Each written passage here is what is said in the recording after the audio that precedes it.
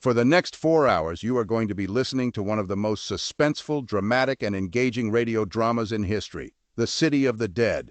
The City of the Dead is a mysterious adventure set in a cemetery known as, yep, you guessed it, The City of the Dead, where my father is the caretaker or mayor. The story involves a phantom with clawed feet prowling the graves, a bell ringing in an old abandoned church where there is no bell, and two young people who seem to have been innocently caught up in events but may be more involved than they let on. Sit back, turn out the lights, and enjoy the theater of the mind. But wait, before you do that, hit the like and subscribe buttons, then you can relax.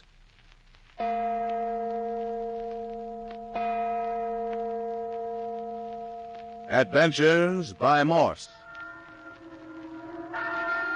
Carlton E. Morse presents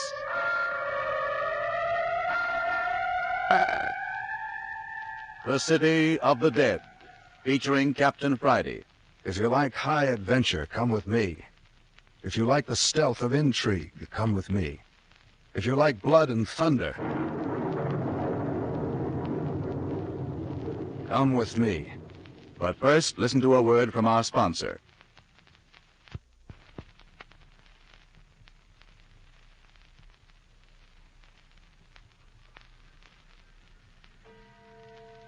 The City of the Dead. There are 10,000 citizens in the City of the Dead, each with a white marble slab indicating each residence. The gates of the City of the Dead have long been closed to newcomers. It is a city whose population has remained unchanged for the last 10 years, and the mayor of this city is Joshua Friday. Some call him caretaker of the old cemetery in the valley. But anyone who knows Joshua Friday at all calls him mayor. He is the only living person in the City of the Dead. That is, unless you care to include Lammy Fink, a slow-witted fellow who does kitchen police duty and a little gardening in the city during the day, and retires beyond its precincts at night. The City of the Dead lies in a tiny valley 25 miles from the suburb of a great city. It is off the main highway and completely isolated from the world. But now it's 9 o'clock on a moonlit, windy night in October. Come on, get out of that car. You heard me. What do you want? You want me to plug you? Oh, Jimmy, do what he says. You too, girl, get out. You let go of me. You let that girl alone. And get out of the car, both of you. Yeah, now start walking. No, the other way. But that's toward the graveyard. You heard me, and don't look back or they'll pick up your bodies in the morgue wagon in the morning. Now get moving. Jimmy, what's happening to us? Keep walking. Don't look around.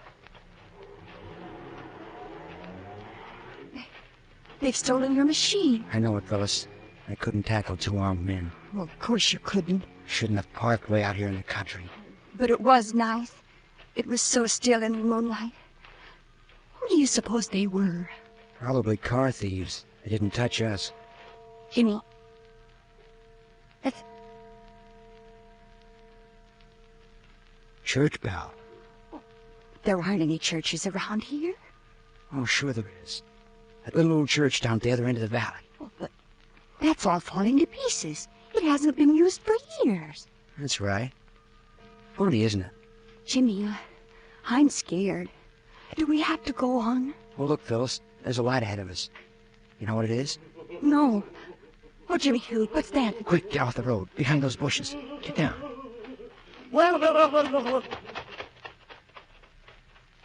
Oh, Jimmy. Jimmy, what was that? What was... Oh, I wish we were home. Don't talk so loud, Phyllis. As though we were being chased. Chased? Listen. Don't hear anything, do you? No. Come on.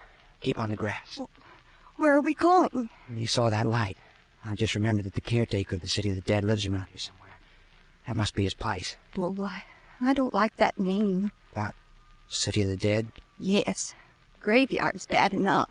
Well, anyway, we'll get him to let us use his phone, call the police, and have a car sent out to us. Oh, there you can see the outline of the house among the trees. See it? Uh-huh. Looks awfully lonesome, doesn't it? Look. What are those? Well, it means fire of the City of the Dead. Those are the tombstones glistening in the moonlight. I don't like it, Jimmy. Oh, here's the door. Oh, Jimmy, don't leave me. I'm right here in your shadow. He doesn't answer. It's funny. What do you want? Oh, Haley! Hey, where did you come from? What do you want? Are you the caretaker? Supposing I am. Oh, what made you sneak up on us from behind? That you making that crazy noise? What noise? Oh, you mean the man crying? So 'twas you. Oh, no, it wasn't. He passed us down the road. He was scared. What are you doing here? What? The car was stolen from us. What? Stolen? Hi, Doc! Open the door! Yes, two men held us up. We want to phone to the city for help. Do you hear, Doc? They're coming, Mayor. Oh, here you have it. Well, what have you there, Mayor? Go on in, you two. Yes, sir. Knock up again, will you, Doc? Sure. Were they the ones picking up the rumpus? Oh, tell a queer story. Here, you two, sit down. Said the car was stolen, Doc. Who stole it? Or, I don't know, just two gunmen. Yeah. Here, Mayor, you better let me do the questioning. We'll get further. Go ahead. What's your name, son? James Parker, sir, and this is Miss Rose Carroll. How do you do, Miss Carroll? Well, Mr. Parker, as I understand, you and Miss Carroll were out riding this evening. Uh-huh. We were parked down the road near your house. Parked? What for? No, Mayor. Well, it looks suspicious to me, Doc. All these other goings-on. No, you just don't understand the modern young folk, Mayor. You'd better let me do the talking. Now then, you were parked on the edge of the road, I take it? Yes, sir. And then what happened? Well, two men suddenly appeared, one on each side of the car, and told us to put up our hands and get out of the car. They were armed, you say? Yeah, both of them. When we got out, they told us to keep walking in the direction of the graveyard. What's that? Oh, sir, don't ever say that word again in front of the Mayor Friday. This is the city of the dead. Oh, yes, sir. Sorry. Yeah, go on. Well, just as we saw the light in the caretaker's... There's Mayor, son. Mayor. Yes, sir. Just as we saw the light in the mayor's house, we heard someone coming down the road as hard as he could run. He was scared. Hysterical, huh? Yes, sir, he was. Crying and sobbing. Oh, Jimmy, you forgot about the bell. Bell? Yes, the church bell. It seemed to come from down at the other end of the city of the dead. I guess it was from the old church down there. You hear that, Mayor? There ain't been no bell in them woods for 10 years, Doc. No bell? But we heard it. But I tell you Never mind, Mayor. Now then, son, what happened after that? Well, after the man ran by, we waited a few moments, and we came to the door and knocked. That's all. No, let's see. What do you make of it, Mayor? Don't like it. Think they're lying. But we're not. Listen, let me call up the police. Police? The police? Listen, I'm mayor of the city of the dead, and what I say goes.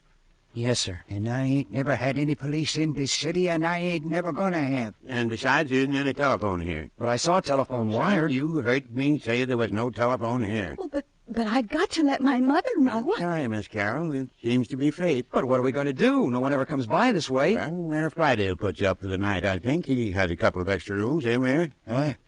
Oh, sure. Oh, but I've got to get home tonight. Now, Miss Carroll, you better just take it all as an adventure and make the best of it. Isn't that right, son?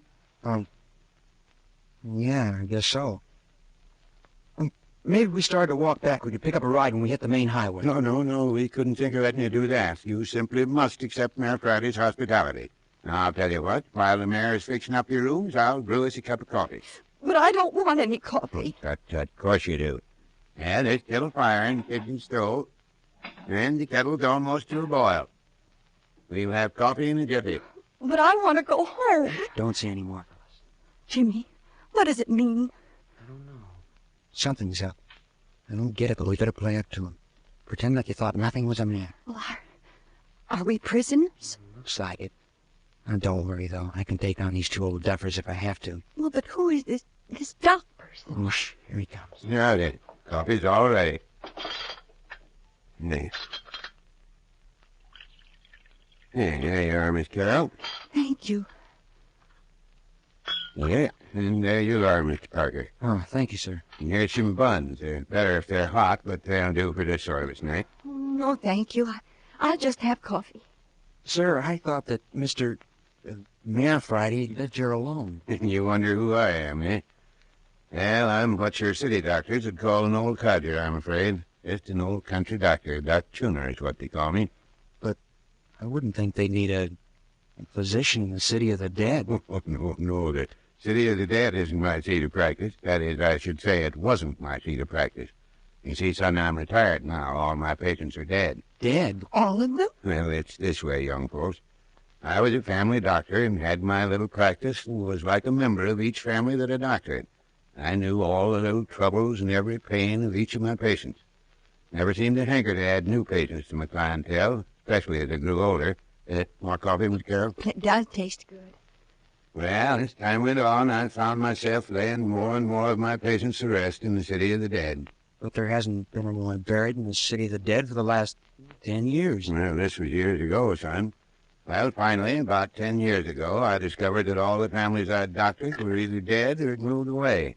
As I hadn't added any new patients, I was a doctor without a practice. But couldn't you have got more? Oh, suppose I could, but I never made a practice of it, so I didn't hanker to begin trying at my age. I was getting well along, and besides, I had enough to live on. I see. Which means that you don't see it all. Well, son, as I said, I lost the last of my patients about the time they closed the city of the dead as a burying place and opened up a newfangled cemetery over on the other side of the city. My last patient just slipped in under the bars, you might say. Last person to be buried here. All your patients are buried in this great city of the dead? Every one of them. So you can see the city of the dead has a very soft place in my heart. I often come down here and stay a spell with the mayor. It's kind of like being with old friends. Going down there among those little white headstones brings back all the old days to me. And you just happen to be here on a visit tonight? Huh? Oh, yeah. Oh, here comes the mayor.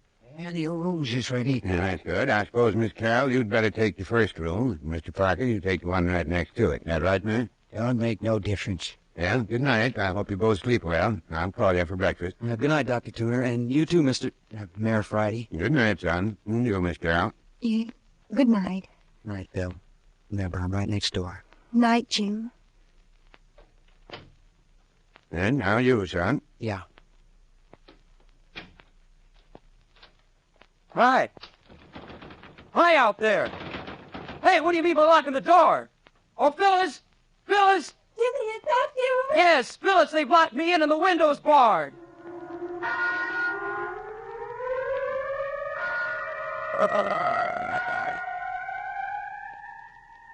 Out of the night come two youngsters. Into the web of intrigue woven by two strange old characters they fall. Prisoners of Doc Tuner and Mayor Friday. Just who are? But before we go into that, a word from our sponsor.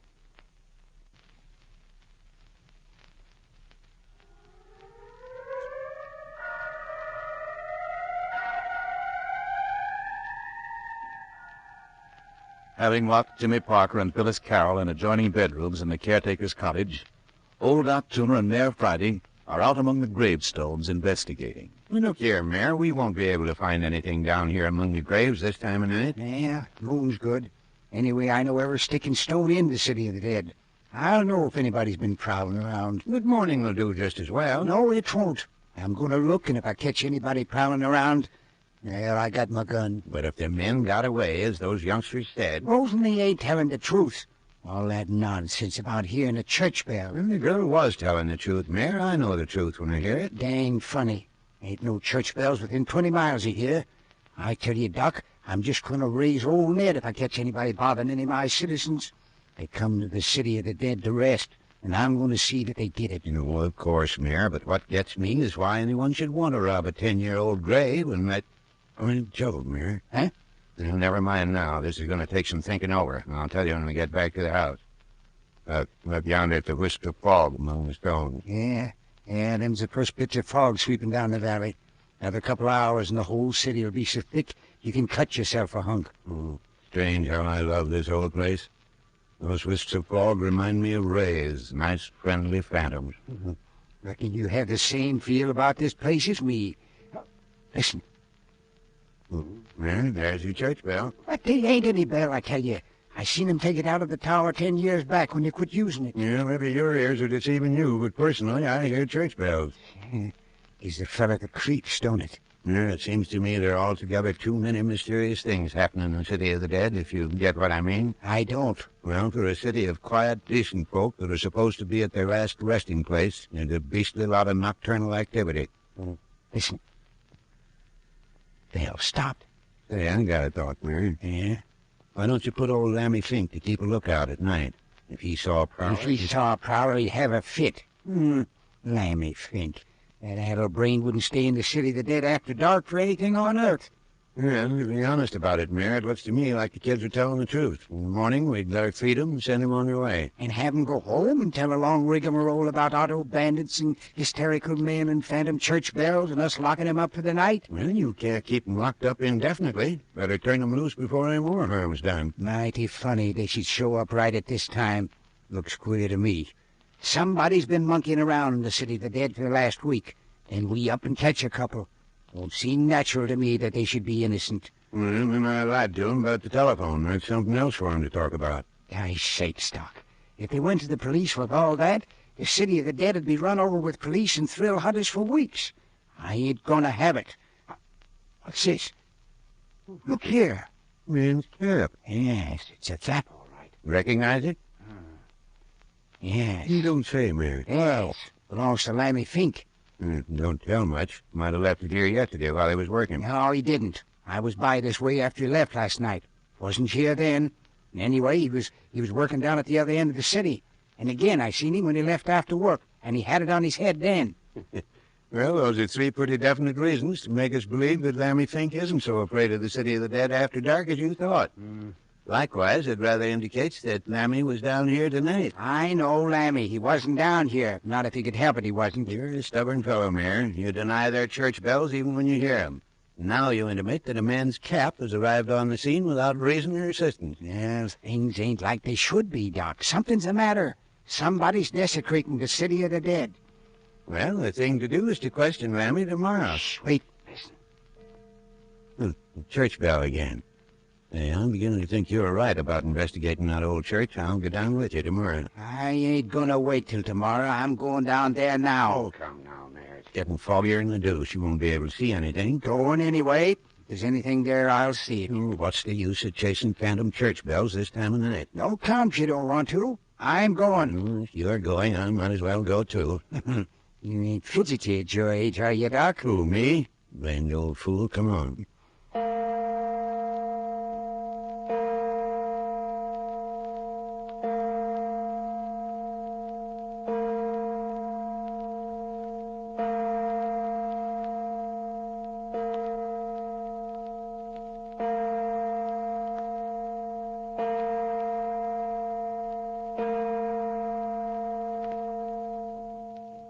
Well, now that we're here, what are you going to do about it? Can't see a blame thing. Got a flashlight, Doc. Always carry one. Dilapidated old ruin. Should have been torn down long ago. Come on, I'll lead. And look out where you step. Every board's full of rottenness. Floor's liable to collapse and let you through. I ought to know that. Been in here often enough. Hey, what in junket's that? Nothing but the rafters creaking. Perhaps you feel the whole building sway when the wind blows. It's that old. And the whole shebang's likely to crash down on us. Don't reckon so.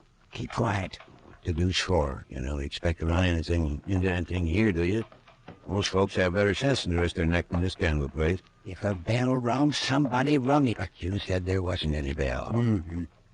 Last time I was in here, some very old man Brickle. He was born 10 years back.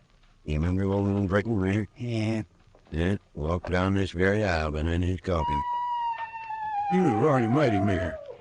Just a screech owl, Doc. It's the blamedest noise. Hold it. I told you we should have waited until morning. It ain't nothing. Come on. Where you going now? You're gonna climb up this shell ladder into the belfry. No, we're not. I am. Like as not, one of the rungs will give way and you'll break your neck. I'm gonna chance it. Yeah, then let me go first. No. This here's my funeral. You be careful here and listen to those rungs squeak under your weight. Load, I guess. Are you coming? Yeah, it's a cord. Hold that light down here so I can see what I'm doing. All right. Yeah, right behind you. All right, Doc. Wait for me at the top of the ladder. Yeah. If anything doing, I'll be in on it. Letty.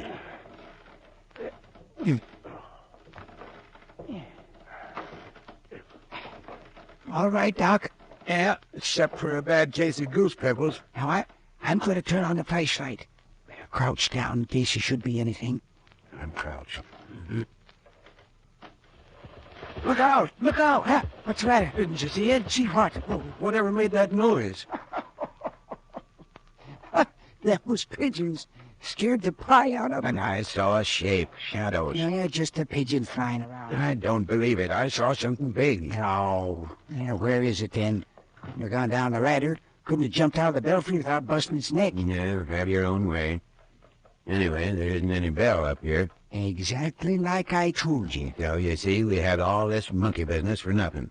You satisfied now? I heard a bell tonight. Of course you did. So did I. Where did it come from? Ain't no other buildings around for 20 miles. Yeah, looks to me like you've deepened your mystery rather than solved it. Yeah. Look. Cobwebs all over the place. Ain't nobody else been up here for years. Anybody could tell that.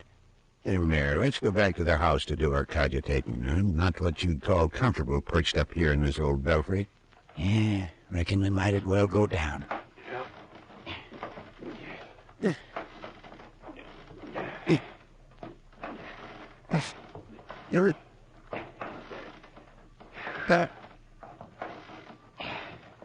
Oh, yeah. Glad that's over. I'd make a blamed poor monkey at my age. Come along. Now, where do you think you're going?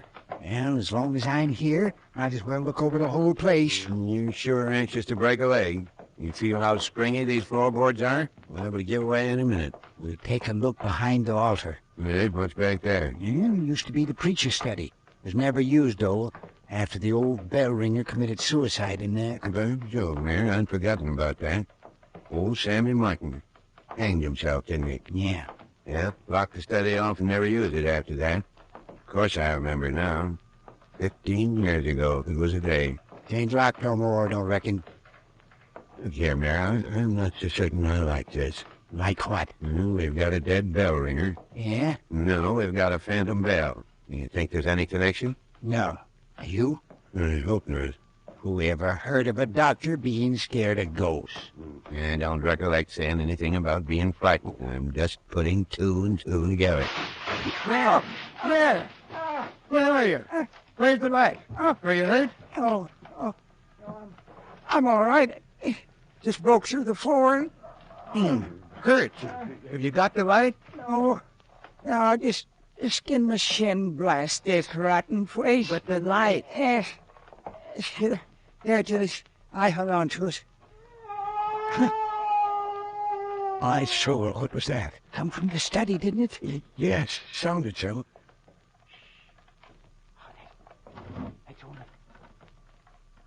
It's only the monsters.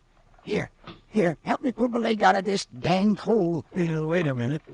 Turn on the light. No, leave it off.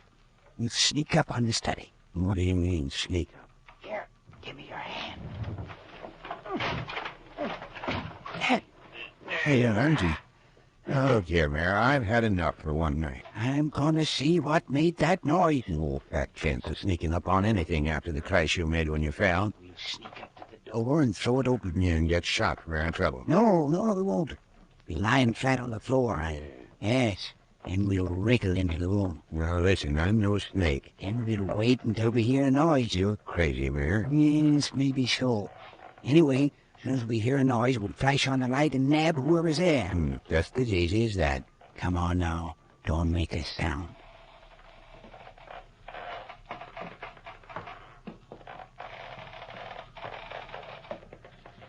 Face the door. Lie down flat. Right at the door? Yes.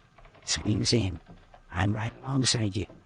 Who's gonna open the door? I'm And that's... All I got to do is give it a push.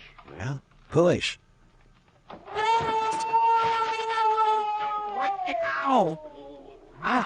Oh, great jumping Caesar. What was that, darling? I don't know, but whatever it was, it ran the full length of me. Stepped on you? Stepped on me and dang near ground me into the floor. Stepped smack on my head. Are you hurt? Well, I don't feel any too good. Can you walk? Oh, of course. Yeah, well, our ghost seems to have gotten away. Turn on the light. Let's get into the room and look around. Yeah, it could do us some right. There. Mayor, I haven't told you the worst yet. Huh? The worst? Yes, the worst. Mayor, whoever it was that ran over me didn't have shoes on. Look where his nails scratched my face. Oh, gosh almighty, Doc. Wasn't it a man? I tell you, he was barefooted if it was. Gee, Rushy. It'd take claws to make scratches like that. Here, you tie your face up with this handkerchief. It's bleeding. Hope you're satisfied. Now, just a minute. I want to look around this study. Give me the flashlight. No limit to your chariot. There it is again. Whatever it is, it's hanging about outside. Look there, Doc. It's a bell rope. Bell rope? Yes, see it? That cloth-footed man, or whatever it is, has been ringing the bell from in here. Look where it disappears through the ceiling. Oh, it's a new rope. Mayor, what are you doing? I'm gonna ring that dang bell. Well, you want to prove to yourself that there is a bell, huh? And of course there's a bell. I always knew there was. Well, go ahead, pull it. My face hurts. I'll give it a yank that'll pull the whole contraption down. Well, pull. Yeah, here goes. Oh, Mayor! He's shot. It wasn't a bell, it was a trap.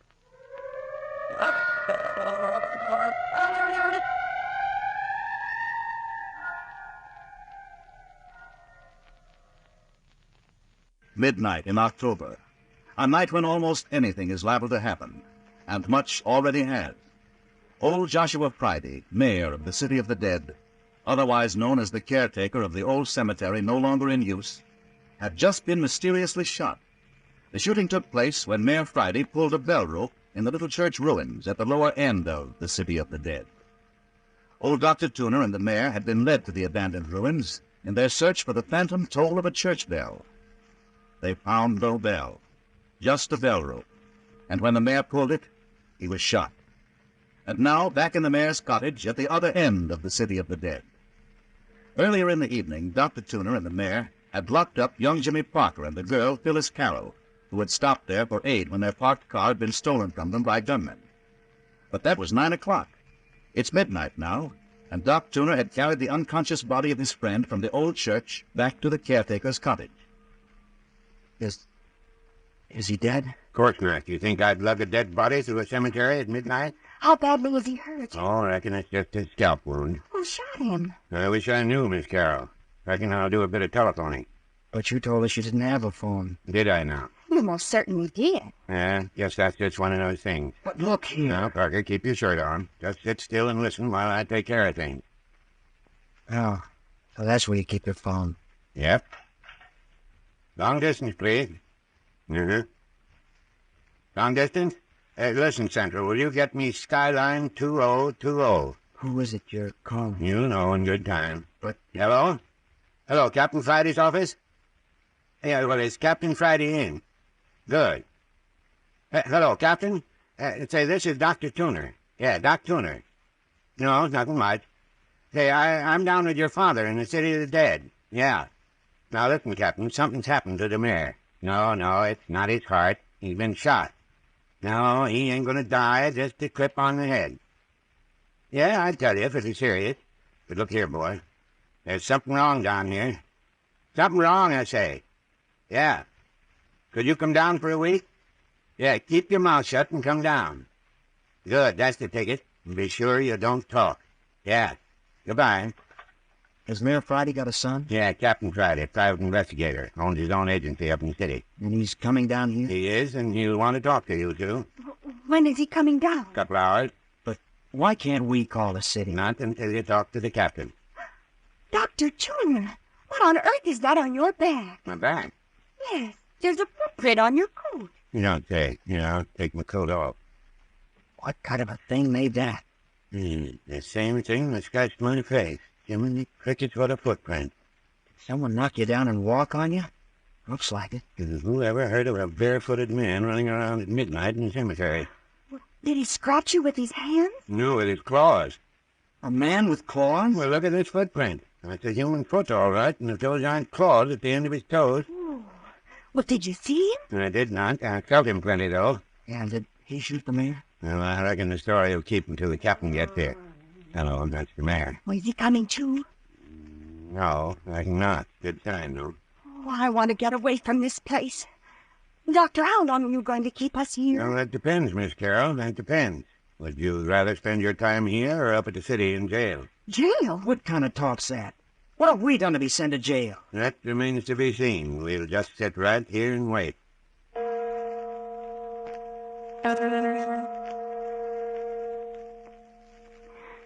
$2 o'clock. Oh, dear. There he is. That'll be him. Hello, Doc. Captain Friday, you made a quick trip. One of the traffic boys brought me down on his motorcycle. How's Dad? Just as I told you, not in the slightest danger. Still unconscious, though. This is Miss Phyllis Carroll and James Parker. How do you do? Company, eh? Well, in a way, maybe. Not company? What then? Out here. Supposing you sit down and hear the whole story. There's a deuce of a lot of nonsense going on out here. Fire away, but first, you're sure the old man's okay? Yes, the wound is hardly a scratch. Just grazed him, huh? Hmm. Okay. Go ahead with your story. Well, in the first place, there have been indications of marauders in the City of the Dead for the last 3 nights. Yeah? Footsteps on the gravel. Footprints the next morning. Once the mayor was certain he saw one down among the graves. Mm-hmm. And then tonight, well, we heard a scream that had raised the dead, and then someone ran by the house sobbing as though scared out of his wits. Man? Sounded so. The mayor slipped outside, and pretty soon he shouted to me to open the door, and he brought these 2 youngsters in. Well. And they swear they didn't make the noise. Did either of them look as though they'd been frightened? No, they're just nervous. They said they'd just been held up by 2 gunmen and their car taken away from them. Better and better. What next? Well, after they were held up and were walking toward the cottage here, they say this frightened man that the mayor and I heard ran past them. Did you get a good look at him? No, we got off the road when we heard him coming. Well, too bad. And then they claimed to have come directly to the house here. They wanted to telephone the police in the city. And Dr. Tuna said there wasn't a phone in the house. What was that for, Doc? Let's pass over that for the moment. Uh-huh. Go on. Well, Mayor and I took it into our hands to detain these 2 young people. Lock them up? Yes, in a way. High-handed business. Well, how do we know but what they're grave robbers? Ever rob a grave, Miss Carroll? No, sir. You, Parker? Do I look like a grave robber? There you are, Doc. Looks like you and Dad pulled a boner. Yeah. Now then, what happened? Oh, yes, I almost forgot about the phantom church bell. Don't tell me you got a ghost mixed up in it. Well, these youngsters came in with the story of hearing a bell ringing down at the other end of the City of the Dead. Down in the old church? Yes, but the mayor said there wasn't any bell there. This is beginning to have possibility. Well, after we locked up these 2, we went out to look around, and I'll be a son of a gun if we didn't hear a bell. Well, Captain, your dad's sort of impetuous at times. It's after his son. I bet your money he dragged you down to the old church. He did, first up in the balcony, and then back to the old study behind the altar. Isn't that where that old fellow, what's his name, hanged himself? Yes, it is. Well, as we were creeping up on the room, the most ghastly moan you ever laid ear to came out of the study. Ah, the ghost. I was ready to come home by then, but the mayor insisted that we'd had something cornered and we ought to capture it. So we laid down on our stomachs and wiggled up to the study door. It was darker than the inside of a pirate's heart. And we were lying directly in front of the door, and the mayor shoved it open. And out popped the ghost. I wish it had been a ghost. Look how it ripped my face with its claws. Oh, that's how you got scratched up. It ran the full length of me, wailing fit to cut your hair. You dope thick. It ran out of the building, and the mayor and I jumped to our feet, and your dad switched on his flashlight, and the study was empty. Naturally. But there was a new bell rope hanging through the ceiling. The bell. That's just what your dad thought. He gave the rope a yank, and someone shot him. Yeah. But did the bell ring? Right. Blamed if I know. I was so rattled I didn't hear anything. I didn't wait. I grabbed the mayor up on my shoulder and didn't look back till I got home. Maybe. Offhand, how do you think Dad was shot? There are no windows in the study, as I remember. No, there ain't. And I'll swear there wasn't anyone in that room but us. Could anyone have shot from the door? No, it had swung shut. And besides, the mayor had his back to the door, and he was shot from the front. Curiouser and curiouser. Tell me more about this animal that gave you the trouble. Here, look at that footprint on my coat. Does that look like animal to you? No. Barefoot man, what do you know? And look at those claws. I don't believe it, Doc. That footprint and these scratches are all the proof I want. Then I'm supposed to find a barefoot man with claws, a phantom church bell, a hysterical man, not to mention 2 auto thieves. More than that, I'm supposed to find out why 2 law-abiding citizens, one of them my own father, have practically kidnapped a perfectly respectable boy and girl. I reckon you'll be just as well off not to look into that bangle very close. Oh, yeah, and there was something else. You know the mayor's got a sort of a half-wit gardener working for him. Old Lammy Fink, is he figuring on this too? Well, we found his cap down among the tombstones as we were going down to the church. Here it is. The mayor said he saw Lammy wear it home from work last evening, and it looks to me like Lammy was back in the City of the Dead last night. No, not Lammy. He's scared to death of this cemetery after dark. That's what your dad said, Captain. And that's the truth. I know Lammy. He wouldn't come near the place after sunset. Yeah, then explain the hat. Give me time, Doc. Give me time. I've been here a half hour yet. Look here, you two talk and talk. Aren't you going to let us call the city? What about it, Doc? Are we to let our young friends depart in peace now? Oh, look here, Captain Friday, we can't do that. I want to talk to you alone for a spell. All right, Doc, if you're ready to talk. You don't mind if Dr. Tuner and I adjourn to the kitchen for a little chat, do you? Come on, Doc.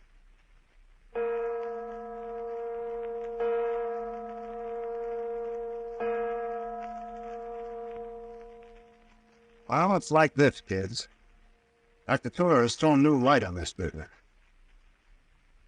Suppose you tell me, Mr. Parker, who you are, what you do. I'm a student at the University of California, junior year. I see. Living with your parents? No, I have a room in a small hotel What hotel? in Britain. Would you be missed if you didn't show up for, say, a week? Why? Well, I suppose so. I see. What about you, Miss Carroll? I don't work anywhere. Live at home? With my mother. What's your address? The Brundell Apartments on Jackson Street. Any phone? Franklin 7076. But you aren't going to keep us here, are you? Tell me this, Mr. Parker. How did you happen to come down to the City of the Dead tonight? Driving? No ulterior motive. I mean, besides the moon and the girl. No. Well, look here, you two. You seem to have gotten yourselves into a mess. But no. Yes, wittingly or unwittingly. Now then, you have a choice.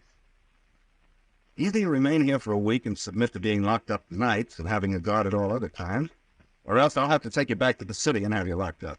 We haven't done anything. That's to be proven. I can't have the police hold you for investigation. I don't understand it. I don't know what it's all about. You can't do this to us. Nevertheless, it's happening. Well, and which shall it be? I don't know what to say. I want to go home. Well, that's impossible at the moment, Miss Carroll. If you chose to stay here, I'll make it right with your mother. Likewise with your hotel party. Oh, Jimmy. We could get out on bail. Not on a held for investigation charge, you couldn't. Believe me, I'd advise you to stay. Jail's a rotten place to spend time. Oh, yes. Please let's stay here, Jimmy. You're all right. We'll stay. Good. I'll out for the city in the morning. Probably get back tomorrow afternoon about 5. You're going to the city to check up on Jimmy and me? Is there any harm in that? No. No, I guess not. That's fine. You two wait here a minute. I want a word with Dr. Cooley. Jimmy, darling, what have we got ourselves into? Well, get hold of yourself. I knew we shouldn't have come. I knew it all the time. You...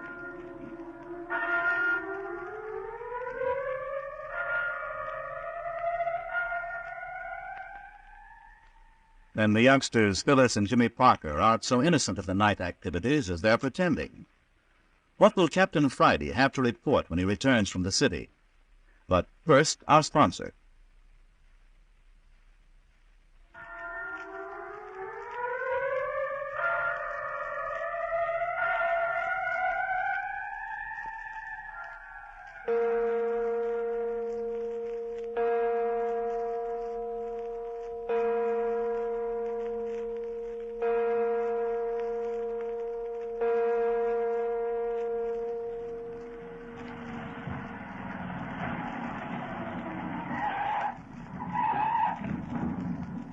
Hello, Dr. Tuner. Back again. Well, back to the city already? Quick trip, Captain Friday. Yep, sitting pretty. Oh, hello, Miss Carroll. I didn't see you and Jimmy. Did you see my mother? I did the first thing this morning when I got to the city. I left her not the least bit worried. But how did you explain Don't give it a it? thought. Just settle down and have a good time while you're here. How's the mayor, Doc? And he came to just after you left this morning. He was feeling so rotten, I gave him a mild powder. Still sleeping. Did you tell him you brought me down here? Yeah? What did he say? Well, he growled a little bit, but he's really tickled. He was. Old son of a gun. Say, Doc, what time are you going to give us some dinner? Oh, in about an hour, if Miss Carroll here will give me a hand. Why, of course I will. Well, that'll give Parker and me a little time to look about. Like to come along with little Parker? Why, sure. Good. We'll take a run down among the tombstones. See you later, Doc. It's been a long time since I had a good look at the City of the Dead. Oh, that's all? Mm-hmm. Yeah, let's cut across this way. Where are we going? I want to look over the ground where the mayor and Dr. Tuner picked up Lammy Fink's cap last night. Did Lammy show up for work this morning? Guess not. I heard the mayor and Dr. Tuner talking about it when the mayor came through. Doc promised to go over to Lammy's cabin and see what was the matter. Did he go? I suppose that's where he went. Anyway, he locked Phyllis and me up about noon and was away for a couple of hours. Yeah. Be careful where you walk and let me know if you find any footprints. Not that you're likely to find any on this grass. Captain Friday, what's it all about? Why are you keeping us here like this? Answer me one question, Parker, and perhaps I can answer both of yours. Well, if I can. What were you and Miss Carroll actually doing here at the City of the Dead last night? I told you. See, there you are. You won't play square with me.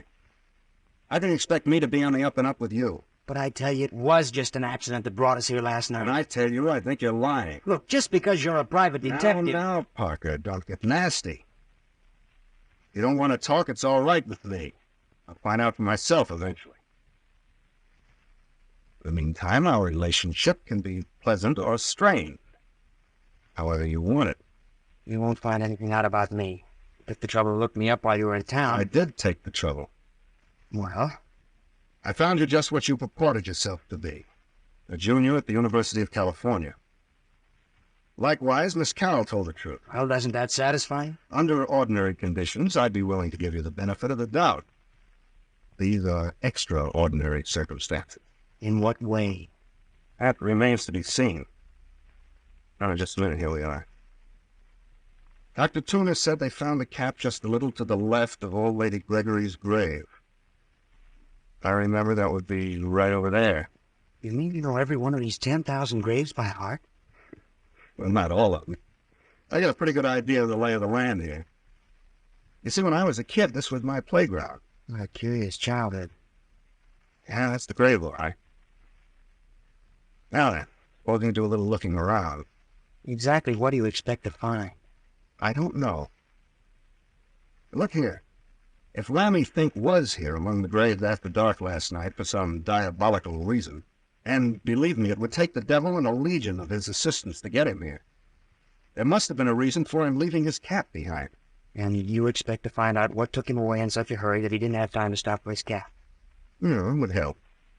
Say, don't you suppose the fellow that ran by us sobbing was Lammy, do you? I've been wondering if it couldn't have been, since I heard about this cap business.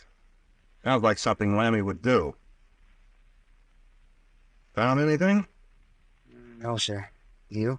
Yep. Rather what I expected to find. What? Well, what was it? I didn't see anything. You don't hurt. Come on, I've come to see. Get back to the cottage. Doc will be having supper for us by the time we get in and cleaned up. But what was it you saw, Captain Friday? You'll find out soon enough, Parker. Don't push me. I'm not much for going off before I'm primed and loaded. I promise you this much, however. This is going to be the biggest night this cemetery's had in a lot of years.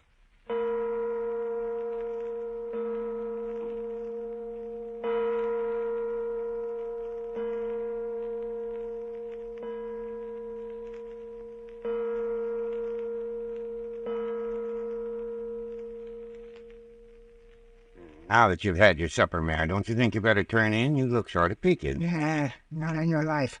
I ain't going to spend much time in bed from now on till I catch the fellow that shot me. That's what I'm down here for, Dad. I'll catch my own gunman, young fella. Yeah, you probably will at that. Now, look, now that we're all gathered around in one big family, what do you say to a little intimate chat? About what particularly, Captain? Well, for instance, what about Lammy Fink? Nothing. What does that mean? I said there was nothing about him. He wasn't home. You mean he's moved out? No, he just wasn't around. Clothes, food, and the likes were all there. Well, that's something.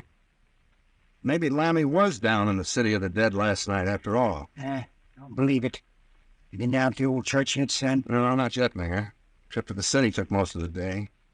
Did have a look around the place where you folks picked up Lammy's cap, though. Find anything? I did. Yeah, you did? What did you find, boy? Before I tell you, I want to ask Miss Carroll a question. You mind, Miss Carroll? Why, of course not. Good. What would you expect to find if you opened a grave? Why do you say that? Why do you look at me like that? Say, what are you trying to do? Suppose you keep out of this, Parker.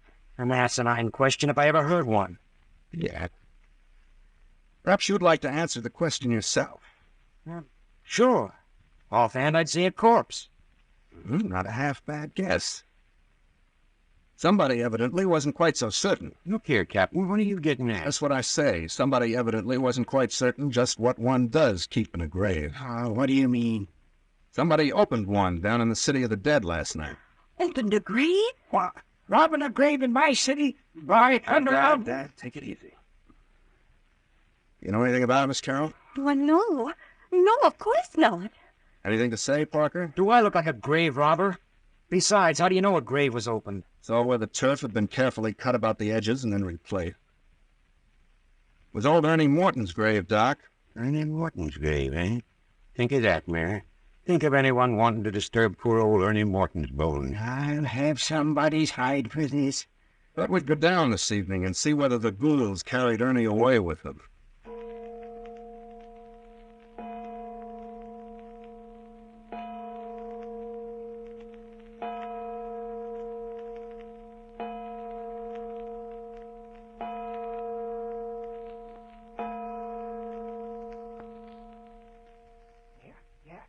Here she is. Here's the grave. Yep, this is the one, Mayor. Strip off your coat, Parker. You and I are going in for a little heavy exercise. I'm to help dig? That's the idea. Hey, see here? Sod's all loose. We'll lift it off first, and then it can be replaced. The ghouls who did this knew their business. That's a neat job, huh, Dad? Oh, excuse me, Doc. Now, keep out of your way. It is a neat job at that, eh, Mayor? Yeah, too neat. It'd take an expert to cut up the sod as perfectly as this and replace it in this manner. Know anyone who could do it besides yourself, Dan? Any landscape gardener could do it. Here, Parker, pile a sod like this so we can fit it back together when we get through. Could Lammy Fink do it? Lammy? Why, of course he could. I thought. Look here, son. You can't make me believe Lammy'd come down here and open a grave himself. Hey, listen to that, Captain. Church bell, all right. Yeah, coming from down toward the old church, too. Looks like I'm going to have to take a run through the ruins tomorrow. I'll go through in the daytime. No godly man would ever go in there at night. The Mayor and I know, don't we, Mayor? Yeah. Well, enough of the heavy work, Parker. Here's a shovel. You work at this end, and I'll work at the head for a while.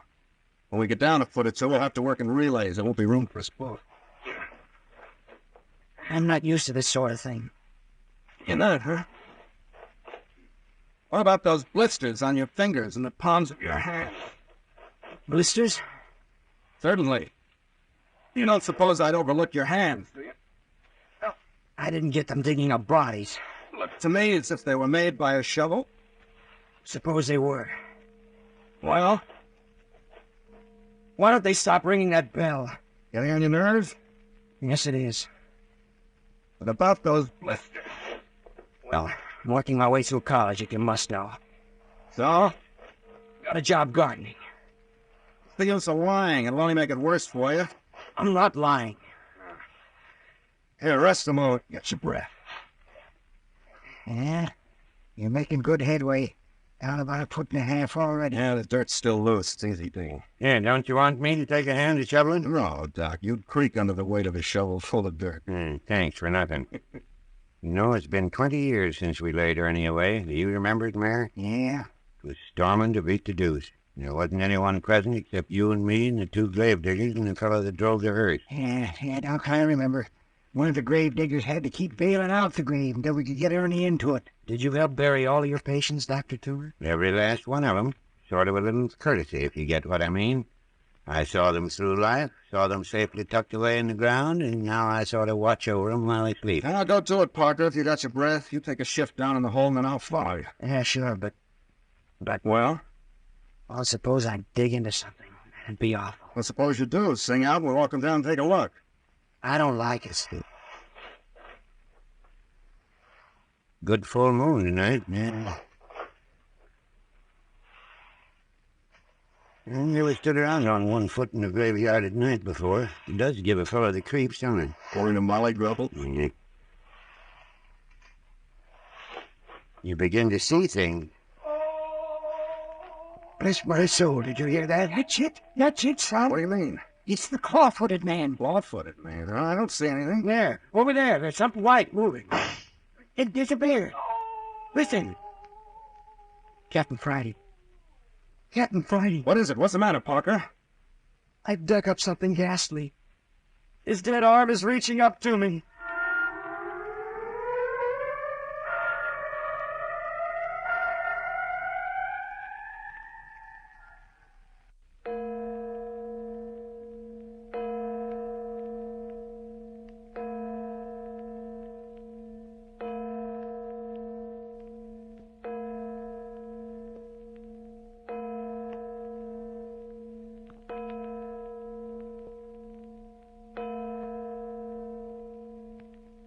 Eight o'clock at night in October. The second night in the city of the dead. 3 men stand on the edge of a partly opened grave. A fourth stands in the grave itself, whispering, "I've struck something. Something awful." That was Jimmy Parker. The 3 men above him on the brink of the grave are Joshua Friday, mayor of the city of the dead, otherwise known as the caretaker of the old cemetery. Dr. Tuner, now retired from practice, since he has buried his last patient here in the city. And third, Captain Friday, son of the mayor, a private investigator. A grave had been tampered with, and tonight it is being reopened officially to discover why. First, Captain Friday would dig, and then Jimmy Parker would dig, and it was Jimmy who uncovered the dead arm reaching up. There's something else you should know about Jimmy. He and his girlfriend, Phyllis Carroll, are virtual prisoners of the mayor, Doc Tuner, and Captain Friday. In fact, at the moment, Phyllis is locked in the bedroom assigned to her up at the mayor's bungalow just inside the cemetery gates. Jimmy and Phyllis themselves are under slight suspicion of grave robbing. But just now, Phyllis is locked up, and Jimmy is down in the grave with something horrible. Just as Parker whispered his discovery, there was a hair-raising wail from among the gravestones. It disappeared, Captain Friday. You must have hit it. I didn't hit anything. I fired into the air. Dr. Tuner, Mayor Friday, everybody. I tell you, I dug up some... What's that? You're crazy, Parker. You won't hit the coffin under 4 or 5 feet. I have struck something. It's an arm. Jumping Jehoshaphat. Are you lying, Parker? Let me turn my flash down in the hole. I tell you. Hey! Didn't you ever see a dead man before? Let me out of here! Let me out of here! No, I don't know, behave yourself. Let me go. Let me get away from here. You shouldn't have hit him so hard, Captain. When he comes to, he won't have any more hysteria than your grandmother. Yeah, you're a tough customer, I'm afraid, my boy. Sure, why not, Mayor? It's part of the game. I'm out here on the grass. He'll be around presently. And he wasn't far off. He struck something pretty ghastly, all right. But, son, that ain't Ernie Martin's body. Sure it isn't, Dad. Ernie died a natural death 20 years ago. This man was murdered last night. Do you mean that, Captain? You're a doctor, you should know. Here, take a look at his face. Strangled. Not long ago, either, was it?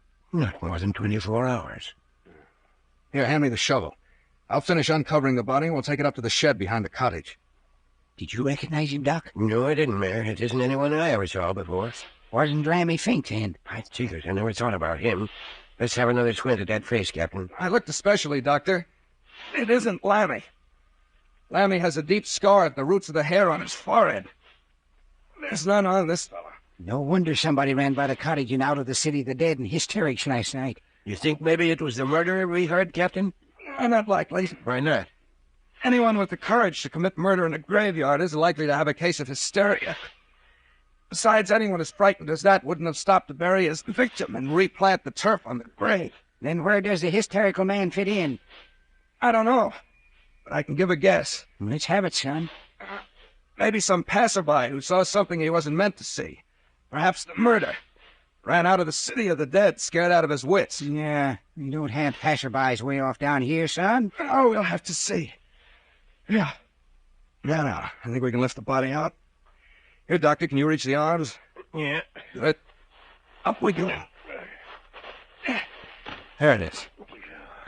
Oh, happy business. You're not nervous, Dr. Tuner. Yes, I am, Dad. Blame you. What of it? That's perfectly okay with me, Doc.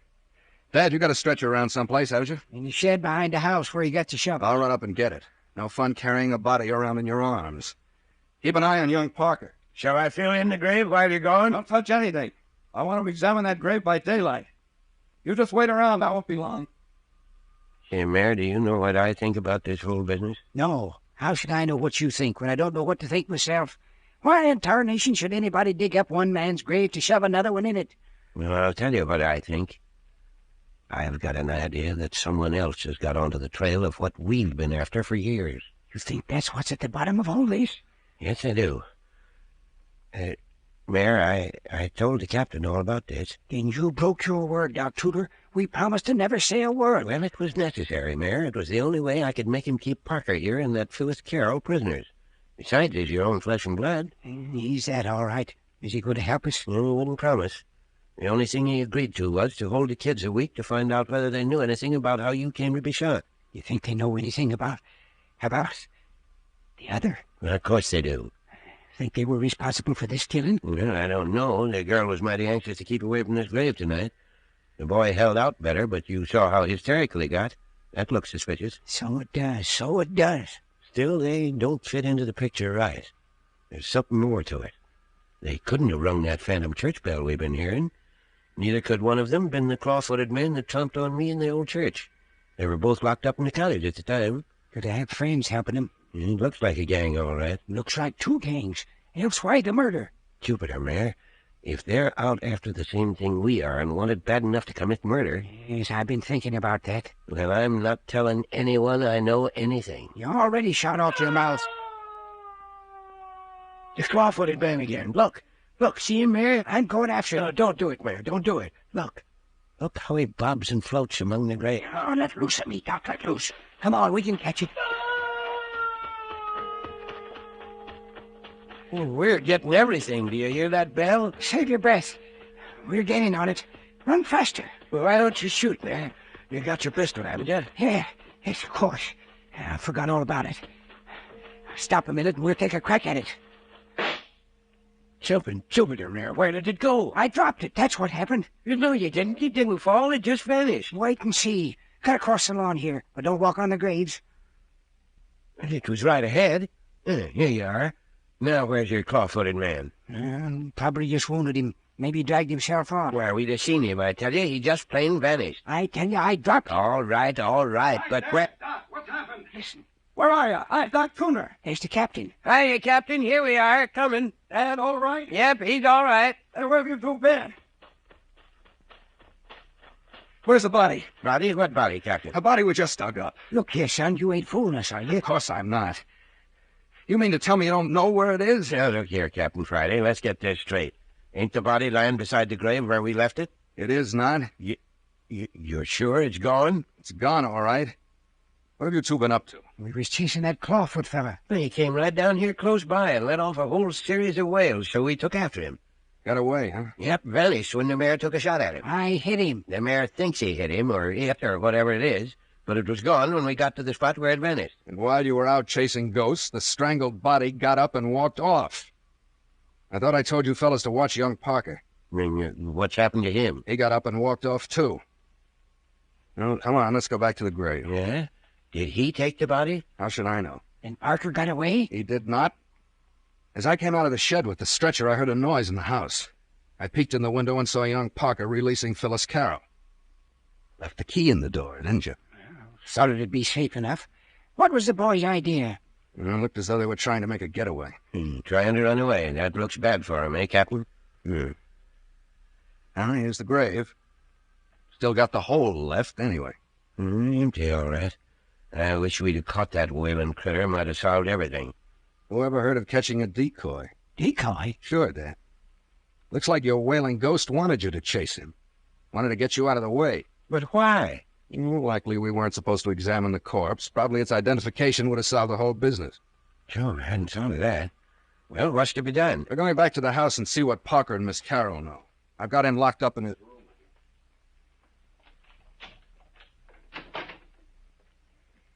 Miss Carroll, Captain Friday wants to see you in the living room. What's happened? Never mind. Go on into the other room.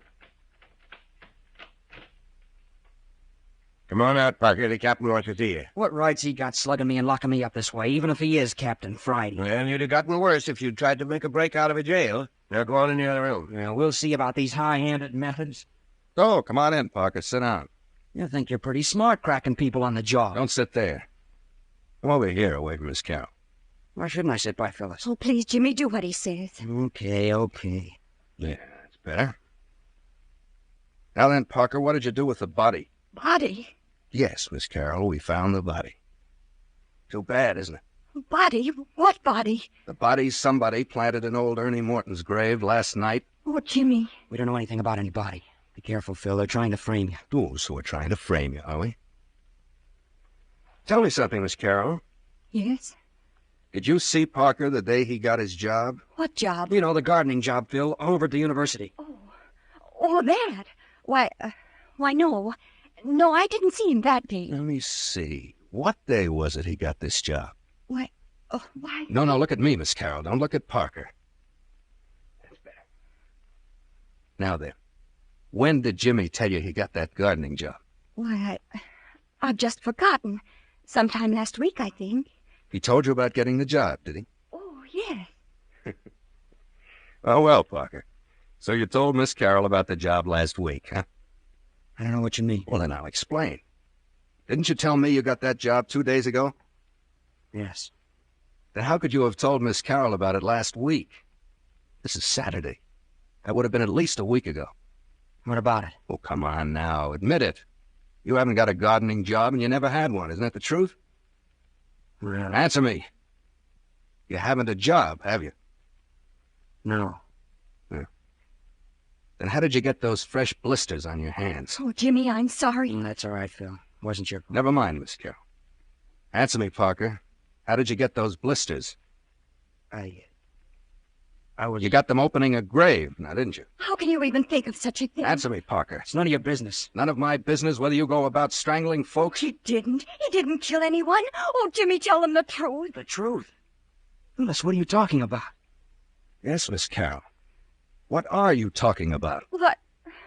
Well, I've been so upset by all this. Oh, Jimmy, I want to go home.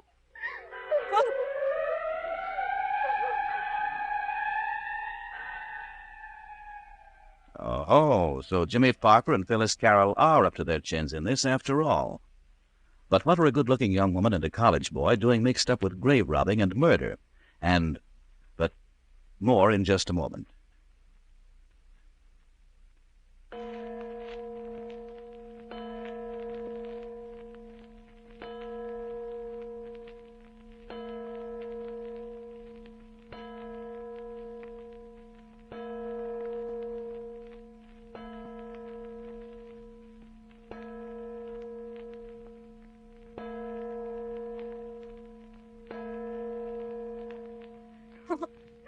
I want to go home. I want to go home. Dr. Tuna, take Miss Carroll to her room and see if you can quiet her. Go on, way down, Miss Carroll. No. You'd better after a good night's rest. Now then, Parker, let's have the truth. I haven't anything to say. I'd guess you have plenty to say. You lied about the blister. You tried to escape after we discovered a murder victim in Ernie Morton's grave. And on top of that, now the body has vanished. You've got a lot of explaining to do. I tell you, I don't know anything. Phyllis urged you to tell the truth. What was she talking about? She was scared. She didn't know what she was saying. She did know what she was saying. What did she mean? I don't know. Yeah. Why did you try to escape after you saw the body? I wasn't going to stay here and be beaten up by you. That wasn't the reason. Something about that body terrified you. Now, what was it? It was just a dead body. Never saw a murdered man before. That wasn't it. Something about that body got under your skin. Did you murder that man? No, I swear I didn't. I swear it. Did you recognize the body? No, of course I didn't recognize it. Yes, you did, Parker. The moment you saw that face, you let out a yell. Oh, please, Captain Friday, please let us go. Don't you understand? Can't you see? Can't I see The what? same thing will happen to all of us if you keep us here. We'll all be murdered. How do you figure that out? I know it. I know it. Wouldn't you be in just as much danger if I let you go? Oh, no, really, the danger's here, Captain. The danger's in the city of the dead. What do you mean by that? What danger? A murderer. What murderer? There's someone in the city of the dead that intends to kill everyone who knows. Who knows what? I can't tell. I couldn't if I wanted to. How long have you known of this murderer? Since I saw the body. And you did recognize it? Yes. Who was it? I can't tell you.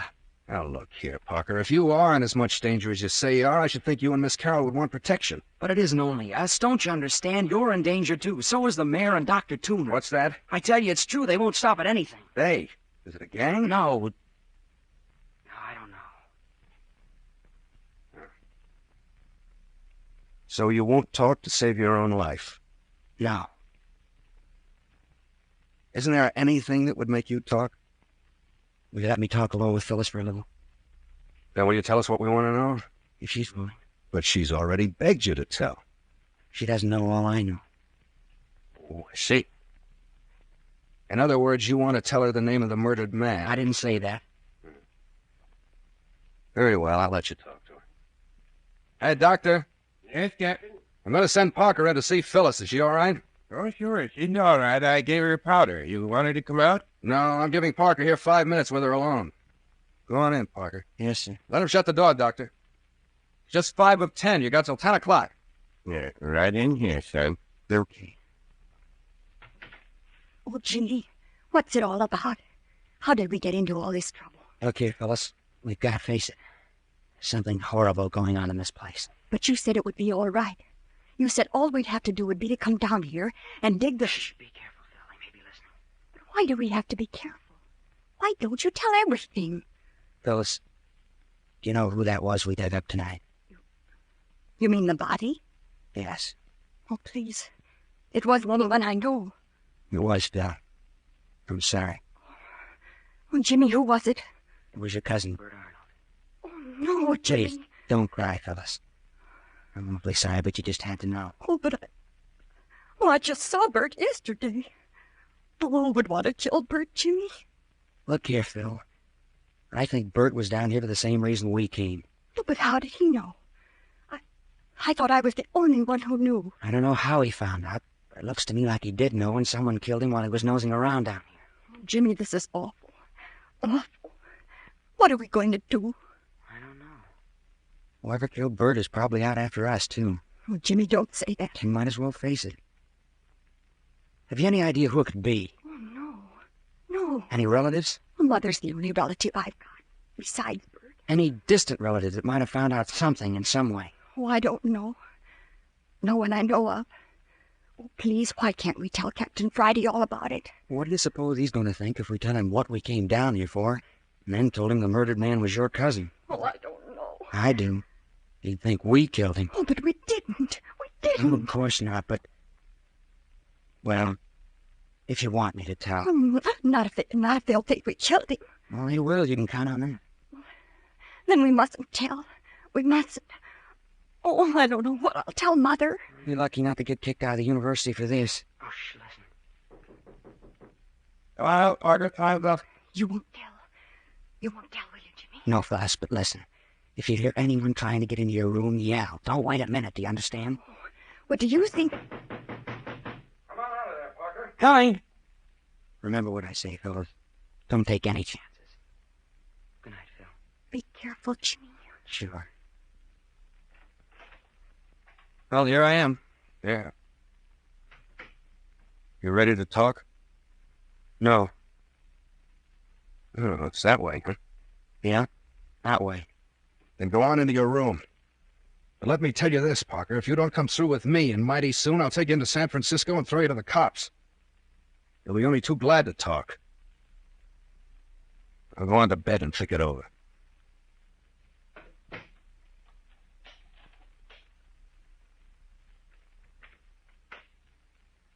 Did you lock both doors, Captain? Right? And I'm keeping the keys to both Parker's and Miss Carroll's rooms with me. There any more keys to those 2 bedrooms, Mayor? No, those are all, son. Well, it's 10:15. I'm turning in. It's going to be heavy work from now on. But, Captain, do you think we might be in any danger? After all, a man has been murdered here. Who can tell where danger is? Doc, you and the mayor double up in the big bed in the front room. I'm going to make myself comfortable here on the lounge beside the fire. Now look here, son. You won't be comfortable there. What I say, Dad. I'm going to boss things around here for a while.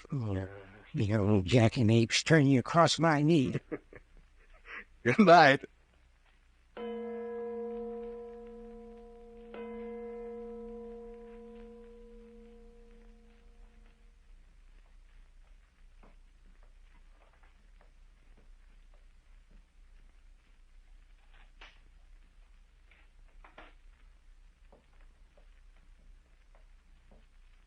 Parker. Yeah, I want to shoot. It's me, Captain Friday. Don't make a sound. What do you want? Get dressed as fast as you can. There's something hanging around outside the house. Hey, are you sure? Of course. Hurry. Is Phyllis? Yeah, I made sure of it. Everyone's asleep. What are we going to do? Find out who it is. Isn't it a man? No, if it is, he's certainly got himself rigged out. You've seen it. Yeah. What does it look like?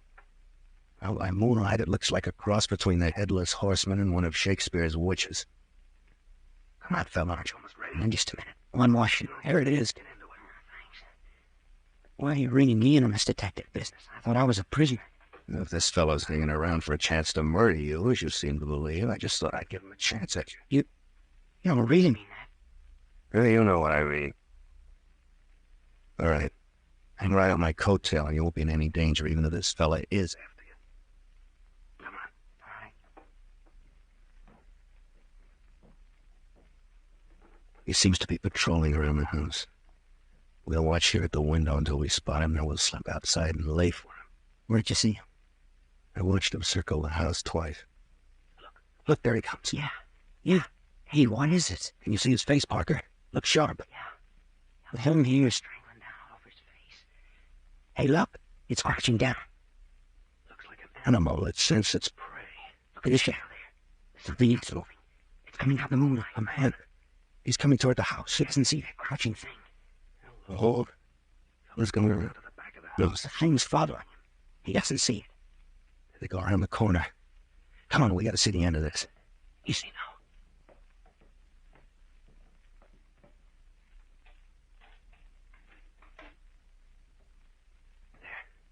Leave the door on the latch so that we can get back in fast if we have to. Follow close.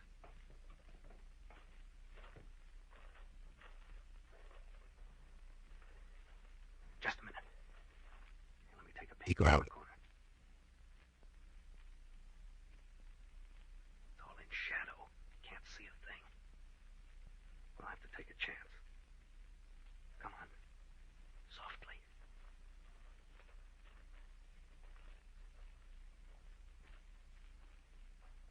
Hold it.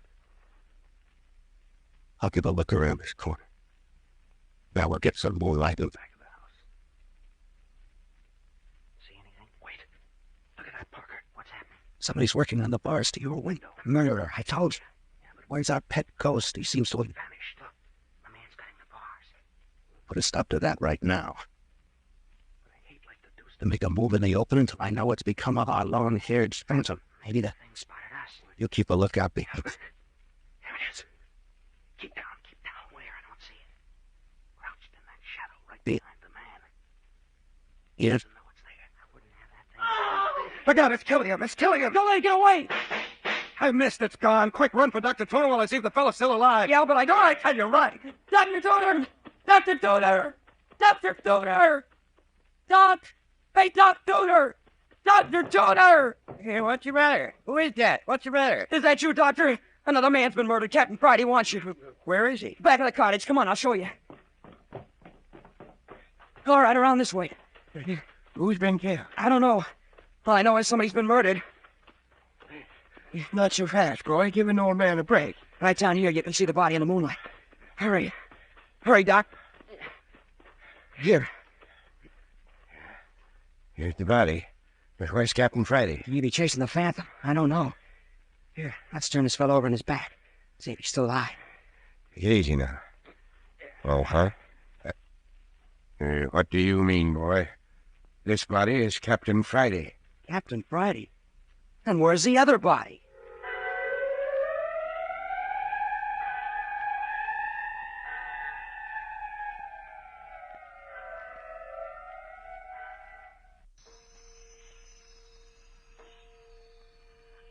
8 o'clock on Sunday morning, the second day in the city of the dead. 8 o'clock in the morning after a night of unearthly events and sudden death. And it all seems to be centered about the caretaker's cottage at the gate of the old abandoned cemetery. Those present include the caretaker himself, better known as Mayor Joshua Friday, Dr. Tuner, retired, all his patients are laid away in the city of the dead, Captain Friday, son of the mayor, and private investigator from San Francisco, who has come down to the city of the dead to help his father fight grave robbers.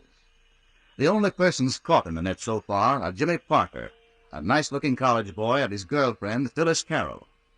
At 2 o'clock this fog-choked winter morning, Captain Friday was roused from sleep to find a phantom-like white-robed figure, its face covered with long, white flowing hair, patrolling about the caretaker's cottage. Yes, I awakened Jimmy Parker, and the two of us slipped out of the house and around the corner just in time to see the phantom creature leap on the figure of a man, who at the moment was attempting to break into the cottage. The man died instantly under the gleaming knife in the creature's clawed hand. Before Parker or I could stop it, the thing had gone. Yeah, Captain Friday and I rushed to the scene, but the housebreaker was dead. Captain Friday sent me back into the house for Dr. Tuner. I wasn't gone more than a couple of minutes, but when we got back, not only was the murdered man gone, but Captain Friday was lying on the ground, unconscious. And the peculiar thing, all the time this was happening, Mayor Friday's been missing from the cottage. But now it's 8 o'clock the next morning, and Phyllis is telling what she saw. I tell you, I saw it all from my window. You were awake, Miss Carroll? The scream of that man outside my window awakened me. You mean the man that was murdered? Yes. Who was he, Captain Friday? I don't know. He was trying to break into Parker's room, and the family ghost jumped him. It sprang on his back like an animal and was gone quicker than a flash. Stabbed him in the back. He was dead when I reached him. That's what I heard. I jumped out of bed and I looked out through the bars of my window. You were just bending over the body, Captain Friday. Well? I didn't know what had happened. It was too dark to tell who you were. Then all at once I saw two shadows creeping up on you from behind. Two? Yes, there were two. Suddenly I heard myself scream. I heard you. That's what brought me to my feet just in time to get that crack on the side of the head. That's funny. Dr. Tuner and I didn't hear a scream, did we, Doctor? But where did Dr. Tuner go? Said he was going to walk around while he smoked his after-breakfast cigar. Well, anyway, we didn't hear Phyllis scream. Well, I did. I must have frightened the men. They didn't wait to examine Captain Friday. They just grabbed the body of the murdered man and ran. Did you see the face of either of my attackers, Miss Carroll? No, I was too frightened to notice. Captain Friday, did you find out where the mayor was all this time last night? What difference does it make, Parker? What? Well, nothing, only... Well, Dr. Tuner thought it rather peculiar. Did, huh? Well, there seem to be a lot of peculiar things going on around here. Do you think that ghoulish killer we saw last night was a man in disguise? At least it was human. You didn't really think anything could actually look like that, do you? Oh, Jimmy, let's not keep still any longer. I'd rather go to jail right now than spend another night here. Phyllis, keep still. If you're part of this gang of cutthroats... Oh, we're not. Look here, Captain Friday.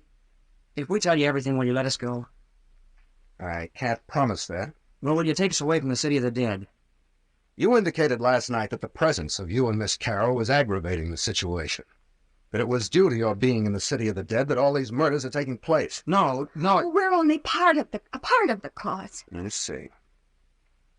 Well, you see how it is. If I let you two slip through my fingers, my only tangible clue to the whole business would be gone. No, you've got to stay here. You can't keep us here. We'll be killed. You saw what happened last night. That fella cut through the bars of my window. They'll try again, and next time they'll get me. I know they will. I needn't worry about that. I'll fix the windows so they'll be murder-proof. Now, you're going to tell me what it's all about? Oh, Jimmy, let's tell him. Please, Jimmy. We can't be any worse off than we are now. Well, then, I'll tell you. I'm going with Dr. Tuner and the mayor over to Lammy Fink's cabin this morning. After that, we're going down to the old church. I'll lock you two up together and you can thrash the thing out. But mind you, I expect an explanation tonight. Oh, yes, but put us together. I couldn't bear to be alone in this horrible place again. You understand, don't you, Parker? I'm not promising anything. So much the worse for you if you don't come through. Oh, Captain Friday. Oh, now what's up? Hey, Captain Friday. No, I don't think it's as supposed has happened. Find another corpse stuck to through? Well, I didn't. But that grave we opened last night has all been filled up and the sod put back on it. Don't look as though it had ever been touched. Filled up, huh? Now, there's an idea. Graves automatically opened and closed while you wait. I tell you, Captain, this is no laughing matter. Something bigger than the mayor and I ever figured on has broken loose. Hey, where is the mayor, anyhow? Catching up on the sleep he lost last night. Where was the mayor last night, Captain? Don't you know? I swear I don't. You were supposed to be sleeping with him. If you don't know, how should I? I didn't even know he'd left the bed until Parker came in and woke me up. I swear I didn't. You don't think old Doc Tuner and your own dad would hold out on you, do you, boy? Something's funny somewhere. Now I want you and Dad to go over to Lammy Fink's place with me. I don't see what good that'll do. After that, we'll run down to the old church ruins and see if we can find out who took a shot at Dad night before last. And I've told you all I know. Maybe. Well, you don't suppose we'd have brought you down here in the first place if we'd had anything to hold back, do you? I'm not supposing anything. I'm putting facts together. Doc, go right out to Mayor. Well, Doc. How far is Lammy Fink's house in the city of the dead, Mayor? Just a hop and a jump. But it ain't a house, son. Just a shack. Look here. You can see it yonder among the trees. Built it himself at odd times. Gloomy place for a house. Looks more like a hunted animal's hole. He acts like a hunted animal most of the time, don't he, Mayor? Yeah, it's a little off, all right. I'd rather sleep in the city of the dead than down in this hovel. Not Lammy. He's graveyard shy after dark. Oh, this is it. Lammy Fink's residence. One room, one door, no window. In the cellar.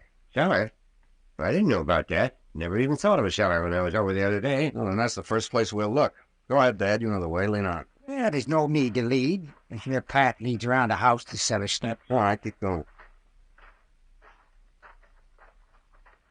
Here's the steps. Need to get down under the house. I'll lead off with my flashlight. When I get to the bottom of the cellar steps, one of you follow, then the other. And take it easy. Those steps don't look any too solid. They ain't. It's dark and murky down there. There I go. Watch out you don't break your neck. These steps won't hold much weight. Hey, stop it! Stop it! What a rat trap this turned out to be. Son, are you hurt? Oh, hello down there. Captain, are you still alive? Yes, of course I am.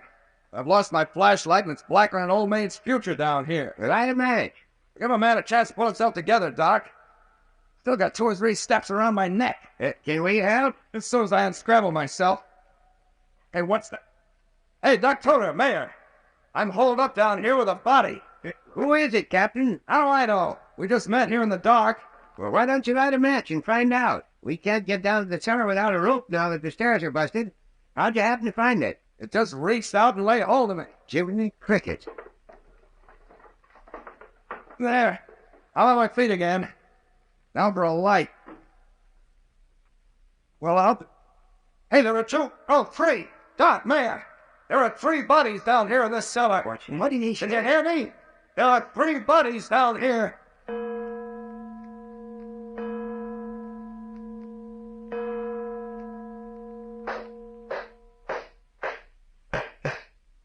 There. That ladder will hold any of us. Now, Dr. Tuner, I want you and Dad to come on down into the cellar with me and examine those bodies. One of them is Lammy Fink, all right enough. One of them is the strangled fellow we dug up, and the other is the man who was stabbed to death last night. Well, if you know so much about him, why should we get down and look at him? I want to see if you know either of the unidentified bodies. I'd bet money I don't, but come along, son. What makes you think you don't, Mayor? Trying to get something on your father, boy? Never mind. Careful on the ladder. There you are. Now, over this way. Look out for those boxes. All right, I'll hold the torch. Here they are. 3 bodies laid out side by side. Yes. It says Lammy. Poor feller. How do you suppose he died, son? I can't find a mark on him anywhere, Dad. But get that look of terror on his face. You mean he was scared to death? Take a look for yourself. How long's Lammy been dead, Doctor? Well, at least 36 hours. You certain of that? Well, that's fairly accurate. Then Lammy Fink couldn't possibly have filled up the grave we opened last night. He could not. And who did do it? Dad, you said that you and Lammy were the only ones capable of doing an expert job of replacing turf on a grave. Yeah, I said it all right. Well, Dad? Must have been wrong. You mean there's someone else around the city of the dead who's capable of such work? Looks like it, don't it? Well, never mind. Mayor, did you or Dr. Tuner ever see either of these other two bodies before? I mean, while they were alive? Not me, Captain. I don't know nothing about 'em, boy. And it's darn funny. I've been through their clothes. Not a thing to identify them. No. Listen. Footsteps. There's someone in the shack overhead. Just a moment. Who's that, you suppose? There's somebody up there, all right. Come on. We'll go up after it. Take it easy. We don't want to frighten him off. Up you go, Doc. You next, Dad. Yeah.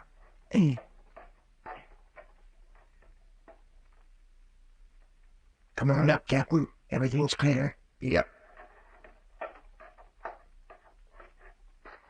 There. Here, we'll pull the ladder up, and then no one's likely to bother the bodies while we're away.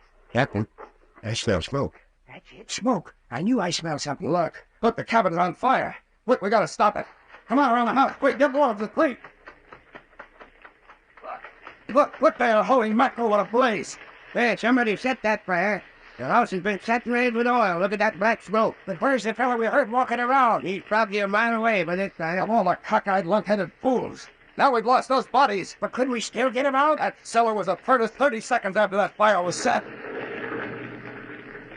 There goes that can of kerosene I saw in the cellar. That ends that. But why in tarnation did anyone want to burn down Larry's shack? Ask me a hard one, Doc. Somebody doesn't want us to know who's being murdered.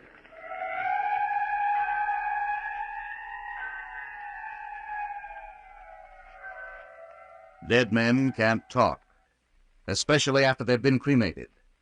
But there is still the contents of Ernie Morton's grave and old Clawfoot down in the abandoned church. But more of that in a moment.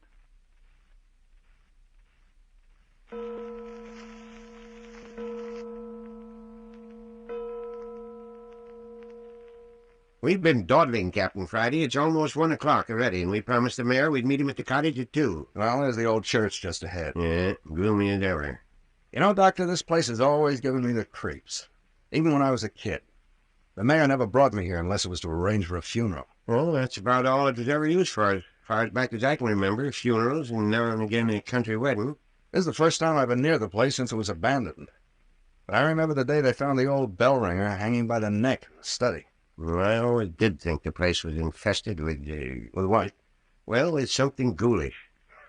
It's a nice thought. And our visit night before last only went to confirm my opinion. You mean the claw-footed man? Oh, he was only the climax of the whole business. I tell you, the place absolutely reeks of something unhealthy. Oh, that's probably the bat. Plenty of them here. Well, shall we go in? From the slant of that roof, I'd say the whole place would be tumbling in another year. Careful, the mayor went through the floor the other night. Gloomy as the inside of a grave in here. There. Don't you feel it? Feel what, Doc? The moment I stepped in here out of the sunshine, I felt something come over me like a slimy, wet cloak. Don't you get it, Captain? You give yourself the creeps if you keep that up. All I get is an unpleasant smell of mustiness and decay. The place is rotten to the foundation. Yeah, and there's something more than a physical rottenness here, Captain. I smell something else. Yeah? I tell you I do. Well, shall we go back and have a look at the old study? That's where the mayor was shot, wasn't it? That's right. That's where we ran into the claw-footed man or beast or whatever he is. Did you leave the doors shut when you carried the mayor out the other night? I did not. I was too scared. I just picked up the mayor and dashed through. The door was still open. Well, it's shut now. I think, that's right. You suppose that Sing's in there now? I got my gun handy to pot him if he is. Better not stand in front of the door. You'll know what happened to me that night. We'll stand at the side of the door. I'm going to block the way. Don't be a fool, son. You're liable to get hurt. Not while I've got this little plaything in my hand. Yeah, I warned you. You ready? Go on, open the door and get it over with.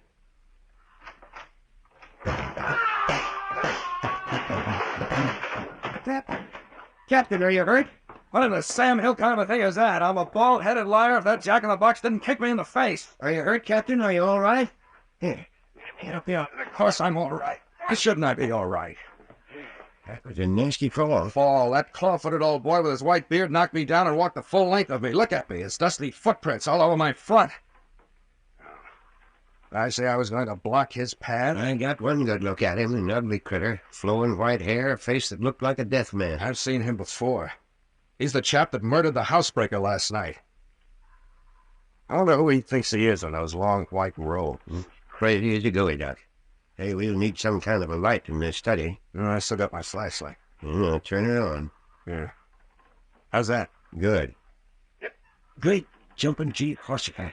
Captain, look there on the floor behind you. Skeleton. Human bones.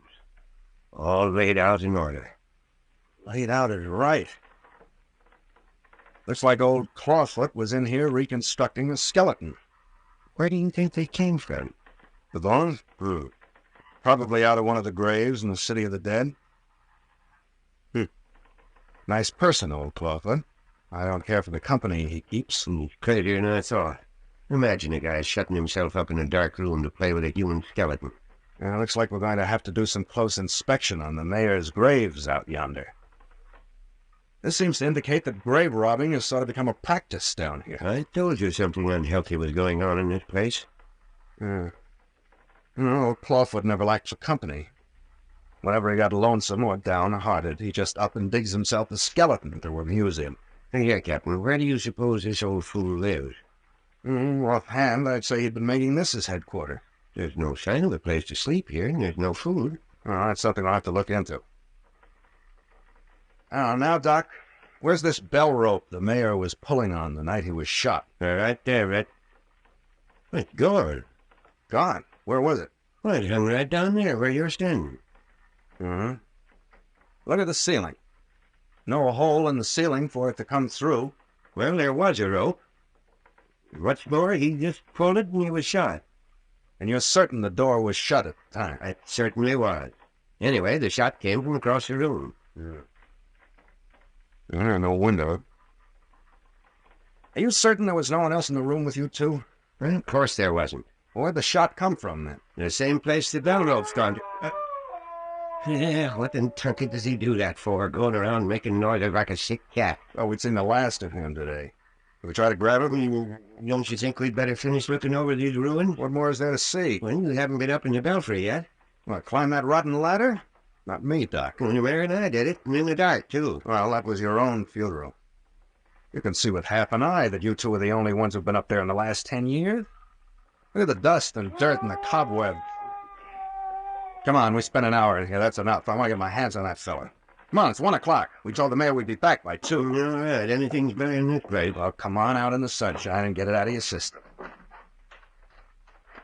Hello, where is our sunshine? Fog, if that ain't the luck. First afternoon fog we've had this season. That puts an end to hunting old Clawfoot. Yeah, miserable stuff, fog. Gets in your nostrils, wets your clothes, hides murders. Come on out of it, Doc. You'll feel better when you had your lunch. Let's go back to the cottage. You gonna leave that skeleton in there? Why, yes. You don't want to pack it around with us, do you? As well off there as anywhere until we can find the grave it was taken from. Perhaps that's old Ernie Morton's skeleton. We'll dig in his grave this afternoon.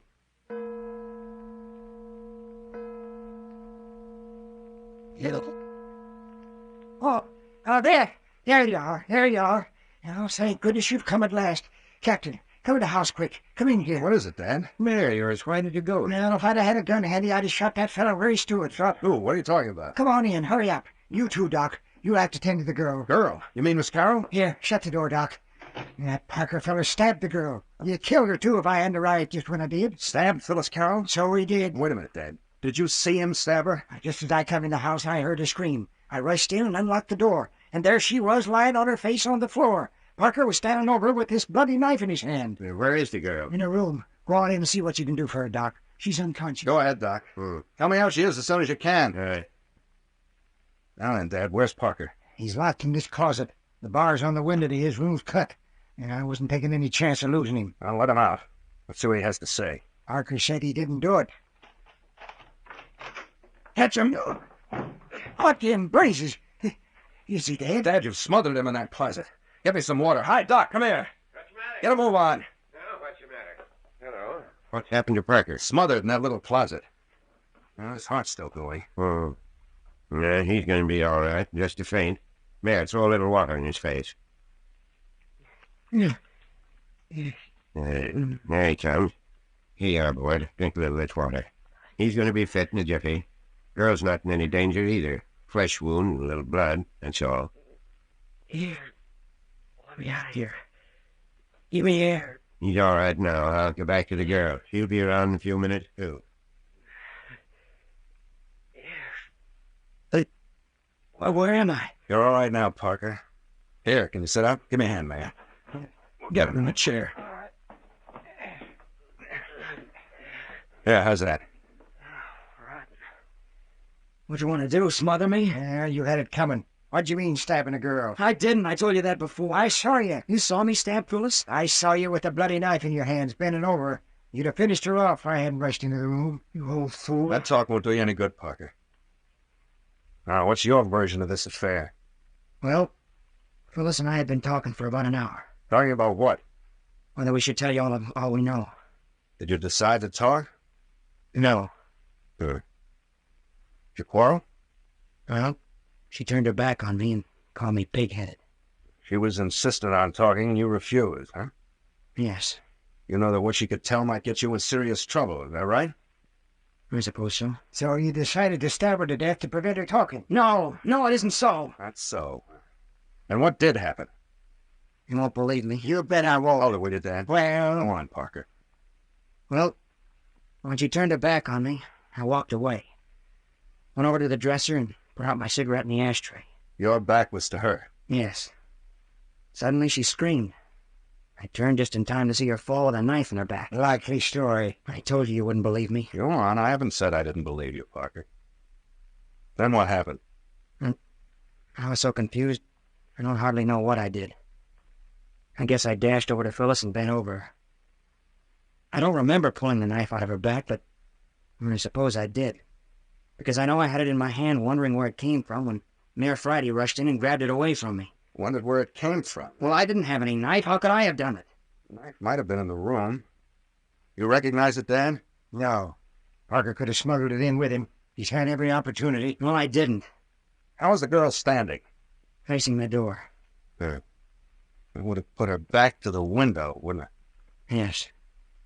If you were at the bureau, you couldn't have seen a window, I don't suppose. No. With the shade and window raised? Well, the shade was. I don't know about the window. Hey, Doc. Is the window up in there? Yeah. There's a possible out for you, Parker. A good knife thrower could have sent a knife through the bars of the window without any trouble. You think that's what happened? I'm not thinking anything. Merely say it's a possibility. Well, I didn't do it. Think I'd hurt the girl I'm engaged to? People will do strange things to save their own skins. So you're engaged to Miss Carroll? No, practically. What did that mean? No, we kind of got an understanding. And you asked her to marry you? No. How does I... In other words, you said that about the engagement because you thought it would be a point in your favor. Look, Parker, you better stick to facts or you're going to get yourself in one fine mess. Well, I intend to ask her. I don't know whether you do or not. Captain! Come in here. The girl's coming too. Come in and give me a hand. Come on, Parker. Come on in here, Captain. Help me with her. I've got her all bandaged. Ain't you ashamed of yourself, Parker? You let me alone. Keep still, both of you. Let him cry. That's right, perfectly still. Oh, Phyllis. Are you all right? Jimmy. Yes, Phyllis, I'm here. Oh, Jimmy, why did you stab me? Why did you do it?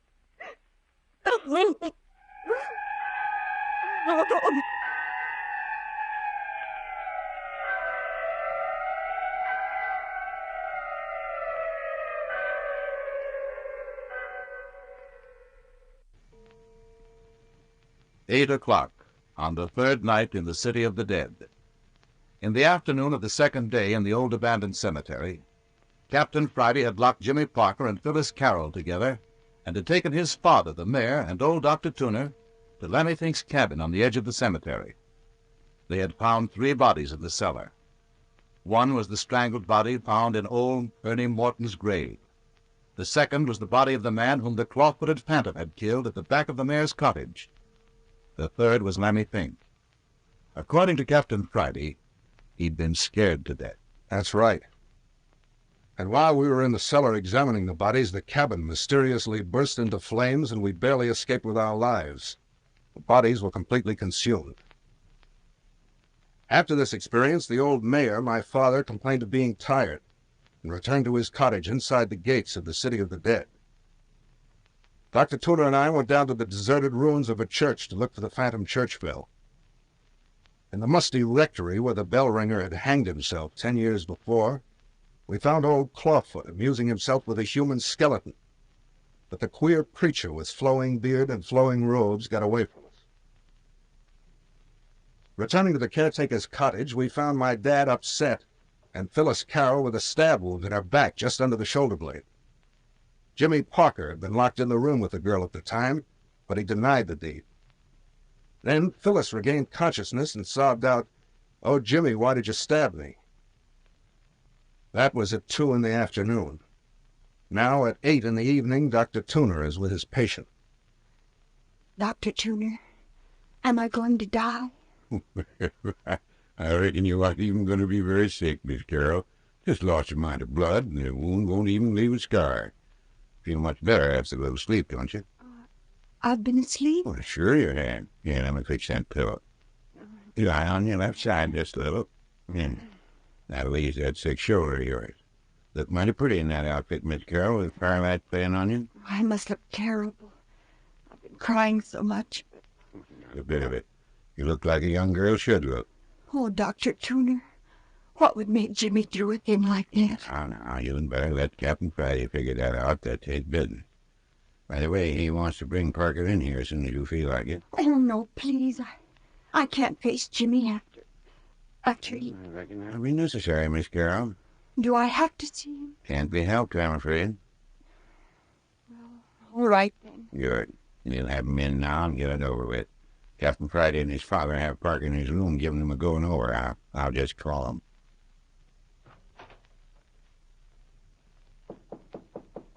Hi there, Captain. That's you, Doctor? Miss Carroll's ready to see you next door. Good. On up, fella. Come on, Mia. I'd rather not see Phyllis tonight. You know, what you want hasn't got anything to do with it.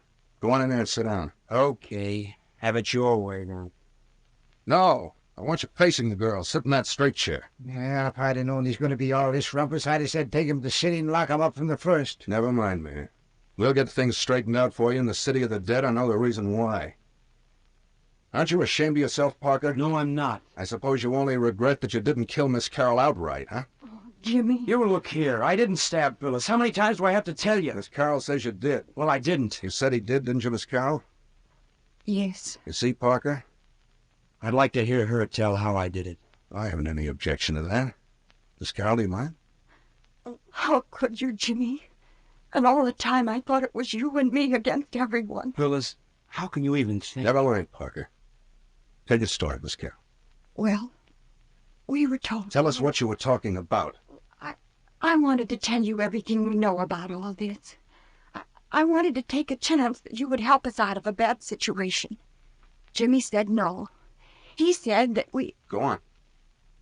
He said the circumstantial evidence was too strong against us. That we might... You might what? We might be found guilty of murder by our own words. Oh, see. And you wanted to take a chance and tell anyway. Yes. I thought if we told everything now, we'd have a better chance than if we waited for you to find out for yourself. Deduction, Miss Carroll. Well, then what happened? Well, we talked and then I got angry. I turned my back and walked toward the door. Then, Miss Carroll? And then Jimmy stabbed me and I fainted. No, Phyllis, no, I didn't. But it must have been you, Jimmy. We were locked in the room alone. Just a minute. Miss Carroll, is that your only reason for believing Parker stabbed you? Why, yes. Did you see a knife in the room previous to the attack? No. Did you see Parker walk towards you or know that he was approaching you before the blow was struck? No. Did he say anything just before you fainted? Why, no. Of course not. Then all you know is that you were stabbed while locked in the room with Parker, and for that reason you suppose it was he that had done it. But how could it have been anyone else? Didn't you ever hear of a knife thrower, Miss Carroll? You mean somebody threw a knife at me from the window? Why not? Wouldn't have been the first knife tossed through a window. Well, then it wasn't, Jimmy. Then you didn't. Oh, Jimmy, I'm so ashamed. Phil, I didn't do it. Honestly, I didn't. Of course not. I know you didn't. Oh, Jimmy, can you ever forgive me? Of course, Jill. It's all right. Here, take my handkerchief. I've been such a fool. Forget it. But I've been so miserable. Oh, Jimmy, I felt so bad I could die. It made me sick, Phil, when I found out you thought I'd done it. I just couldn't believe it. Well, I didn't want to think it, Jimmy. Well, I didn't see any other way out. All right, now, Parker, come on back to your chair. Your hands aren't clean in this business yet. Well, of course he's innocent. It's silly even to think of it anymore. Silly, huh? Well, then listen to what the mayor has to say on the subject. Go ahead, Dad. Don't want to be dragged on murder trials. Come on, Dad. Now, don't get temperamental. Don't sass me, young fella. I don't care if you are a detective. You was my son first. Look, Mayor, do you want this business cleaned up or don't you? I was coming up on the porch after returning from Lammy Fink's cabin, where I left you folks. Yes? Heard a scream. Girl's voice? Naturally, seeing how it was Miss Carroll. All right, then what? Then I ran into the house and unlocked the door where them two youngsters been locked up. Yes? There was this fella Parker, standing over the girl with both his hands bloody, and he was holding a knife. Oh, what of it? Naturally, my hands would be bloody from pulling the knife out of Phyllis's shoulder, wouldn't they? That sounds pretty thin. Why wasn't you doing something for the girl instead of just standing over her with the knife in your hand? Well, I was so stunned by what had happened, I didn't know what I was doing. Looks mighty funny to me. Well, I can tell you some other things that look mighty funny, too. Why did you lock Phyllis and me up the first night? Where were you last night when old Clawfoot was roaming around? Why did Dr. Tuna here say you didn't have a telephone the first night we came? There's plenty for you fellas to explain, too, if you ask me. Captain, take that kid out of here. Take him out. Now, Dad. Take him away, I say. Lock him up down at the city. Do anything you got a mind to, but get him out of my house. You all-fired presumption of kids in this day and age, huh? Now, look here, Mayor. You haven't any call to be belligerent. You've been picking on him all evening. Picking on him? Picking on him? He's guilty, ain't he? I'm not so certain myself, Mayor. Well, I am. After all, Mayor, you haven't explained to us where you were while the Phantom was murdering that fellow at the back of the house last night. I don't reckon I'm beholden to any of you.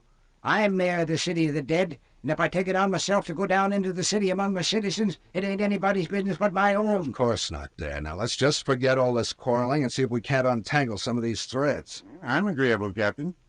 In the 2 days I've been here, one thing stands out. There's some force at work in the City of the Dead. What you mean, force? Some group or groups of people acting in their own interests down among the graves. And I'd just like to lay my hands on them. Yeah. Well, there are 3 possible places from which this force may originate. 3? Yes, Dr. Tuna, 3. First, there's this Clawfoot Phantom of ours. You know he's a murderer. Didn't we see him kill the fellow at my window? It killed him, all right. What we don't know, however, is whether or not he's the force working against us. If he is against us, why did he attack the man who was trying to break in and disturb us? Jasper, Captain, you mean Clawfoot's working with us and against the enemy? I don't know. Now then, the second source of this dangerous force may originate outside the City of the Dead. Yes. That's it. It's an outside force that wants something here in the City of the Dead and is willing to murder every one of us to get it. How do you know that, Parker? Why, I'm pretty sure of it. Why? Well, I don't know. I just think so. No, never mind now. That'll keep. Let's get back to the original question, the source of our danger. I've named 2, Clawfoot and an outside gang. I suppose I don't have to tell you the third source from which this force may be emanating. Well, I reckon you'd better. I don't follow you, Captain. Yes, go on, son. Quit your intimating and come out straight. I see you get what I mean anyway, Dad. All right, here it is. There's a fine chance that this malignant force we're fighting originates right in this little group. You mean someone here's a murderer? It's quite possible. Horse feathers. Why do you say that, Parker? Well, if you're trying to put the blame for all this business on Phyllis and me, you're out of luck, that's all. Why do you think I was accusing you? There are others in the room. Well, you wouldn't be likely to accuse your own father of the murder. No? And you've known Dr. Tuna all your life. Supposing I have. And that leaves only Phyllis and me. You can easily remove yourselves from the suspected group. How? Talk. How do you know it wouldn't put us in deeper than ever? Oh, Jimmy, no, it won't. Captain Friday will understand. We ought to. Honestly, we should. I don't think so. Don't be stubborn, Jimmy. Please let me tell. I don't like it. Please, Jimmy. Please. Can't keep a thing, can you? Jimmy, you know better than that. You know I'll never say a word until you give me permission. But it's the same as... Oh, go ahead and tell it. After all, it's your story. Jimmy, don't be angry. I've thought and thought about it, and any way I look at it, we'd be better off than we are now. You know what would happen to us if they found us guilty. But they couldn't do that.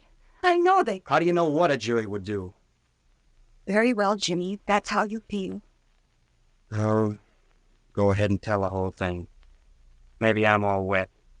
Doesn't make much difference anyway. They're bound to find out if they keep looking. That's right, Miss Carroll. We're bound to find out.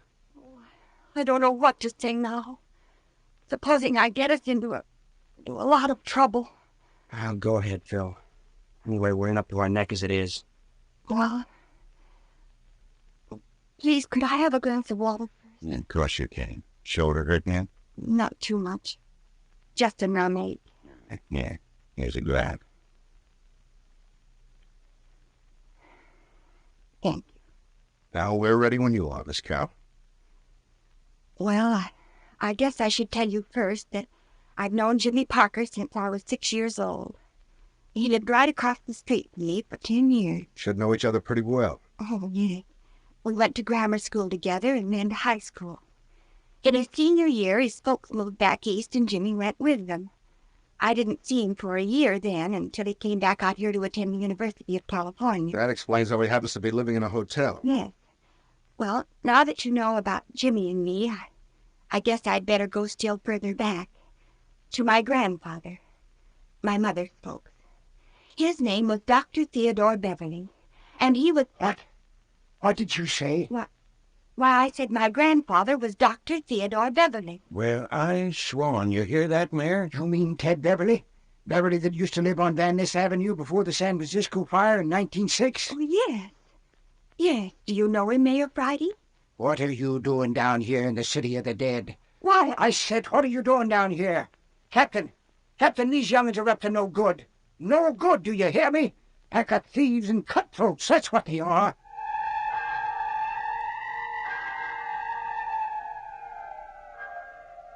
If you just hold your horses, Mayor, you'd hear the reason why Phyllis and Jimmy are down here. Or would you? Are they, after all, the thieves and cutthroats the old caretaker wants us to believe? Personally, I have my doubts, but we'll know better in just a minute.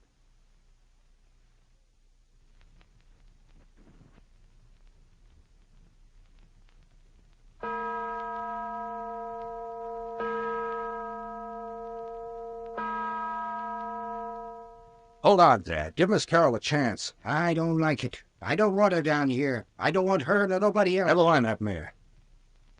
Now go ahead, Miss Carroll. well, before the 1906 fire and earthquake, my grandfather was a very wealthy man. He had a beautiful home on Van Ness Avenue. Lawns and shrubbery and servants and, oh, just everything right there. You're right there, Miss Carroll. I've seen your grandfather's place, and it did have everything. All this part is just hearsay to me, you know. It was all over before I was born. Well, anyway, I learned just lately that Grandfather Beverly had a yen for collecting black pearls. Yeah, listen to that, Doc. You hear what she says? Black pearls. Yeah, I heard all right, Mayor. Yes, black pearls. Before the fire, he had one of the finest collections in the world. It was worth about $500,000. It's a lot of money, Miss Carroll. It wasn't for my grandfather, Captain Friday. He was very wealthy. Anyway, the fire came, destroyed his business, and wiped out his home, and left him just a little bit out of his mind. He never quite recovered from his shock. What happened to him? Oh, he lived for a long time after that. I remember him when I was a very small child. He was austere and gruff, and he walked with a kind of stoop. He always acted as though he had something awfully important on his mind. Yep, I remember that characteristic. Used to have the habit of staring right through folks. Give a person a creep. Yes, well, what finally became of him? He was drowned. At least he disappeared, and about a week later a body was taken from the waterfront, and the police identified it as my grandfather. But Mother was never sure. Wasn't sure. No. She kept looking for him for 2 years, but it was no use. The body was finally buried out here in the City of the Dead, and things settled down to normal again. Your grandfather left you and your mother quite wealthy, I take it. Oh, no. Hardly anything. Only a little insurance. So what became of his business, all his money? I don't know very much about it. I was too little to understand while he was alive, and everyone's awfully vague about it now, but everything seemed to melt away without him to handle it. Well, that might easily happen to a man's business, Miss Carroll, but it couldn't happen to anything as substantial as $500,000 worth of pearls. What became of them? We never knew. Until quite recently. Then you know now? Well, Well, answer. What's the matter with your tongue, young woman? Look here, you don't have to talk to her like that. Mind your own business, Parker. Say, what's the matter with you anyway, Mayor? You act like you were sitting on a keg of dynamite. I reckon the mayor's just a mite interested in Miss Carroll's story, that's all. Got a mighty funny way of showing it. Now then, if everyone has had his say, we'll go on. Miss Carroll, you do know where the black pearls are now. well, I know what became of them. Who told you? Why, no one told me. And how did you find out? That the reason you're down here in the City of the Dead? Yes, Miss Carroll, how did you find out about the black pearls at this late date? I had a birthday the 6th of last month. It was my 20th. Yes? On my birthday, I received a little package from Cartwright, Hobson, and Cartwright, the lawyers in the city, you know. And in the package was a letter from the firm saying that they were delivering a sealed package given them on the date of my birth by my grandfather. Yes? Were the pearls in the package, Miss Carroll? Why, no, Mayor Faraday. It was much too small for that. It was just a big letter of instructions. Instructions for what? Telling where the black pearls actually were. I see. Oh, I was awfully excited. I called Jimmy at his hotel over in Berkeley and had him come over right away. Just how many persons did you let in on your secret? I didn't tell anyone but Jimmy. What about your mother? No, not even her. I wanted to keep it from her until I could be sure it was true. So Parker here was the only one you confided in? Yes. Well, what did your grandfather's letter say? It said that this letter was written to protect my future in case it is my grandfather's death before I reached the age of 20. It said that my mother was his favorite relative, and that he'd always intended that the collection of black pearls should go to her first child. That's you? Yes. I was the only child born to my mother. How many children were there in your grandfather's family? 3. 2 boys and my mother. Are they living? Uncle Robert may be alive. He disappeared after Grandfather's death, and we haven't heard from him since. Uncle Franklin and his wife are both dead. Did they leave any children? Yes. 1 son. What's his name? Bert Arnold. Where is he now? Why, Dead. What's that? I said he was dead. Murdered. It was his body you found strangled in old Wharton's grave. Gosh, old hemlock, Mayor. And I can guess who did it. I'll do the talking, Dad. You mean the murdered man was this girl's cousin? The only known living relative that might dispute her ownership of the black pearls? That's what I said. No wonder you didn't want to tell. The 3 of you down here in the City of the Dead alone at night. One of the 3 found strangled in an old grave, another of you with fresh blisters on your hands. And the motive? $500,000 worth of black pearls. You see, Phyllis? It's just as I said. Try to make a detective see light with all that evidence against us. Oh, but Captain Friday, we didn't do it. We didn't. What could your cousin have wanted in the City of the Dead? Why, I suppose he came for the same reason we did. And what was that? To find the black pearl. In the City of the Dead? Yes. Where? Phil, don't tell him. That isn't necessary. I'll let that go for now. But look here, son. I think you ought to make him tell where those pearls are hidden. I thought so. I'll bet you've known about him all along. That's why you're so anxious to keep everyone out of the City of the Dead. So you could hunt for them by yourselves, you and the doc. No, don't you go bringing me into your ruckus. I'm sitting on the sideline. Captain, if you don't make that young'un stop accusing me of things, I'm going to lambaste him. Leave the mayor alone, Parker. He started. Never mind. Now, Miss Carroll, did you bring Bert Arnold down here with you the night he was murdered? I don't know what night he was murdered. Didn't catch you, did you, mister? Now, I'll put it this way. Did you bring him down to the City of the Dead with you the night Parker's car was stolen? No. Did you know he was down here or that he was coming down? No. Honestly, we didn't. Now then, you say the black pearls are buried here in the City of the Dead. Yes. Oh, no. That was a rotten thing to do. Let the pearls alone. They belong to Miss Carroll. Well. So the pearls are buried in one of the graves in the City of the Dead. She didn't say She that. didn't need to. I wonder the City of the Dead has come alive by night. I wonder how many people in the world know about this. Oh, probably a very few, Captain, and the whole City of the Dead had been dug up and redug by now. $500,000 ain't to be sneezed at. Those pearls belong to Miss Carroll no matter who finds them. Reckon they belong to the one who has them. Well, Mayor Friday, if you weren't the lowest old cod... Quiet, Parker. Miss Carroll, that letter of instructions from the law firm, where is it? What? We burned it. That's a lie, Parker. Prove it. You'll be glad enough to bring it out when you go before a jury for murder. You don't think I killed Bert Arnold. You know you don't. And what's more, you don't think I stabbed Phyllis. You'd be surprised what I think. Do you know of anyone else who might have reason to stab her? There's somebody else mighty anxious not to have her tell what she knows about those pearls. Who? If I knew, there wouldn't be any mystery. By the way, Mayor Friday couldn't throw a knife, could he? He had the opportunity. Why, you young whippersnapper! Hold it, Dad. That's enough out of you, Parker. Go on into your room. But what about Phyllis? Have a line about her. You get into your room before you get yourself in more trouble. Afraid to look into your own father's actions too closely? Is that it, Captain? Get into your room, Parker, now. Okay, never mind the strong-arm stuff. Dad, I want to talk to you and Doc Tooner out in the kitchen. Miss Carroll, you'll be all right here for a few minutes. Yes, I'll be all right, I guess. Well, if you feel uneasy or need anything, you just sing out. Come on, Dad, in the kitchen. Yeah? What for? What's this all about? I think you know. Close the door, Doc. You and Doc Tooner have got to face it. Let's get it over with. You think I was your prisoner instead of your father? Now then, Dad, what's it all about? Huh? What's what all about? Come on. Why all this mystery with me? Don't know what you're talking about. Oh, yes, you do. You know plenty.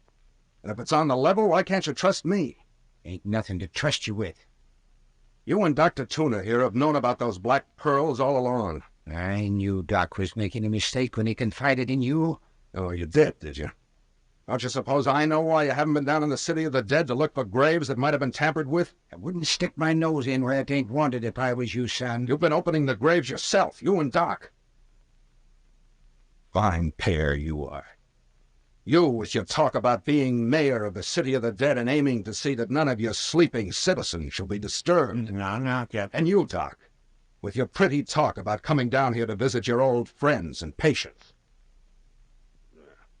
And all the time you've been digging into grave after grave for those black pearls.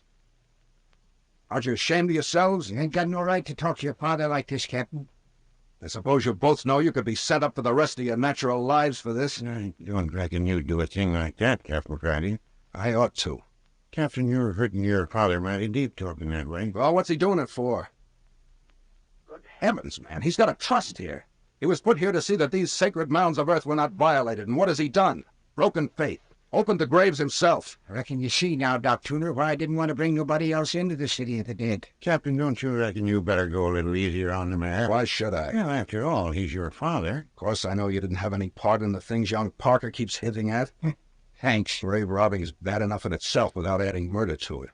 I reckon, son, if that's all you got to say, I'll be turning in. Now listen here, Dad. There's something more behind all this. You aren't disturbing the dead just for those pearls. There is something else, isn't there? Reckon you had us lined up about right at the beginning, son. Doc and me are just a pair of skunks. Look here, Doc. Reckon your dad is right, Captain. Ain't no more use to discuss it. That was Carroll. Something's happened. Come on, you two. Miss Carroll, what is it? What's the matter? Well, I'll be a son of a... Look, Doc, a visitor. A skeleton. Captain, what's that thing doing here? Where did it come from, Miss Carroll? No, you don't reckon a skeleton can hurt you much. Supposing you tell us how it got there so we can do something about it. Oh, no, the door just suddenly opened and the skeleton walked in and collapsed on the floor.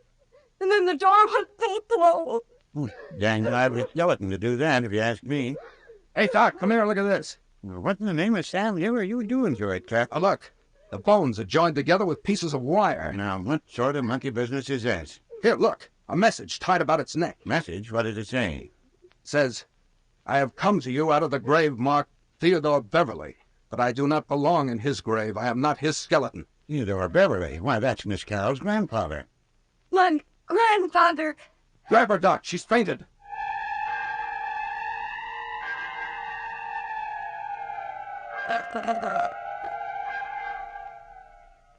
A melancholy silence has settled on the cottage of Mayor Joshua Friday, lifelong caretaker of the old cemetery. Jimmy Parker, a prisoner, sleeps uneasily in one bedroom. His girlfriend, Phyllis Carroll, lies in a bed before the flickering embers of the dying front room fire. The knife wound in her back breaks her light breathing with barely audible moans. Dr. Tuner is sleeping heavily on the lounge, ready to attend her at an instant notice. The mayor and his son, Captain Friday, private investigator, occupy the double bed in the bedroom assigned to Miss Carroll before she was stabbed. Earlier this evening, but let Captain Friday tell it. Earlier in the evening, a skeleton had suddenly been thrust through the front door to collapse on the rug almost at Phyllis Carroll's feet. It was a skeleton neatly wired together, joint by joint. Around its spinal column was fastened a message which said, "I have come out of the grave, marked Theodore Beverly, but I do not belong in his grave. I am not his skeleton." Theodore Beverly was Miss Carroll's grandfather, and was supposedly buried in the City of the Dead 14 years ago. He likewise had buried $500,000 worth of black pearls in the City of the Dead before he died, and left instructions where to find them, in papers received by his granddaughter on her 20th birthday. Yes, that's why Jimmy Parker and I came down to the old cemetery here. And now this skeleton has come up out of my grandfather's grave to tell me that he is not my grandfather and should not have been buried in my grandfather Beverly's tomb. Yes, well, Miss Carroll went all to pieces over the presence of the skeleton, and it had taken several hours to get the household settled down for the night and to lay the skeleton out decently in the shed at the rear of the house. Finally, a semblance of quiet had descended upon the house, and its occupants had retired to their rest. And so came midnight. Shoulder hurting you, Miss Carroll? I'm sorry, Dr. Tuner. I didn't mean to awaken you. You didn't. It was that caterwauling outside. I was just dropping off to sleep when it began. Why do you suppose it does that? Makes that awful noise. Captain Friday swears it's human. Now, don't worry about old Clawfoot. You feel feverish? No, just uncomfortable. Let's see. Open your mouth. And put the thermometer under your tongue. There. Have you slept at all? Mm-mm. Why, Tunkett, didn't you say so? I'd have given you something. How was I to know you were awake when you lay there as still as a log? And hold your tongue still. I'll do the talking. You haven't been worrying, have you? Mm-hmm. Didn't I tell you not to talk? Here, let me have that thermometer. And just a mite of fever. Not enough to keep you awake. I'm going to give you a sleeping powder and tuck you in. I want you to go to sleep. I'll try. Now, what will Tunkett say? Oh, that came from Jimmy's room. Hi! Hi out there! What's the matter? Is Phyllis all right? What's the matter with you, Parker? I can't sleep. I heard someone talking. Is Phyllis worse? No, Phyllis is not worse. She's trying to get some sleep. Look here, Doctor. Let me out of this room. Let me sit beside her the rest of the night. I won't run off. Hey, who's making all this rumpus? Who is that pounding? You awake too, Captain? Young Parker's pounding on his door. He wants out. Does, huh? What do you want, Parker? I can't sleep, Captain Friday. Let me sit by Phyllis the rest of the night. I won't run away. Why should I do that? Well, I'd feel easier. Oh, I'm sure I could sleep if Jimmy was sitting by me. You kids aren't up to something, are you? Oh, no, really. I feel too woozy, and Jimmy wouldn't go away without me. Hello. Old Clawfoot's out again tonight. Yeah, he's been around for the last hour, up to some new devilment, I suppose. Aren't you going to let me out? All right. Come on out. I promise you I won't try to escape. You won't try if you know what's good for you. That room gives me the creeps. Did you hear old Clawfoot at it again? How could we help it? I caught a glimpse of him through the bars of my window. He was out there by the shed. You mean where we put the skeleton? Say, I'd forgotten the skeleton. Yes, that's right where he was. That bird's got a nose for old bones. I think we better investigate. Doc, you stay here with Miss Carroll. Parker, you come with me. Captain, is the mayor sleeping through all this? Huh? Oh, Dad? Oh, I guess he is. Tell you what I'll do. I'll lock his door so nothing will disturb him. Let him sleep. Now, what in Tunkett are you locking the mayor in for? I just told you, didn't you hear me, Doc? Sounds like a lot of foolishness to me. None of a mind. Let's go, Parker. You all right, Phyllis? I'm all right, Jimmy. Don't worry about me. Come along, Parker. Yeah, okay. You sure you saw old Clawfoot hanging around the shed? You don't think I could mistake him, do you? This is the screwiest business. Yeah, keep on the grass. Listen. The church bell. If that isn't coming up the valleys in the old church ruins, nothing ever did. Hello, you were right, Parker. Shed door's open. Golly, I wonder. Let's have a look. Skeleton's gone. Door broken open and the skeleton gone. What sign of him? We laid him out on the bench there, didn't we? Look around outside for footprints. It's hard to see anything, even with the moonlight. Yeah, but no fog. See anything? Nothing over here. I don't think so. Hey! Captain Friday, come here. What have you found? Some kind of a bone. Bone. Well, look what you found. You know what this is, Parker? No. One of the bones off the foot of our skeleton. Off the skeleton? Looks like he dropped something in his escape. Yeah, but Captain... Look over there, there's another. Yeah, who says a skeleton can't leave a trail? Come along, maybe we'll find another one. But it's taking us down into the city of the dead. What of it? Graveyard's a natural place for a skeleton, isn't it? Well, I suppose so, but... I was right. Here's another bone. Looks like an ankle bone, doesn't it? I don't know. I never studied anatomy. Do you think old Clawfoot has done this? Strung that skeleton's bones out over the country this way? It looks like it, doesn't it? But why? I wish I knew. That's the reason we're following this trail of bones. If there's a purpose, we'll find it out sooner. Oh, there's another bone. Where? There ahead, glistening in the moonlight. Ah, so there is. It's a bone from the skeleton's lower leg.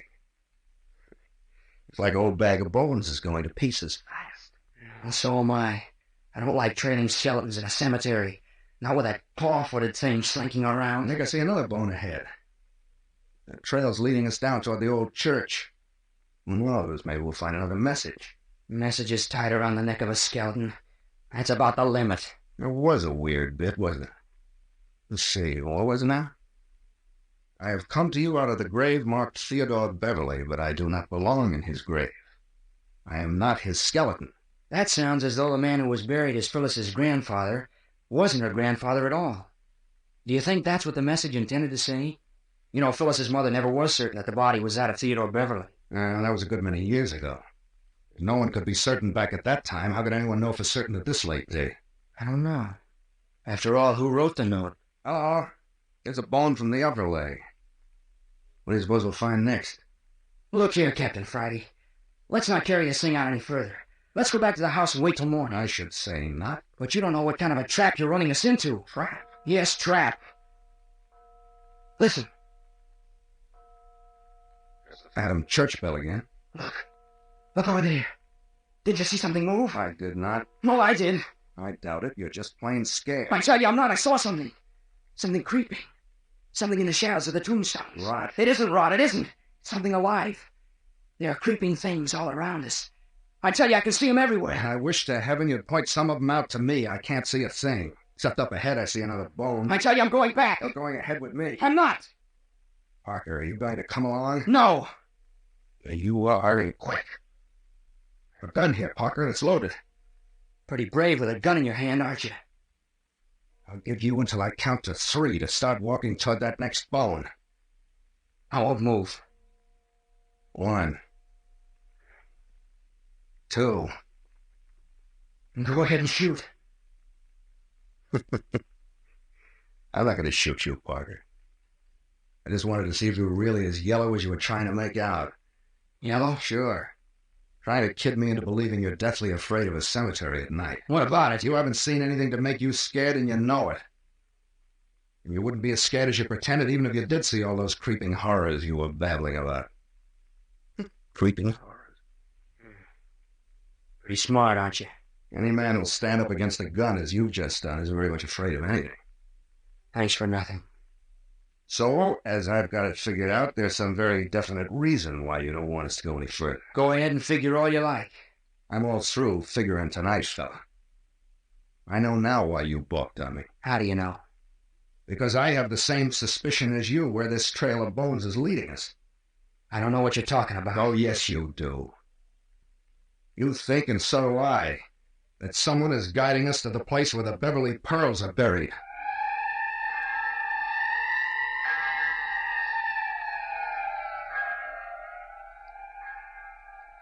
What is this trail of bones? This search for a king's ransom in pearls? What are these messages from the grave? If the skeleton in the grave of Miss Carroll's grandfather is not her grandfather, then who is it? And where is Grandfather Beverly, supposedly for so long at his rest? And why... But more in just a moment.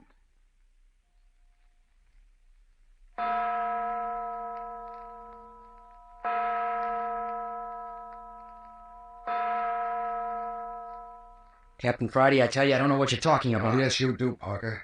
You think, and so do I, that someone is guiding us to the place where the Beverly pearls are buried. No, nothing of that kind. It's not true. Oh, yes, it is.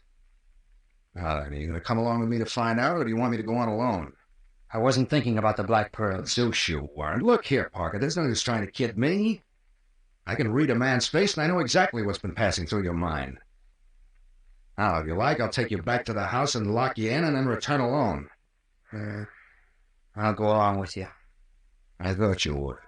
Oh, I wish that bell would stop that. Forget about it. Look, here's a little heap of foot bones. Skeleton's lost his second foot now. And right up there ahead is... no, it's his ankle bone. Well, I'll certainly know bone structure of the human body by the time I get out of this place. Too bad you're not studying medicine over at the University of California. Look at the starch you'd have on most of the fellas. No, thank you. And I'm not growing up to be a grave digger either. Well, here's the bone of the lower left leg. We're getting well down into the city of the dead, do you realize that? Yeah, it must have come a mile.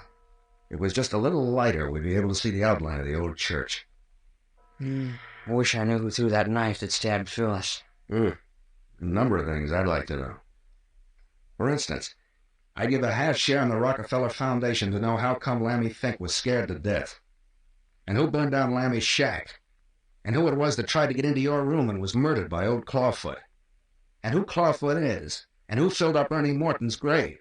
And who tried to shoot Dad down in the old church. And what your father does every night when he slips out of the house after everyone else is asleep. There's another bone that makes both feet and legs of our skeleton. We ought to gain on him fast now that he's left his lower extremities behind. Look, there's a little pile of bones over to the left. Oh, so there is. If I'm not mistaken, those are the bones of his fingers and right hand. And I'd still like to know what the mayor does when he slips out. You'll be just as well off, Parker, if you don't wonder too much. Go on. Well, we'd probably find out a lot about this mystery if we did know. I'll tend to that end of the matter. Well, there's the bones of the left hand in a nice little pile. Wonder what's become of old Clawfoot himself. Certainly made himself absent since we come out of the house. He's a little like the pink flea. Here one moment and where the next. Well, anyway, your father won't be out tonight seeing you locked him in before... Let the mayor alone. Oh, we must be getting near the end of the trail. There's the two forearms of our skeleton together. Look here, Captain Friday. What do you really expect to find at the end of this trail? I don't know. But I wouldn't be surprised if it were the pearls. Though why in the deuce anyone would want to give the secret away, I don't know. No one knows where the pearls are hidden but Phyllis and myself.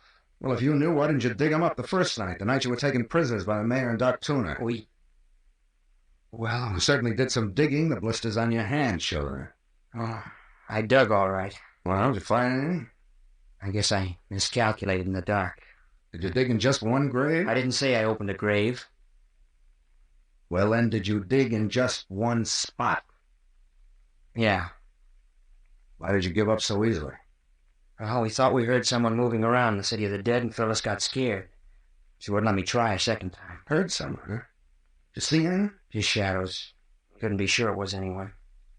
Phyllis was nervous about being down here anyway, and you can't blame her. No, I suppose not. Then what happened? Well, there's some more bones, Captain. Oh, good. The two upper arms. We must be getting close. There isn't a heck of a lot left to this skeleton. Now, well, go on. What happened after Miss Carroll insisted that you leave the city of the dead? We went back to the car, which we left on the road outside the city of the dead above the mayor's cottage. Didn't you fill up the grave? You mean the hole, don't you? Yes. Didn't you fill up the hole you dug?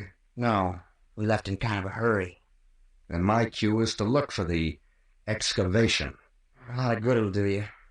Why do you say that? Because I've seen the spot since, and it's been filled up. It has. You certain? Yeah, I know it has.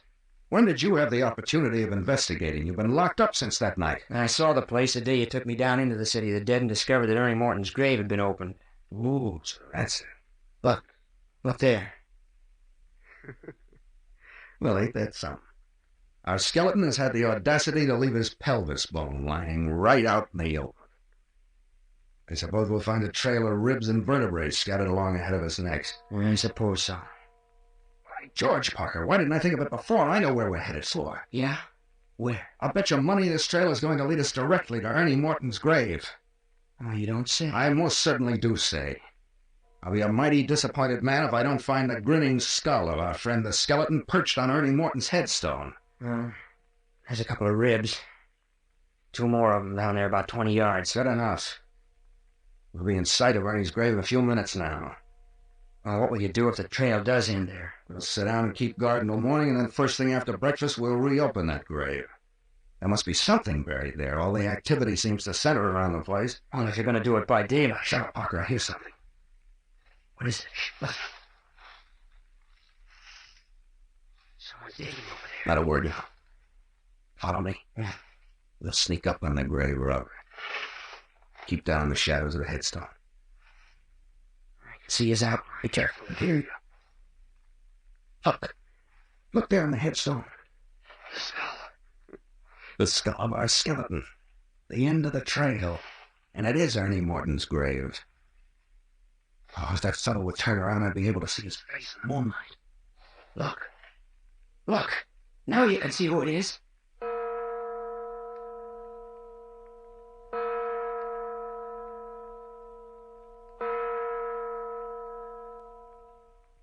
Dr. Tuner, why are Jimmy and Captain Friday staying out there so long? Do you think anything's happened? No, you don't need to worry about them. Captain Friday can take care of himself, and young Parker. But they were just going out to examine the shed, and they've been gone almost an hour. You just settle down there and go to sleep. Hasn't that powder I gave you made you drowsy? Yes, but I keep thinking... He's right outside. Well, I don't reckon it matters much if he is. But why don't Jimmy and Captain Friday drive him away? You can't tell. Maybe they're trying to trail old Clawfoot, and he gave him the slip and came back to the house. Oh, but what does he want here? Why does he keep hanging around the house? You're not afraid with me here, are you, Miss Carroll? No, but I wish Jimmy was back in the house. Yeah, I reckon you're safe enough. And then there's the mayor sleeping right in the next room. Well, goodness knows how he can sleep with all this ruckus. But his door's locked. He wouldn't be any good to us if anything should happen. He could break the lock easy enough. It's hardly old. There isn't any need, young lady. Oh, I am afraid, Dr. Tuner. Maybe Jimmy and Captain Friday were lured away from the house on purpose. Fickety, I never thought of that. Say, maybe I'd better wake up the mayor. Then if he says so, I'll bust the lock. Captain had no business locking the door in the first place. Oh, I wish you would. Oh, listen to him. Look. What's into? Look at the window. Look at the window. Where? I don't see it. He was there. He was there at the window staring in at me. Oh, old Crawford? Yes. Oh, it was horrible. Getting mighty brave, and I'm going to rouse the mayor. Mayor! Hi, Mayor! Mayor Friday! Oh, hurry. I can hear that thing crawling around outside the house. He's sleeping dang heavy, even for the mayor. Try again. Hi there, Mayor! Mayor Friday! Hi in there, Mayor! Well, what do you suppose is the matter with him? Dang it, funny, I can't get a sound out of him. Listen a moment, see if I can hear him breathing. What do you suppose makes him do that? I can't get the mayor at all. That's funny, too, because he always snores like a foghorn when he's sleeping heavily. You don't suppose something has happened to him, too, do you? What could happen to a man in there? The windows are barred and the door's been locked ever since Captain Friday left. But the windows were barred and the door was locked when someone stabbed me. Oh, Sir Frank, I wonder if the mayor's been stabbed. I'm going to open that door. Oh, yes, please. I think you ought to. Oh, Dr. Junior, I'm so frightened. You got me going now. He's at the window again. He's at the window. Oh, make him go away. Well, what do you want me to do? Wave the tablecloth at him? You keep still. I can't do more than one thing at a time, and I'm going to see what's happened to the mayor. All right. Don't look at the window if he frightens you. Oh, I can't help it. What are you going to do with that chair? I'm going to break in the mayor's door. I wish I had a gun. I'd take a pop at that thing. That Bernie's wailing anyway. Oh, please hurry with the door. What are you doing now? I'm hitting the other furniture back so I can get a good swing. Now then, we'll see how strong that lock is. It's harder than I thought. You've broken the leg off the chair. Don't grasp the chair. She's giving away. Yeah. All right, there she is. Is he in there? Is he all right, Dr. Tuner? Blacker and Sam Scratch in here. Where's the mayor's flashlight? They're on the table. Yeah. Now we'll know in about a half a minute what's what. Doctor? Dr. Tuner? What's the matter? What's happened in there? Oh, Dr. Turner!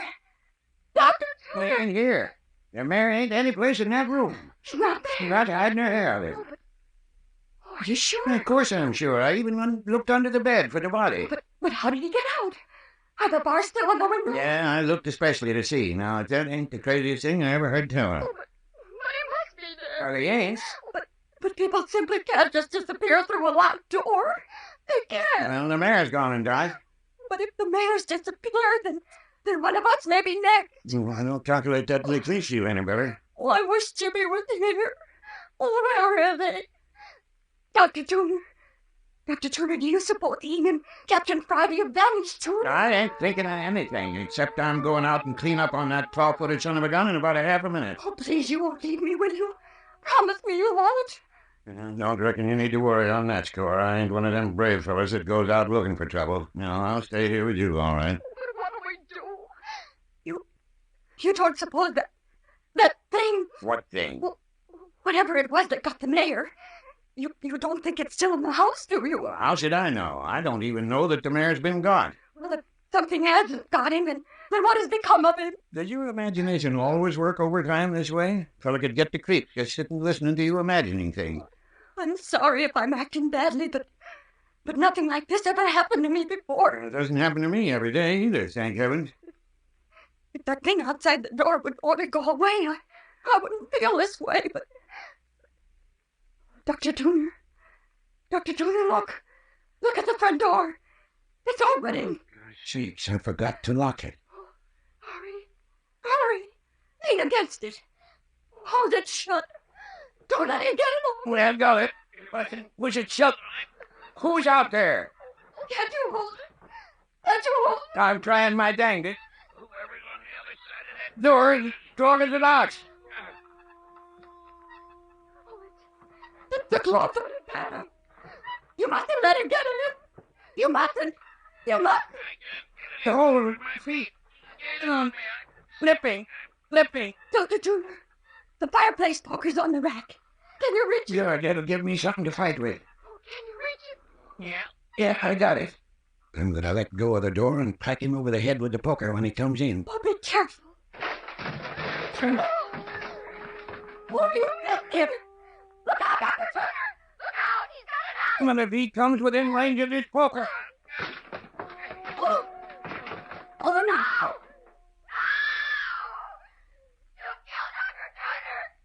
You killed Dr. Turner!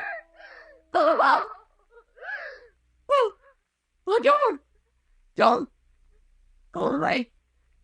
Don't look at me like that. Go away. Oh, don't come near me. Don't come near me. Oh, please. Oh, just go away. Don't touch me. Don't touch me. Hey. Oh, no.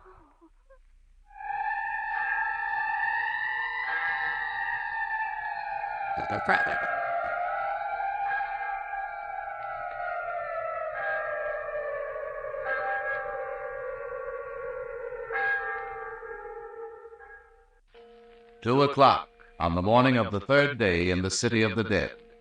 3 nights and 2 days have been spent in this old abandoned cemetery.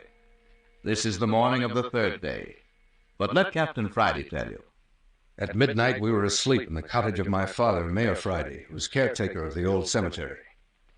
Then there came the disturbing wails of the old clawfoot phantom. I got up, and with Jimmy Parker went out into the night.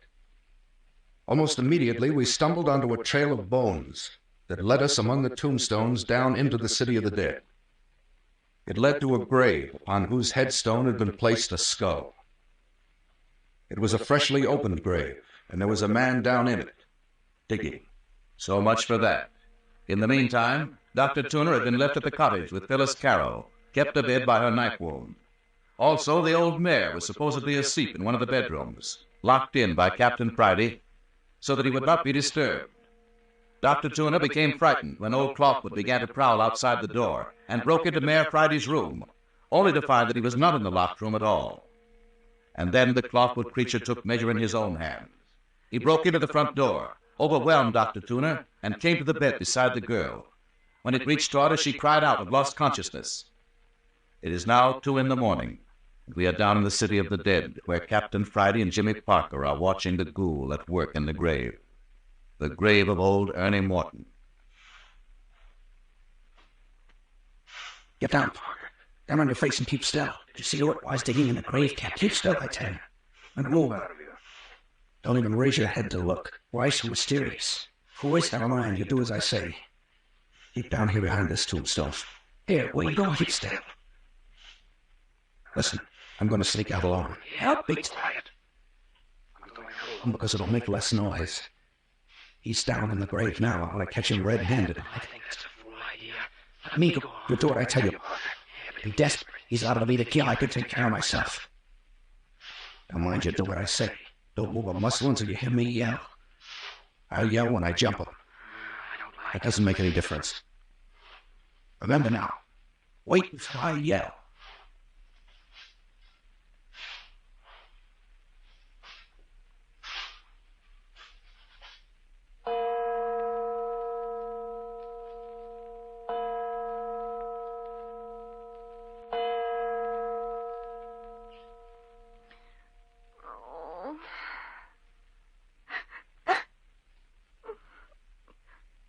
Oh, Jimmy. Jimmy. Where are you? Where are you? Oh, my shoulder. Oh, my shoulder. Oh, Jimmy. Where am I? What's happened to me? The clawfoot. The clawfoot was here. Oh, Jimmy, what's happened to you? What? Oh, Jimmy. Oh, Jimmy. Phyllis. Why, Phyllis, what's happened? What's been going on here? Where have you been? Why have you been gone so long? Why are you so white? What's happened? Nothing. Nothing that matters now. Tell me what's been going on here. Where's Doc Tuner? He's over there behind those overturned chairs. Jimmy, he's dead. Dead? Jimmy, the clawfoot phantom's been here. Phyllis. Dr. Tuner tried to drive him out, and the thing killed him. Phyllis, are you sure Dr. Tuner's dead? Oh, please don't leave me. I'm not going to leave you. I want to see if there's anything I can do for the doctor. I know he's dead, Jimmy. I saw him fall. No. No, he's not, Phil. No, he's not dead. He's still breathing. Oh, I'm glad. I'm glad. Oh, wait, I'll get him on the lounge. I don't think he's very badly hurt. Later. Al. Looks to me like he's just been knocked out. Oh, that's wonderful. What a fight there must have been. This place is a wreck, everything upside down. Yes, it was pretty bad. And what happened after old Clawfoot knocked the doctor out? It turned on me. It made a little mewing wail. I never felt so awful in my life. You went wail. Phyllis, what are you saying? It was just like that, Jimmy. Just as though it was an animal that was glad to see me. Oh, for goodness sake. It crept toward me, wailing a little soft wail. Oh, Jimmy, I can't tell you how terrible it was. It just kept coming closer and closer. You couldn't move. I screamed at it to go away. I begged it not to come near me, but it kept coming on and on. And then suddenly it was over me. It stretched out a lean claw hand. Phil, dear. And then I fainted. Ah, you poor kid. I thought you'd be safe here. I'd never let you. I just came to. Just a moment before you came in. The thing was gone. I wish I knew what to do about Doc Tuner there. You're certain he isn't dying? No, he's not dying. Just a bump on the head. He'll be around presently. Hey, where's Mayor Friday? Who broke open his door? I forgot all about him. We don't know. What do you mean you don't know? We don't know what's become of him. When old Clawfoot began to wail outside, Dr. Tuner broke in the door to awaken him. But the mayor wasn't any place in the room. Yeah, but that's silly, Phil. We saw Captain Friday lock his father in. He wasn't there. He'd vanished. Vanished from the barred and locked room? And I've got to lie here in this miserable bed with my shoulder hurt. What if something should come after me? I couldn't run. I couldn't do anything. Don't you worry about that, Phil. I'm not moving from your side from now on. But what about you? You were so white when you came in. Something's happened. Why don't you tell me? What do you mean, Phil? You're holding something back. What happened out there in the city of the dead? Why were you so white when you ran into the house? Where's Captain Friday? Well, Phyllis... Has something happened to the captain? Now, Phyllis, you've got enough to worry about. Don't bother your head about it. It's Dr. Tuner. Yeah, still unconscious. He's still unconscious, but he'll be around pretty soon now. Oh, Jimmy Parker, you tell me what happened. You've got to tell me. Is he dead? Is Captain Friday dead? No. That is, I don't know. You don't know? Well, weren't you with him all the time? Oh, Jimmy, don't put me off. I'm not putting you off, Phyllis. Honestly, I don't know. Then... Phil, Captain Friday's vanished. Vanished? Captain Friday's vanished? Oh, Jimmy. Now, Phyllis, don't give way. Please don't. Oh, but first the mayor disappeared, and now his son. Jimmy, do you think we're to be next? Of course not. But think of what's happened. First it was my cousin, Bert Arnold. They strangled him and threw him in an old grave. Oh, don't talk about it, Phil. It'll only make you feel worse. And then that stranger was stabbed to death outside your window. Well, we know old Clawfoot did that. We saw him. And then Lammy Fink, frightened to death. What is there in the world that could frighten a person to death? Well, that old caretaker was always scared of a cemetery at night, you know that. But what a horrible way to die. I've heard that a person's heart sometimes bursts wide open with fear. Did you ever hear of that, Jimmy? No, of course not. Stop it now, Phil. You're frightening yourself sick with this kind of talk. And then Mayor Friday vanished from a barred road. Oh, Phil, I tell you... And now Captain Friday. Tell me, Jimmy, how did Captain Friday disappear? How did it happen? Oh, listen here, Phil. Wait until morning, won't you? Wait until daylight and I'll tell you all about it. It'll only be a few hours now. No, I want to hear now. But, Phyllis, it's not a nice story. Tell me now. I left the house and went to the shed where we laid out the skeleton. The skeleton with the message tied to it, saying it wasn't my grandfather? Oh, Phil, I wish you wouldn't. Go on, Jimmy. Well, the skeleton was gone. Gone? The skeleton, too. The mayor, the captain, and now the skeleton. Yes, the skeleton was gone. We were looking about outside the shed when I ran across the bones of its foot. Its foot? Yes. Just a little further down into the city of the dead, and Captain Friday found its ankle bone. Well, that's strange. What did that mean? We didn't know at first. But presently we found leg bones and most of the rest of the skeleton scattered out ahead of us. It was a trail of bones, Phyllis. A trail of bones? Yes, a trail of bones leading us down into the city of the dead. Leading us down to a grave. Any particular grave? The grave of Ernie Morton. Ernie Morton? The grave we opened in search of the Black Pearl. Oh, Jimmy. The grave in which the strangled body of your cousin Bert Arnold was found. Oh, what does it mean? What is it? And Phil, when we got down into the city of the dead, there perched on the headstone of Ernie Morton's grave was the grinning skull of our skeleton. And that isn't all. Yes? Phyllis, there was someone digging in that grave again. Jimmy! Yes, someone digging. He didn't see us. We threw ourselves down in the shadow of a tombstone. It was brilliant moonlight. Who was it? I couldn't tell. I don't know. Captain Friday made me lie flat. I couldn't see a thing. All I could hear was the shoveling. Shoveling of the ghoul in Ernie Morton's grave. Then what happened? Captain Friday was peering around the edge of the tombstone. Suddenly he called my name and dropped back to the ground. You saw who it was? That's what I thought, but if he did, he wouldn't tell me.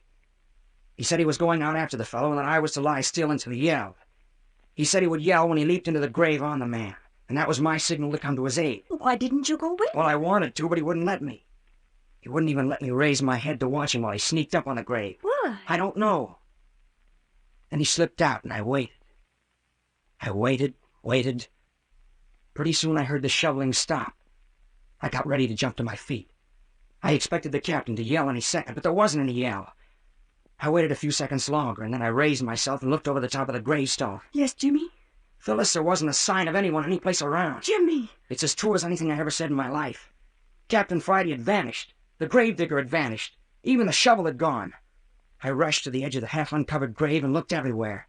There was nothing. Oh, Jimmy, I couldn't have done that. I stood there in the moonlight at the edge of the grave, petrified for a moment. Then I yelled until my lungs hurt. And all I got from my trouble was a lot of echoes. Echoes coming up from the ruins of the old church. Echoes and the faint sounding of that phantom church bell. I couldn't have stood it. Then I got sick. I got away from the edge of the grave and started to run. It's more than a mile, but I ran the whole way back here to the cottage without stopping. No wonder you were white and out of breath. And when I came in the door and found everything so upset, you so frightened, it brought me to my senses. Now I think the doctor's coming too, Phyllis. Get a pan of cold water, Jimmy. Bathe his head. Yeah, okay. Watch him, Phil, and he starts to move around. Yeah, I don't want him to fall off the lounge. He's all right. Only hurry. Coming. Now we'll fix him up. Poor old guy. This cold water will help that head.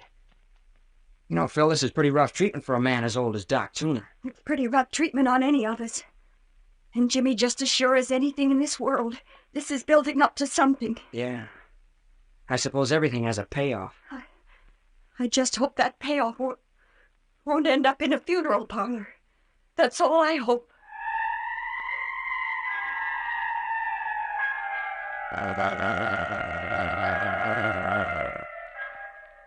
The old mare missing, Captain Friday missing. The prowling of old Clawfoot is building up to something more surely than Phyllis Carroll can know. And on the next appearance of one of these three, who is even now making his way between the moonlit headstones toward the cottage. But more of that in just a moment.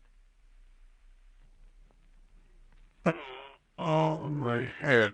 Oh, he's coming to all right, Phil. I'm awfully sorry about him. He's been so kind to me. The mayor keeps some stimulant around here somewhere. I think a little something would do him good. I saw it on the lower left-hand shelf in the kitchen cupboard, Jimmy. Oh, good. I'll get it. Did you find it, Jimmy? Yeah, I got it. Yeah, this'll snap him out of it. Here now, Doc. Try and drink this.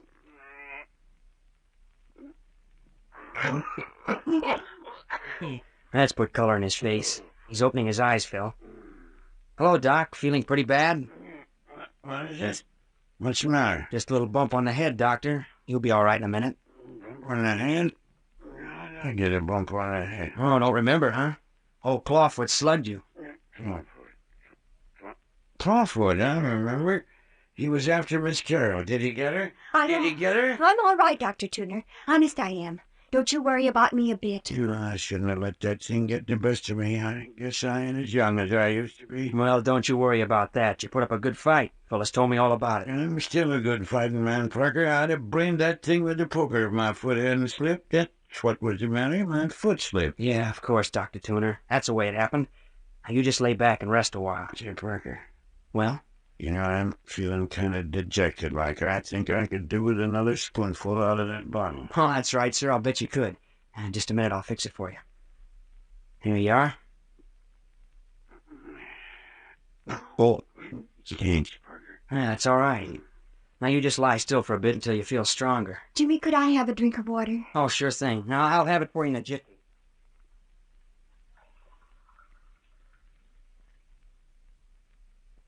Here you are, Phil. Hey, where's Captain Friday, Parker? He hasn't come in yet. What's he doing out meandering around the city of the dead this time of night? Oh, he'll be in when he gets ready. What gets me is what that old Clawfoot critter wanted in here.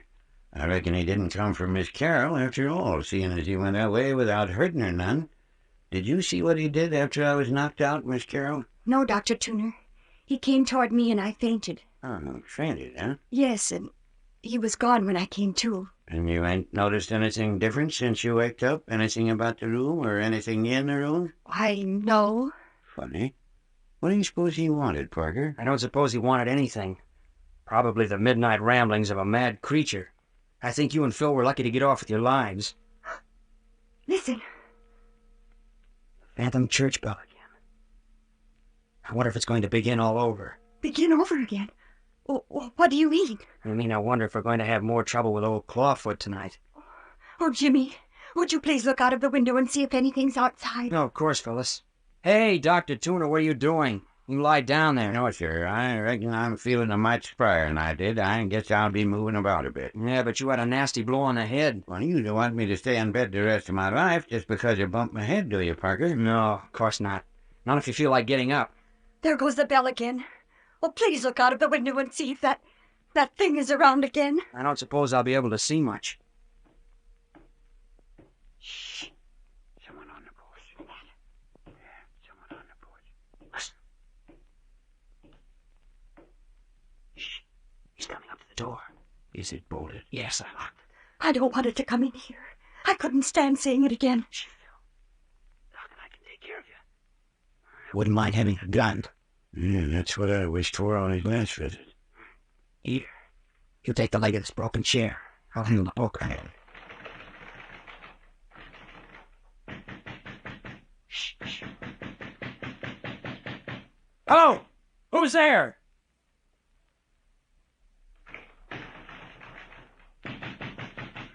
Is it? Whoever it is. Jimmy, I'm so afraid. Why are you out there? You better answer if you know what's good for you. That's right. We're two against it, and you ain't got a chance. Shooter. Shooter, that's you. Friday, we're happy. Sure, it's me, Mayor. Here, unlock that door and let the mayor in. Dr. Tuner, are you certain it's the mayor? Certain? Of course I'm certain. Go on, open the door, Parker. Yeah, what did I tell you? Of course it's the mayor. And why shouldn't it be me? What in tarnation you going to lock me out for? Well, why didn't you answer instead of tromping up on the porch and banging on the door without a word? Because I ain't used to asking for permission to enter my own house. What in the Sam Hills happened here anyway? Who broke that chair? Who smashed in that door? I reckon it couldn't be helped, Mayor. We had a little visit from old Clawfoot while you were out. Clawfoot? I reckon so. By the way, Mayor Friday, where have you been all night? Curious young squirt, ain't you, Parker? Perhaps so, but a lot of things have been happening around the City of the Dead tonight, and I think you can throw light on a great deal of it. What's been happening? Well, to begin with, we all saw Captain Friday lock you in that room there before he and I went out into the City of the Dead. You saw the captain lock me in? That's right, Mayor. I reckon we all saw him do it. Doc, you saw him lock me in? I reckon that's right, Mayor. Well, when was that, Doc? Just before he and young Parker here went out. I reckon it was something about like midnight, Mayor. Oh. How'd you get out, Mayor Friday? Where's the captain, Parker? Why, he vanished. Vanished? Yes. We went down into the City of the Dead together and, well, he disappeared. You mean something's happened to my son, Parker? Sorry, Mayor Friday. I don't know what happened to him. You see, we found someone digging in Ernie Morton's grave. Ernie Morton's grave? Yes. Captain Friday made me lie down behind a tombstone while he crept up to the grave. He told me to wait until he shouted. Well? He never shouted. Didn't shout? No.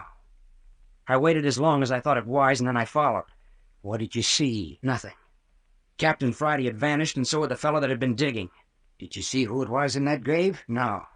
When I got to the edge of the grave, there was nothing but a partly filled hole. That's a likely story, young man. Well, it's true. I reckon I know better than that. What do you mean? Just what I say. It just happens that I came up through the City of the Dead right by Ernie Morton's grave that half an hour ago, and that grave ain't been touched. Maybe, though, you filled up the grave before you came in. No, I left it just as it was.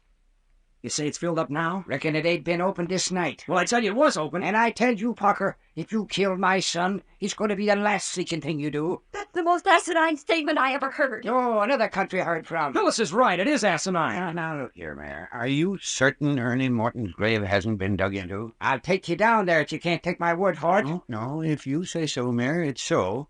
Look here, Parker ain't been acting like my idea of a killer. You're an old fool, Doc Tuner. How do you know how a killer acts? Now then, Mayor, you can't make me believe that you think the captain's dead. I ain't lived around you 40 years for nothing. If you really thought anything had happened to that boy... You'll keep your thoughts to yourself, Doc Tuner. But Mayor Friday, why would Jimmy do a thing like that? He hadn't any reason. Honestly, he didn't. The captain was getting too much on him. Of course he had reason. Plenty of reason. Oh, no. Honestly, Jimmy wouldn't hurt anyone. Honestly. There, now, Miss Carroll. Oh, Phil, don't cry. It's all right. Oh, but you didn't. Now, Miss Carroll, you've gone and made yourself unhappy again. You've had too much trouble tonight.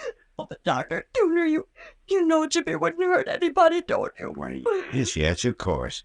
Here, now, you let me straighten out your pillow for you. The mayor said... There. Let me lift you up a little. Now I can fix that pillow. I'll give you a powder that'll put... Hello. What's this under your pillow? Why, I don't know. Look here, Mayor, Parker, look. Look what I found under Miss Carroll's pillow. What is it? Let me see. What have you got there, Dr. Tuner? A black pearl.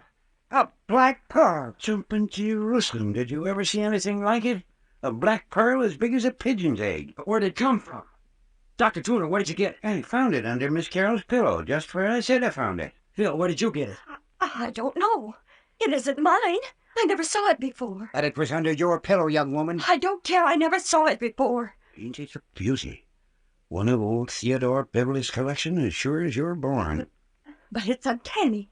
How did it get under my pillow? Well, one thing's certain now anyway. What's that, son? That somebody has found the pearls. Their whereabouts is no longer a secret to somebody. And to someone in this group. How do you figure that out, Mayor? Because we're the only ones who've had an opportunity of placing the pearl under the girl's pillow. Old Clawfoot. It was old Clawfoot. Right figures, I wonder. Of course it was old Clawfoot. We were wondering why he broke into the place. He didn't take anything, didn't hurt anyone more than was necessary to carry out his mission. Sounds reasonable. Well, of course. If Phyllis hadn't fainted, I'll bet he'd have put the pearl right in her hand. Jimmy, do you really think so? I'll bet money on it. But why? Why? I don't know. Just the same, I'll bet it was he. I know it was. You seem awful anxious to convince us, Parker. What do you mean, Mayor? I mean, I don't think Clawfoot had anything to do with that pearl. Oh? Well, what's your theory? I think you put that pearl there. What? Me? Yes. I think that pearl explains why the captain didn't come back to the cottage with you, James Parker. But I don't understand. Oh, yes, you do. In some manner, you and my son hit on the hiding place of them black pearls tonight. And it didn't suit your purpose to have anybody but yourself know about 'em. You're crazy. Well, maybe I am and maybe I ain't. But just the same, young fella, I ain't taking any chances. You're going in that there bedroom of yours, and you're going to stay there until we can turn you over to the police. But you can't do that. You mustn't. Look here, Mayor, that's absurd. Why on earth would I give myself away by bringing one of the pearls here to the cottage? Couldn't resist the temptation of bringing one along to show to the girl. Likely you and her was a-looking at it when Doc Tuner came to. You didn't have time to hide it, so you stuck it under her pillow. No. I never saw it before. Honestly, I didn't. I swear it. Now, don't you go getting all excited again, Miss Carroll. What's the matter with you, Mayor Friday? Why don't you give me a break? You're always making me the goat for everything. What have you got against me? I've never done anything to you. That won't do you no good, Parker. Well, you know what I think of you. With as much circumstantial evidence against you? Circumstantial evidence? I'd like to know if there's anyone in the world that's got more against them than you. You went out of this house with my son, and you came back alone. That's enough for me. Look! What? Are you pointing at me? Yes, I'm pointing at you. Look there in his vest pocket. Jimmy, what is it? I don't see anything. Must be losing his mind. What's the matter with you? Look at that gold pencil in his vest pocket. That's Captain Friday's pencil.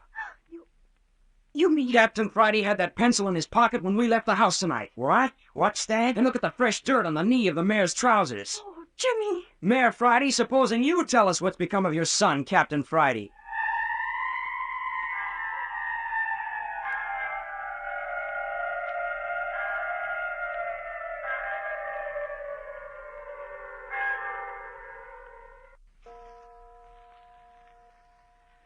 "4 o'clock on the morning of the third day in the city of the dead.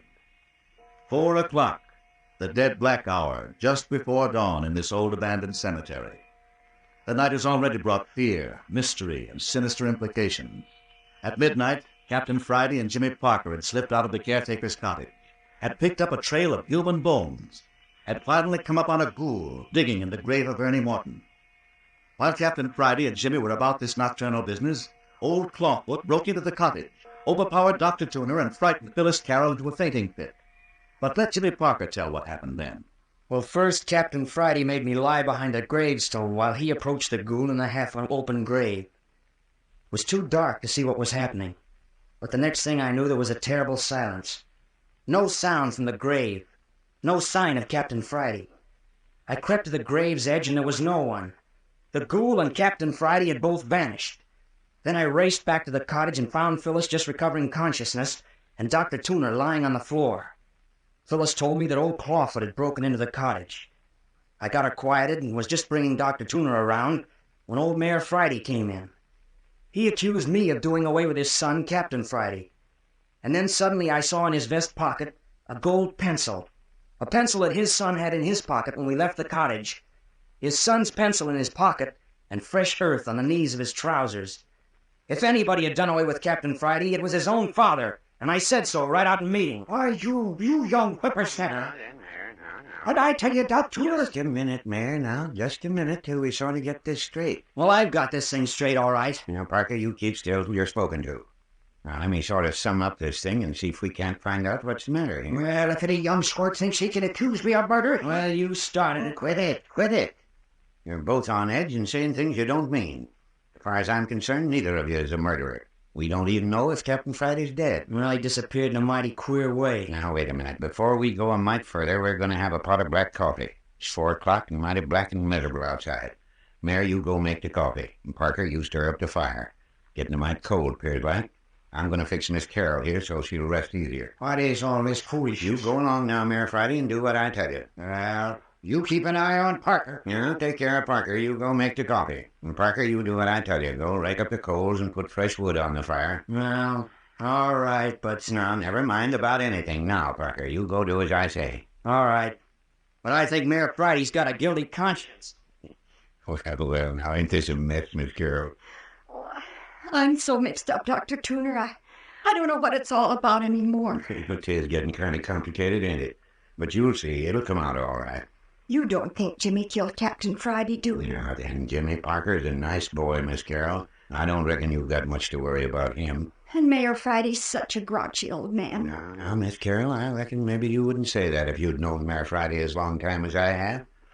Now then, you sort of shift over so I can straighten this sheet under you. Careful of that shoulder. Uh-oh, did we hurt you? It's all right. You got your bed all torn up, shifting and turning. There, now that's better. Straighten the covers over your bed. There. And if you need this extra blanket, you just sing out. How's the pillow? It's very comfortable, thank you, Dr. Tuner. Good. Now I'm going to fix you up a real strong bit of sleeping medicine. Then when you've had your hot drink, you're going to get hot milk, get coffee. You just slip off to sleep before you know it. Oh, Mayor. What do you want? Warm up a glass of milk for Miss Carroll while you're about it. All right. There, that's a fire that'll last until morning. Good. Here, Parker, hold this spoon for me. There, now I'll take it. Bring that glass of water from the table, will you? Now, Miss Carroll, you just swallow this spoonful of mixture and then take a drink of water. Is it very bad? I'm not very good at taking medicine. Oh, I don't reckon you'll even taste it. Here you go now. Jimmy, give me that water quick. Here, fine. Hey, not so bad, was it, Miss Carroll? Well, I've taken things I liked a lot better. Here's the coffee and the hot milk. All right, Miss Carroll, now you sip this glass of milk while we're drinking our coffee. Let's stop this monkey business and get back to important matters. Now, Mayor, I was just thinking that none of us ain't quite so belligerent as we were a few minutes ago. Yeah. So I thought I'd sort of act as pacifier and sum up everything. Is that all right with the rest of you? Yeah, all right with me. Go ahead, Doc. Now, this is the thing as I see it. Captain Friday and Parker went out of the cottage when they heard old Clawfoot monkeying around. Before he went out, the captain locked you in the bedroom, Mayor, because he didn't want to awaken you. Then he and Parker went out to the shed in back where they'd laid out that skeleton. And lo and behold, the skeleton was gone. But the skeleton had come apart and left a trail of bones. Captain Friday and Parker here followed this trail and found that it led down to Ernie Morton's grave. Well, get along, Doc. We all know about that. Well, I reckon I'll have to tell this my own way, Mayor. Now then, when they got down to the grave, blamed if there wasn't someone digging in it. That's what Parker says. Yes. So he and the captain dropped down behind a tombstone, and then Captain Friday insisted on creeping out to the grave alone. Well, Parker waited, and when he didn't hear any sound, he peeked out, and there wasn't a soul anyplace. That right, Parker? Yeah. Sounds dad-burned funny to me. Now, never mind, Mayor. Well, back up here at the cottage, me and Miss Carroll were having our own trouble. Old Clawfoot broke in, clumped me over the head, and Miss Carroll fainted. But I'm getting a little ahead of my story. We got scared when we heard old Clawfoot, and I broke into your bedroom door, and there wasn't hiding her hair of you. We're still wondering, Mayor, how you got out of that room with the door locked and the windows barred the way they are. Go on with your story, Doc. Guess we're going to keep on wondering. Well, then we don't know what old Clawfoot wanted in the cottage here, 'cause he'd left before Miss Carroll came to. What about the Black Pearl? I'm coming to that, Parker. It seems that just as Miss Carroll came to, Parker here ran into the house, saw how things was, quieted Miss Carroll, and brought me to. And then he announced that Captain Friday had vanished at old Ernie Morton's grave. We were all pretty worried. Mayor Friday had vanished, and so had his son. And then who should walk in on us but the mayor himself? Ain't you never coming to the point? I'm getting there, Mayor. I'm getting there. The thing is, you accuse Parker of doing away with your son. Then right on that, I happen to reach under Miss Carroll's pillow to sort of straighten it out for her. And what do I pull out but one of the black pearls? One of the Theodore Beverly black pearls, supposed to be buried somewhere in the city of the dead. Old Clawfoot left it, I tell you. Well, Parker here claims that Clawfoot left the pearl when he raided the place. Mayor Friday thinks that his son and Parker discovered the hiding place of the pearls, and Parker killed Captain Friday so he could have the loot for himself. The mayor thinks that after doing away with the captain, Parker brought one of the pearls here to show Miss Carroll, and then hid it under her pillow. Parker denies this, and so does Miss Carroll. Don't you, Miss Carroll? The sleeping mixture's worked. He's gone off like a lamb. Oh, that's good. She needs the rest. Poor little Phyllis. Well, to go on with our story, suddenly Parker here lets out a yell and says he reckons the mayor himself knows what became of Captain Friday. He points to a gold pencil in the mayor's vest pocket, and he says it belonged to Captain Friday. He had it with him when they went out of the house together earlier this evening. Likewise, he points out that the mayor has fresh earth on the knees of his trousers. Now, that's how things stack up to this point. Is that right? That's right. Well, what do you got to say to Parker's accusations, Mayor? Nothing. Except that the boy is a lunatic. Now, Mayor, ain't you going to explain how you came by your son's pencil? It is the captain's pencil, ain't it? Mm-hmm. Yes, I reckon. Well, ain't you going to tell us how you got it, Mayor? Don't mind. Parker's simply mistaken. My son loaned me the pencil this morning, and I forgot to return it. That's all. You mean the captain didn't have the pencil when he went out this evening? That's what I'm saying, Doc. That's not the truth, and you know it's not. Are you calling me a liar, Parker? I'm sorry, but I reckon he's got a right to in this instance, Mayor. What do you mean, Doc? I mean, Mayor, that I was using that gold pencil myself just before we went to bed tonight, and I returned it to Captain Friday along about 10 o'clock. You couldn't have had it, Mayor. Yeah. Well, what about it, Mayor? Well, I must have 2 gold pencils, then. I see. You still stick to your story, then? Of course. Why shouldn't I? The truth. Well, what about the earth on your trousers? I was down on my knees several times looking for tracks tonight. But that's freshly dug earth, Mayor Friday. Quite a detective, ain't you, Parker? And what about the Black Pearl, Dr. Tuner? You're not going to let Mayor Friday keep that. Doesn't belong to him. It's part of Phyllis's estate. Oh, I reckon the mayor will take good care of it, Parker. I'd rather have you keep it, Dr. Tuner. Don't be a fool, boy. The pearl's as safe with Mayor Friday as it is with me. Well, come on, Parker. There's been enough foolishness. What do you mean? You heard me say I was going to lock you up, didn't you? Yeah, but look here. The phantom church bell is ringing again, Mayor. What of it? I'm getting so used to it I don't pay no attention to it no more. Just the same, it's ringing and I don't like it. Anyway, that don't affect you, Parker. Come on. No, Mayor, be sort of reasonable. You leave me be, Doc. I know what I'm about. Well, where you going to put him, Mayor? Ain't many good lock-up places left in this house. Put him in his bedroom, of course. You don't reckon that'd help much since the feller sawed the bars off his window the other night? Well, and I'll put him in the girls' room. Sorry, Mayor, but I busted in the door, as you can see. Well, what in tarnation will I do with him then? Now, look here, Mayor, let the boy alone. He ain't going to run off while the girl's sick of bed here. I ain't so much afeard of his running away. Well, what is it, then? He's liable to treat the rest of us just as he done my son. Now, Mayor, you don't believe young Parker here killed the captain. You know you don't believe that. There's the Clawfoot. Nasty brute. He drools and sucks his teeth all the while. I saw that much before he knocked me out. I wouldn't mind the whole business half so much if it wasn't for him. It makes my flesh creep. How was he dressed, Dr. Tuner? Did he still have on those flowing white robes? I reckon he had his robe on all right, Parker. And his bare, hairy shanks were sticking out below. Bare, huh? Did you notice his feet, Doc? Did you see if he did have claw feet? No, Mayor. I reckon I was too busy watching the knife in his hand to pay much attention to his feet. The bell. That phantom church bell? Yeah, it seems to be an almighty lot of action down in the city of the dead tonight. Though whoever heard of corpses rising from their graves at 4 o'clock in the morning? Dark as the inside of a cow. Did you hear that? Hear what, Parker? I heard footsteps on the porch. Listen.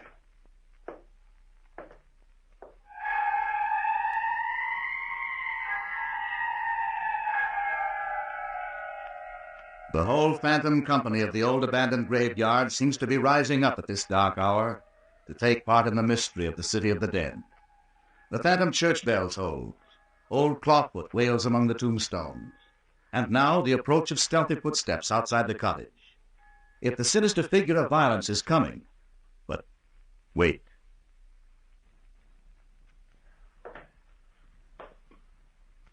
Do you hear it?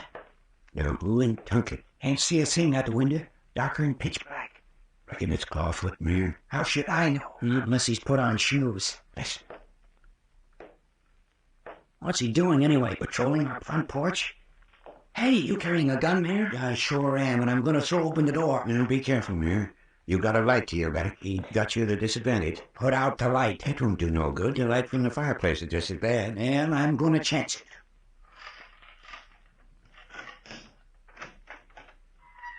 Careful, Mayor. Ain't nothing out here, Doc. Yeah, it's just as well, Mayor. Come on back in and shut the door. Ain't funny. There must have been something out there besides just them footsteps. Of course there was, but... Listen. There they are again. It's strange. Old Clawfoot never pulled anything like this before. And I still want to know when he put on shoes. Of course it's Clawfoot. Who else could it be? I don't know. Besides, Clawfoot always wailed before when he was around. Well, we heard wailing back a bit. Yeah, but that was way off. Haven't heard a sound since the footsteps began. Listen. I'm going to find out about this, Dad Bottom. Now, wait a minute, Mayor. I wouldn't go out there again. Of course I'm going out. Here, give me that flashlight. Well, if you're going out, Mayor, so am I. Well, come on. Nobody's keeping you. Just the same, I think we hadn't ought to go. Do as you like. I'm going.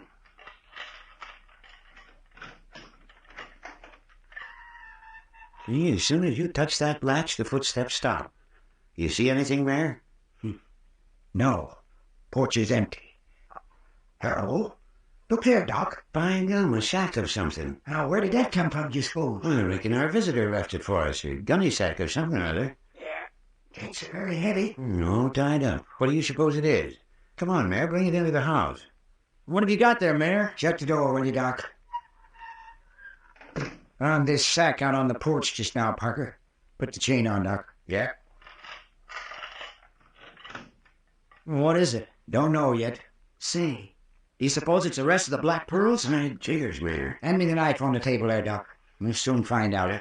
Here you are, Mayor. If it is the pearls, remember they belong to Phyllis and no one else. You stand back, young fella. This is none of your affair. It is my affair. I'm here to see that Phyllis gets what's coming to her. You'll both get what's coming to you before this thing's settled. I reckon you two better stop glaring at each other. Now, Mayor, go on. Cut that sack open. Then make him stand back. Come on, Parker. Be a sensible chap. Well, I'm going to see what's in that sack. Well, of course you are.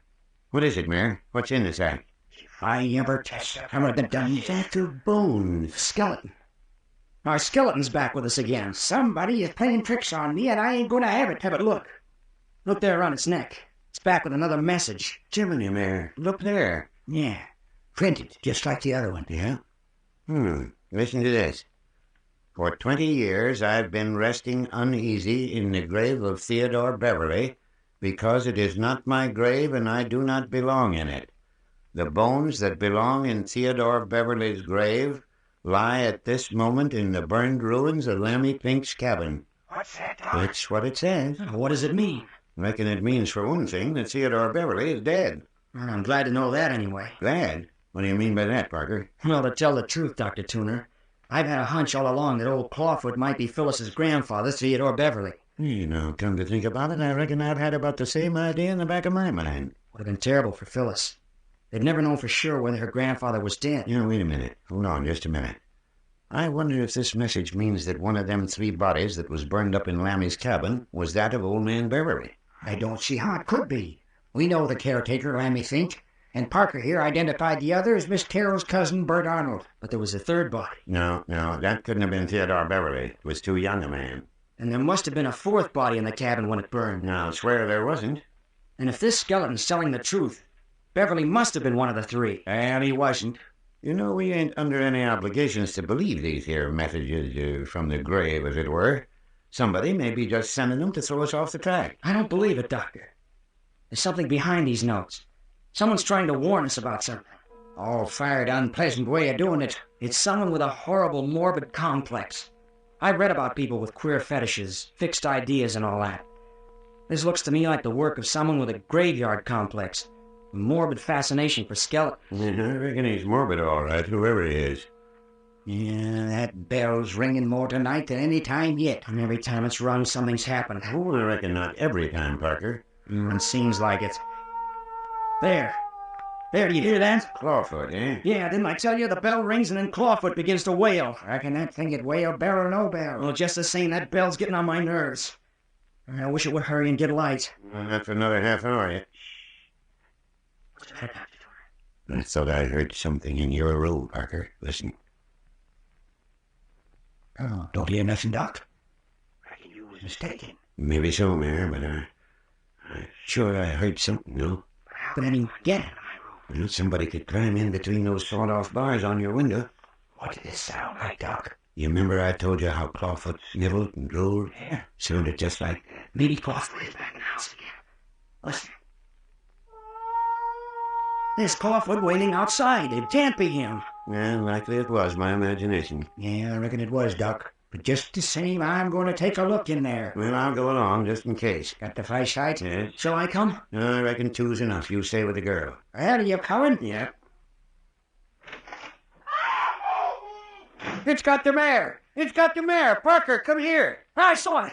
I saw it, Doc. Just as the mayor opened the door, a hand reached out and jerked him into the bedroom. And it slammed the door right in my face and locked it. You're sure the door's locked? Yes, of course I am. Hey, to do something. We've got to save him if we can. Break down the door. That's it. Grab that chair. Stand back, Doc. Get away from the door. That's it. Harder, Parker. Here, let me do it. Stand back. I almost got it that time. It's giving. Hit her lower down. Well, there she goes. We got her that time. We were waking Phyllis. Sir, come on. She'll be all right. Look, there's the mayor. Trigger flash over there in the corner. Murder. No, he's not. Look, he's sitting up. Mayor Friday, who was it? What happened? Oh, he choked me. You all right, Mayor? Are you hurt? Oh, tried to wring my neck. Here, help me up. Who was it strangled you? How'd he get away? I don't know. And out through the window when you started battering the door, whoever he was. Can you stand? Yes, I reckon so. Well, you don't need me. I'm going to Phyllis. Yeah, I'll bring the mayor. Oh, Jimmy, what happened? What's the matter now? Phyllis, you mustn't cry like that. I'm all right. Look, Phil, here I am. Jimmy, what was that noise? It wasn't anything, Phil. Really, it wasn't. But look, what's the matter with Mayor Friday? Why, he just slipped and hurt himself. But Jimmy, you're not telling me the truth. Now, Miss Carroll, don't you go to getting excited. The mayor's all right. Yeah, my mouth feels as big as a barrel. Being strangled ain't no picnic. Strangled? Did somebody try to strangle the mayor? Well, Phil, please, it wasn't anything. Really, it wasn't, Phil. Oh, no, not anything. Well, I reckon you won't say that when I tell you that feller got your precious black pearl. What's that? You let him have the pearl, Mayor Friday? I didn't let him have it. He took it. Well, I sworn. Got it, did he? Went right through your pockets, did he, Mayor? Held me by the throat with one hand and lifted the pearl out of my breast pocket with the other. Who was it, Jimmy? Who did it? We don't know. Oh, I can't stand any more of it. Well, it wasn't Clawfoot. We've been hearing him outside. No, it wasn't Clawfoot. Look, he had on dark clothes. Dawn's beginning to break. Look, Phil, you can see it through the window. Oh, I'm so glad. Just the same, I'd like to know who got a hold of that black pearl. How did the person know about it in the first place? None of us had a chance to talk with anyone on the outside since it was found. That's an idea, Parker. And more than that, how did this burglar know that the mayor had the pearl? There's something mighty queer here. A lot of queer things, that's a fact. And another queer thing. In spite of the fact that Mayor Friday claims he was choked until his neck felt like a barrel and he could hardly breathe, have you noticed there wasn't a mark any place on his neck? Look here, Parker. I guess that's just about the limit. Now, Mayor. You're an old medical man, Doctor. I ask you, does the mayor's neck look as though he'd been choked? Look, you blasted young fart, Eric. You keep on sticking that snoot of yours into other folks' business and watch what happens. You're afraid to let Doc examine your throat. You know as well as I do that you were choked. So does Dr. Tuner. No, don't include me in your fricases. Are you going to let Dr. Tuner examine you? Well, if it means that dad burned much, yes. I'll let him look at my neck. Come on out in the kitchen, Doc. Why out in the kitchen? Let him examine it right here in front of me. Look here. Who you ordering around? Whose house is this? I guess we've just about got you cornered, Mayor. Nothing left to defend yourself with but a lot of hot air and bluster. Oh, but after all, Parker, both you and me saw that hand reach out and jerk the mare into the bedroom. We both saw that. Maybe there was a hand. Maybe there really was someone in the bedroom. But if there was, the fellow was a friend of the mayor's. Now, Parker, I wouldn't say that. Well, I wouldn't. I say it again. Maybe you're in on it, Dr. Tooner, and maybe you're not. But whether you are or not, Mayor Friday knows what it's all about. Yes, that's right, Parker. I know a good many things. Too much for your own sake. Well, I've used my eyes, and I can tell you, Mayor Friday, I've picked up a few things of my own. When the showdown comes, I'm not going to be tongue-tied either. Oh, Jimmy, please don't quarrel. I'm so tired I can't even cry anymore. I just lie here and ache. We're a little still. This has been an awful night for you. Rub your hand over my head, Jimmy. My face is so hot. Of course I will. Oh, that feels so good. Your hands are cool, Jimmy. So nice and cool. There. I'll try to relax. The church bell, Jimmy. Do you hear it? The Sandham church bell. There, Phyllis. That medicine I gave her a while back is strong enough to put her to sleep again, Parker. I think she's drifting off. She's going back to sleep in spite of herself. Jimmy, dear. Yes, Phil? Jimmy, dear, will you please go to the window and see if it isn't almost light? I think I could go to sleep if it wasn't so dark. Of course, I'll go to the window. Should be getting light. The night is beginning to break up, Phil. It isn't near as dark as it was. I can see the shapes of trees down as far as the edge of the road. It's getting light. It's getting light. Now I can sleep. Oh, Jimmy, I'm so tired. Yes, in another 15 minutes, Dawn will be down here in the City of the Dead. Parker, she's dropped off. She's gone back to sleep. My gosh, Doc! Clawfoot's right outside the house. Yes, I see him moving among the trees, just his outline, but I couldn't miss him. Where? I don't see him. Watch over there by that big pine. See? You see him? Yeah, yes, I see him. See him there? Sure. My gosh, Doc. Look right behind him. Do you see it? Something's crawling after Clawfoot. Something's stalking Clawfoot. Watch, he's going to leap. It's a man. He's got Clawfoot. Look, he's handling him like a baby. Can you see who it is? No, it's too dark. Look, he's got him gagged. He's picking him up on his arms. He's kidnapping Clawfoot.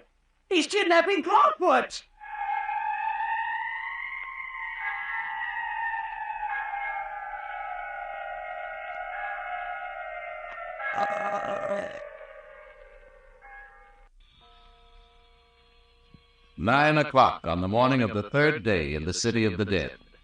The most harrowing night in the lives of Phyllis Carroll and Jimmy Parker is past. During this night of terror, the following incidents have taken place. Captain Friday has disappeared. Jimmy Parker is convinced that it was Mayor Friday whom he and the captain saw digging in Ernie Morton's grave just before Captain Friday disappeared.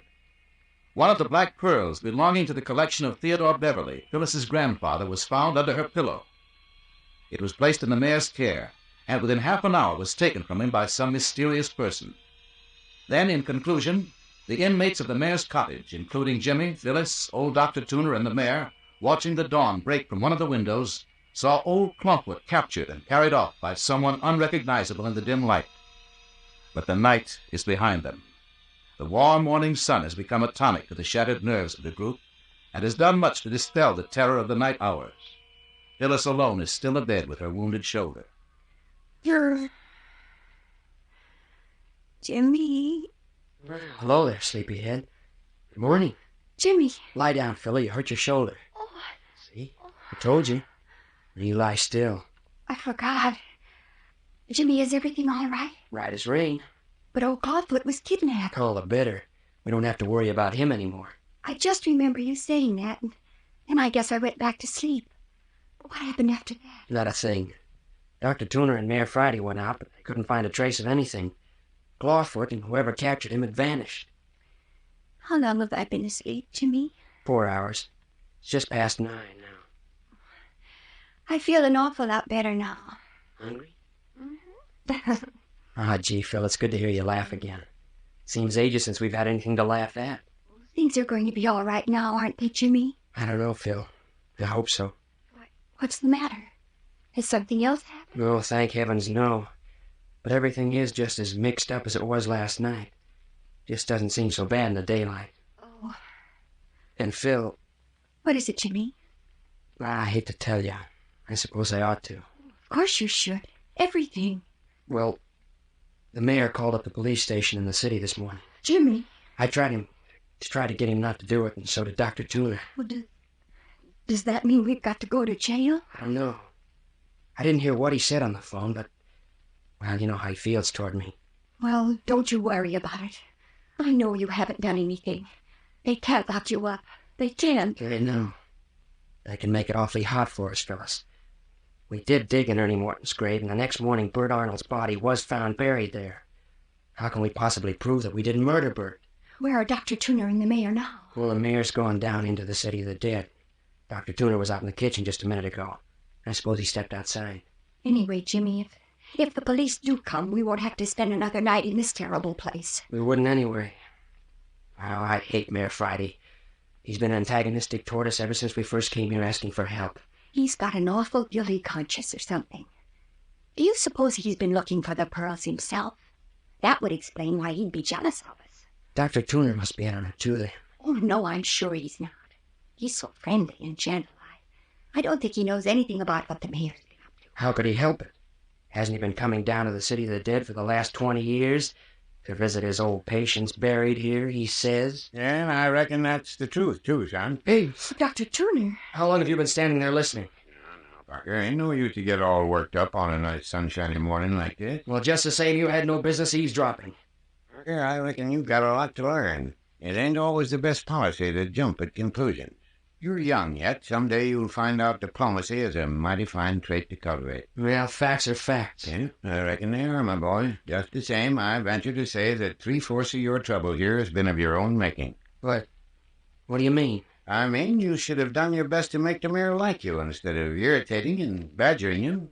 You ain't had any considerations for his feelings right along, so why should he bother to think anything but the worst about you? But I've never accused Mayor Friday of anything that wasn't perfectly apparent on the surface. No, of course you haven't. Neither has he suspected you of anything that didn't look almighty queer. Yeah, but I told the truth.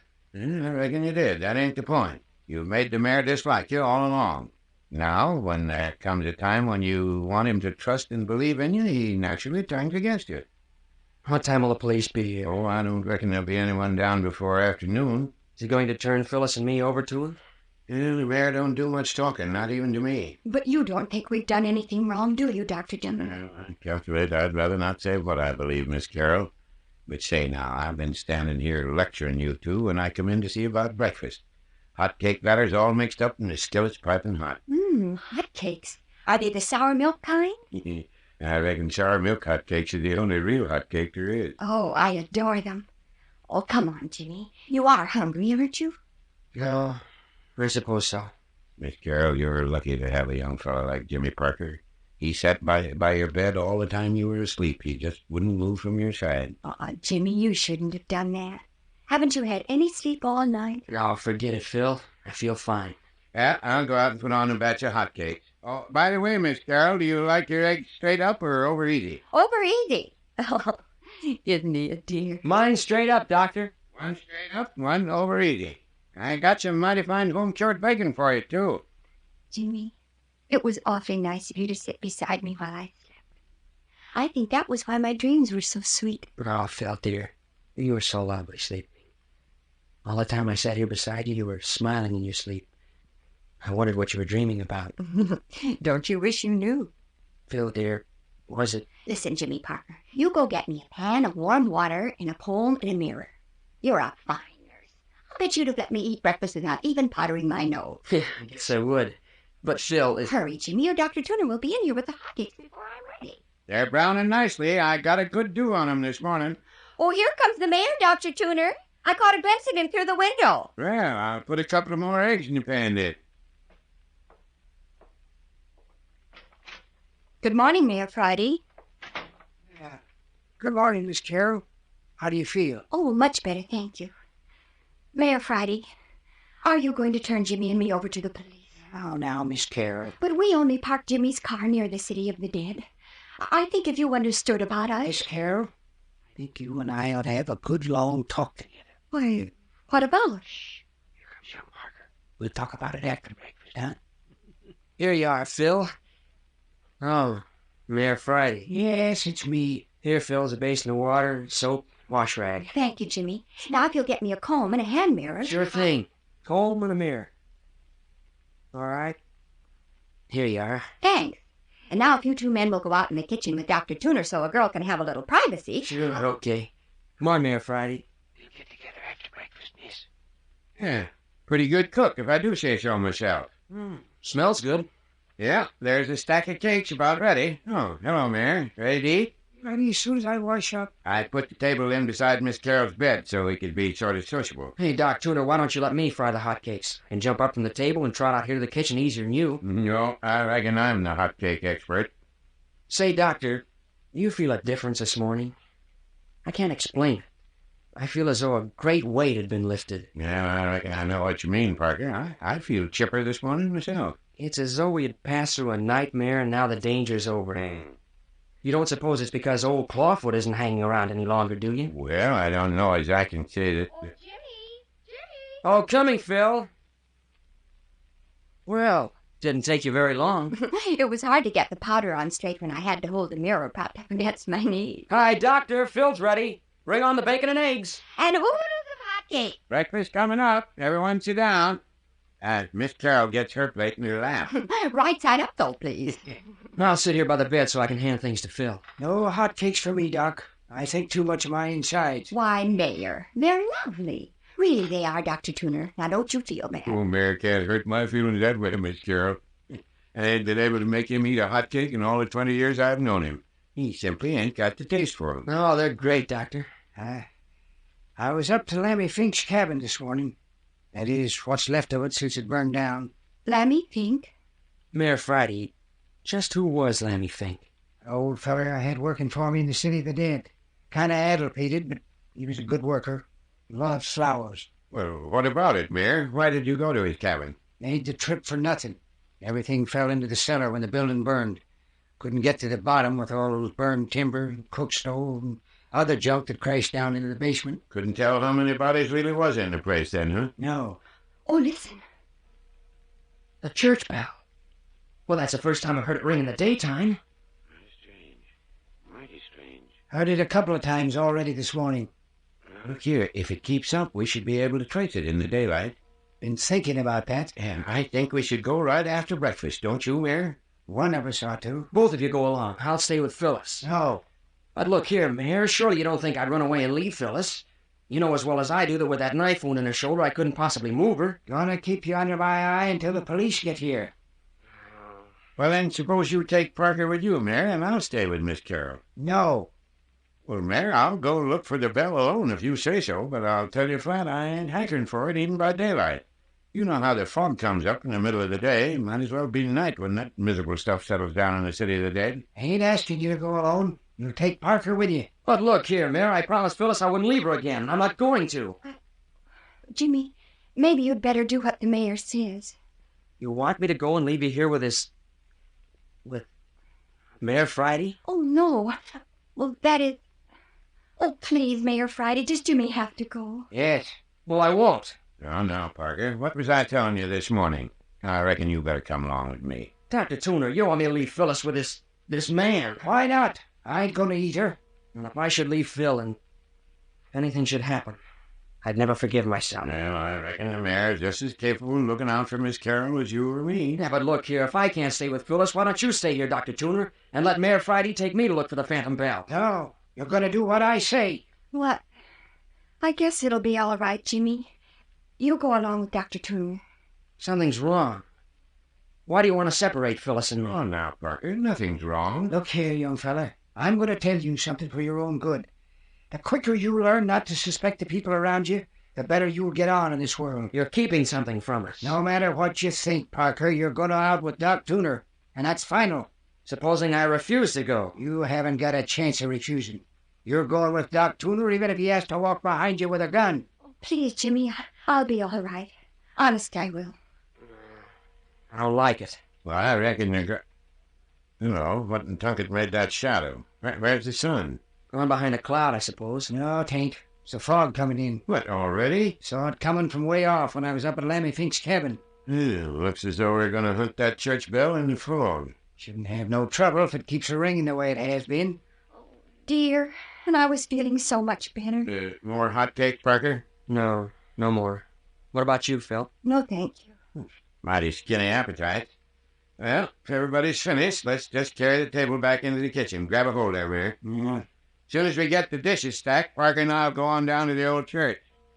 Look here, fellas. If you're afraid to stay here alone with Mayor Friday, you just say the word and I won't go. That gun business is all hooey. Dr. Tuner wouldn't shoot anybody. No, Jimmy, you go ahead. It'll be all right. Really, it will. Only, well, I wish this fog wasn't settling down on us again. It makes me cold inside just to think of it. Listen, Phil. I found this knife out in the kitchen. Jimmy! It's the one you were stabbed with. Oh, take it away. No, Phil. Take it under the cover with you. Oh, no, I don't want it. Don't let Doc the Mayor hear. Please take it. Hide it under the covers. I'll feel a lot better if I know you've got something to protect yourself with. I hate the sight of it. It's a terrible weapon. You'd be glad enough to have it if you were fighting for your life. What do you mean? So really, Phil. Here, take it. All right, but what an ugly handle. Boy, put it under the covers and don't tell anyone. Oh, I hate it. There. Now, if anyone gets funny, you can carve your initials on it.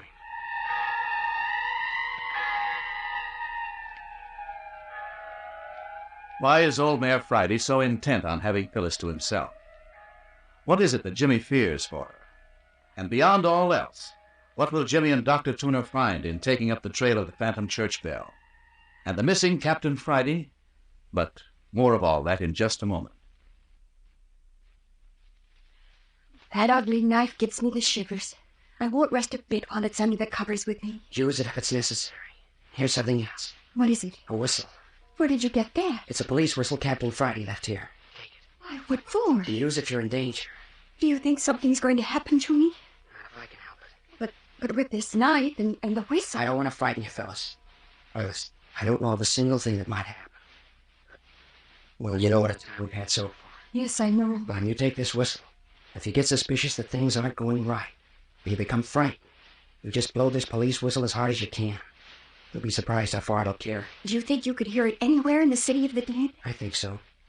Anyway, we won't be out of range of it very long. That does make me feel safer. To know that I can call you. Now, Parker, get your hat and let's get started before the fog settles too thick among the tombstones. All right. I'll be right with you.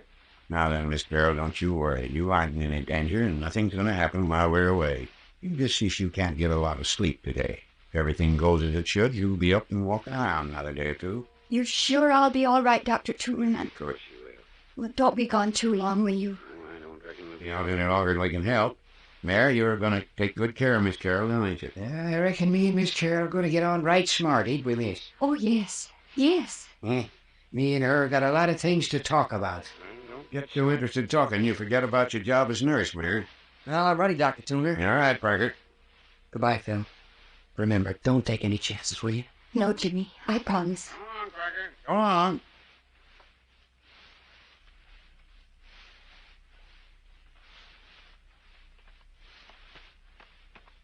Look there, Dr. Tuner. There's Ernie Morton's grave just ahead. Let's look at it a minute. Getting pretty foggy, Parker. We ought to keep moving. It won't take but a minute. Look here, Doctor. See, this is where Captain Friday and I were lying just before he sneaked over to the grave. Can still see the impression of my body in the grass. Looks so, all right, son. Of course it's so. If that bell keeps ringing like this, we shouldn't have any trouble crawling. Look here at the grave, Doc. Oh, come on, boy, come on. But I want to prove to you that the grave was opened last night. How do you do that, Parker? Here. Look at this piece of sod turned upside down. Yeah, what's that prove? Look. The grass is still fresh and green when I turn it over. If that sod had been lying bottom side up since Captain Friday opened the grave 3 nights ago, the grass would have wilted, wouldn't it? I reckon you're right, son. Of course the grave was opened last night. You know what I think? Come along. You can talk as we're moving on. I think that it was Mayor Friday himself digging in that grave. Well, that ain't nothing new. You've been intimating that that's what you thought right along. Well, I never came right out and said it before. Yeah, there's the old church looming up down there through the fog. Must be getting near the bell. Doesn't sound much closer, though. What sort of woods are those behind the church? Oh, hardwood, mostly. Oak and beech, I reckon. Shall we go on down to the church and make that our starting point? All right. Hey, what do you keep cocking your ears back toward the house for, Parker? You can't hear anything down here. Don't know. Thought I might. It's a queer thing to say.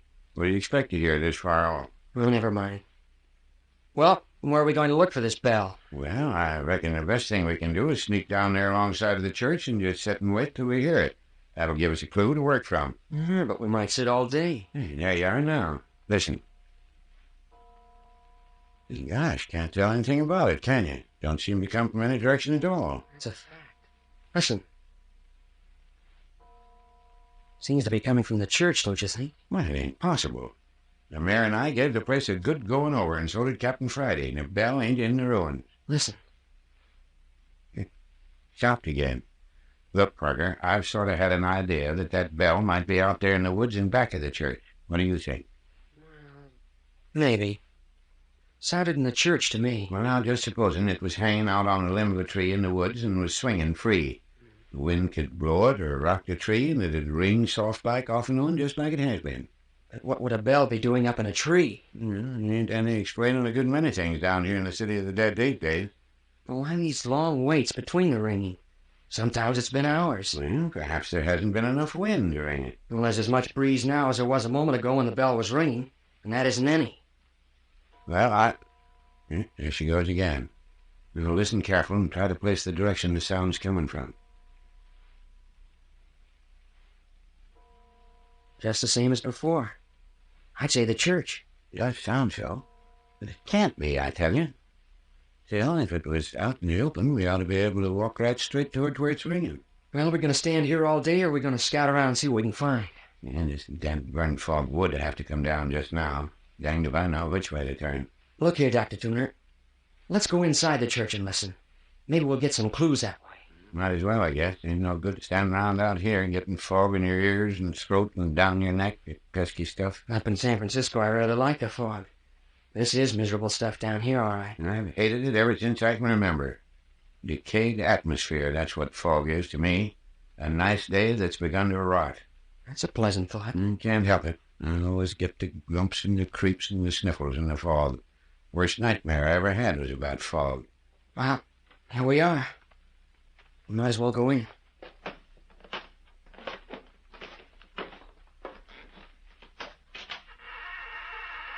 Good thing I brought a pocket flash along. Go ahead, but mind your way. Them floorboards are rotten as punk. You're likely to break a leg. You want to lead? No, you go on ahead. This here's your idea. Here, you can have a flashlight. Okay. This is a miserable hole, isn't it? Everything wet and mildewed.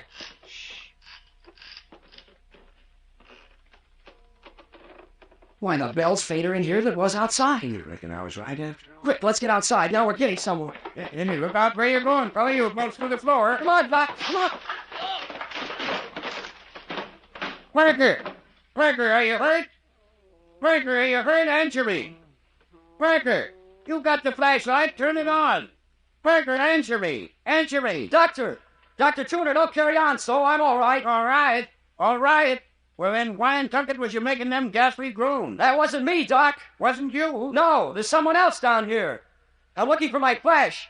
I dropped it when I went through the floor. You say there's somebody else down there? Hey, Doc, stop asking questions and come and help me. I'm down in the basement. There must be a door to the outside someplace. Basement? Hey, by George, that's right. This place has got a basement. Well, go outside and see if you can find a door to it. Blacker than pitch down here, and something's down here with me. The door to the basement's right outside. I'll be right with you. Oh, what a noise. Oh, blame it all. Where'd I drop that light? Gets that door. Hi there, Piper. Can you hear me? Yes. What's the matter? Is the door locked? Right, the engine's rusted so bad I'll have to break the door down. Are you still all right? Yes, hurry and break it in. I can't find my flashlight. Oh, this groaning is getting on my goat. Hang on, I got a piece of timber for a battering ram. Well, go to it, Doc. This is great. The bell! Hey, Doc, the bell! Hurry, Doc Rod, there's something! Dr. Tuner, I found the bell. The Phantom Church bell's here in the basement. Are you crazy? No, I'm not. Here's my flashlight. There. There's your church bell. Oh. Look there in the corner. Yeah. A man bound and gagged. Come on, Doc. That's where Jim gone. You know him? You ever saw him before? Why? Yeah, help me untie him. Look here. He ain't only bound and gagged, he's roped to this 2x4 in the wall. And we're taking any chance on his getting away. Poor chap. You're dead. He's unconscious, isn't he? What's the matter with him? Looks mostly like starvation, but there's that lump here on his head. I'll have to carry him up to the house. Yeah, and mighty quick, too. He'll die on her hand. His heart ain't showing much signs. Inside, Parker. Look here at this old bell, Doctor. Standing here on its rack. Just swings clear to the floor. Can't figure out what made it ring, Parker. I've got it. This man was ringing. It was the only way he could call for help. Look here, Doctor. See, he was tied to this 2x4. When he stretched out his bound feet just as far as he could reach, the tip of his toe would just touch the rim of the bell. He'd give it a shove, and the bell would ring a few strokes. Come here, Parker. And then he'd probably have long spells of unconsciousness on account of this crack on the head. That'd account for the spells of silence. Now then, you ready? Yeah, you take his shoulders and... All right. Let's go. Sheriff, he's bumped his head on the door, Jack. Yeah, all clear. What do we do? Leave the bell as it is? Sure, Parker. Nobody's going to touch it. Just strike off through the tombstones and keep on the grass. It's easier walking. Poor guy. Looks more like a corpse than a living. Yeah, that was the answer to the phantom bell. No wonder we couldn't locate where the sound was coming from. By the time it got outside the cellar walls, the sound was so broken it seemed to come from everywhere. Funny you or the mayor didn't think of looking in the basement when you came down here 3 nights ago. Yeah, it is. Did you think of looking in the basement for a ringing church bell? Had to fall right in on top of it before you got the idea, didn't you? Just call out if you want to rest. Ease on, Hemmy. Well, if we knew as much about old Clawfoot as we do about the bell... The whistle! That's Phyllis! Hey, don't drop the man. It's Phyllis, Doc! Something's happened to Phyllis! Hi, Parker, come back here! Something's happened to Phyllis! Don't you have a whistle?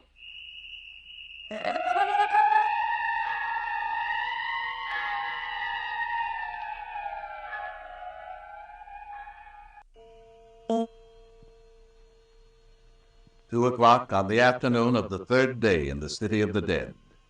A drenching wet blanket of fog still lays upon this old abandoned cemetery. In our last episode, Jimmy Parker and Dr. Tuner had gone down into the city of the dead in search of the phantom church bell, leaving Phyllis Carroll alone with Mayor Friday. Jimmy tried to prevent this arrangement, but was unsuccessful, and so at the last minute he slipped Phyllis the knife, with which she had been stabbed 2 days previously, and a police whistle. If in danger, she was to blow the whistle. Jimmy and Doc then went down to the old church ruins and accidentally discovered the bell in the basement of the ruin. But that wasn't all we found. There was a man down there. He was bound and gagged and near death from a blow on the head and from starvation. He was the one who'd been ringing the bell. Dr. Tuner and I unbound the now unconscious fellow and started back to the cottage with him. And halfway there, suddenly out of the murk and gloom came the piercing squeal of a police whistle. I knew that meant Phyllis was in danger. I dropped the unconscious man and ran through the fog to the cottage, leaving Doc Tuner to follow with the stranger as best he could. I'm coming! I'm coming, Bill! Oh, I was a fool that you were with Mayor Friday. Here's the house. Bill! Bill, I'm coming! I'm coming! Phyllis! Phyllis, what's the matter? Jimmy, you're so white. What's the matter with you? Oh, is there anything wrong?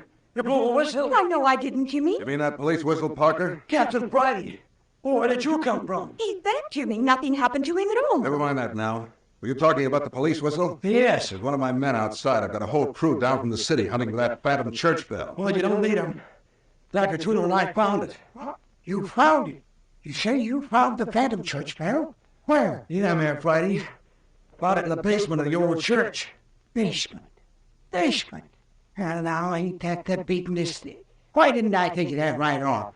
Who and Sam here would think of looking in the basement for a ringing bell? Oh, but look here, Parker. What made the bell ring? Well, there was a man. Say, we've got to go help Dr. Tuner. He's got a dying man down there in the city of the dead. I left him alone when I heard the whistle. A man? Who is it? Well, I never saw him before. Neither did the doctor. Say he's dying? Well, that's what Dr. Tuner said. Well, come on, Parker. I want to see that man. Well, listen. Here he comes now. Captain Friday, now, very talking. Never mind that now, Doc. What'd you do with the man? I reckon you won't need him any longer. Of course I do. I want to question him. Can't question him, Captain. He died back yonder while I was fetching him up. Died? Without saying a word? Unconscious for a few seconds, gave his name, told me who he was, and how come he was tied up, and then he died. The poor fellow. Well, who was he? Said his name was William Rogers. Said he was an employee of Cartwright, Hobson, and Cartwright, the attorneys who sent Miss Carroll here her letter about where the black pearls were hidden. There. That's the key to the whole story. That's what I've been looking for. Doc, did he say what he was doing down here in the City of the Dead? Said he was looking for the black pearl. Why, the dirty, double-crossing son of a thief, he got what was coming to him. Them was his own last words, Captain. Said he deserved what he got. Did he say how he got information about the pearls? Yes, he said that 2 days before the letter was sent to Miss Carroll, it was taken out of the company vault and put in a special file. He had access to this file and made a practice of stealing information that he could sell. What a fine piece of jail bait he was. Cartwright will be tickled pink to hear about this. Well, that just about gives me a line on this whole affair. You mean you could explain everything now? Yes, Miss Carroll. It's a deuce of a mess, but I got it straight, I think. And you don't think Jimmy or I killed my cousin Bert Arnold? Now, wait. Let's go back to the beginning of the whole thing. Here, sit down, Parker. You too, Doctor. The long and intricate story, and it's going to take a while telling it. Sit here on the bed beside me, Jimmy. Do you mind putting another log on the fire first, Parker? Oh, sure thing. So you got the whole thing straightened out, Captain. Yeah, but with you and Dad acting like a couple of clams, I mighty near slipped up. No, you think you got the thing straightened out now, huh, son? I certainly have, Dad. No fooling. Oh, you all set, Parker? Yeah. Go ahead. Comfortable, Phil? Oh, yes, Jimmy.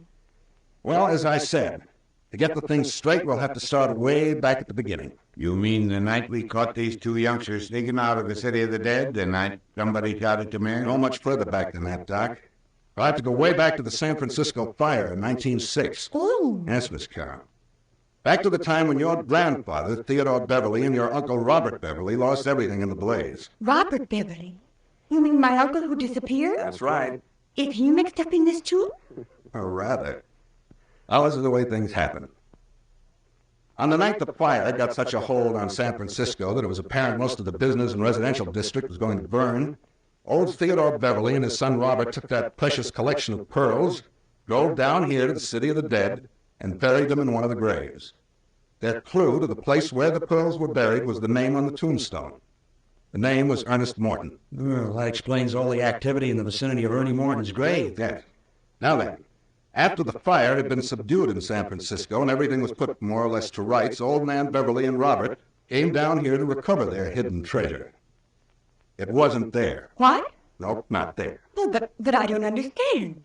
What about the letter he left with the Cartwright lawyers for me?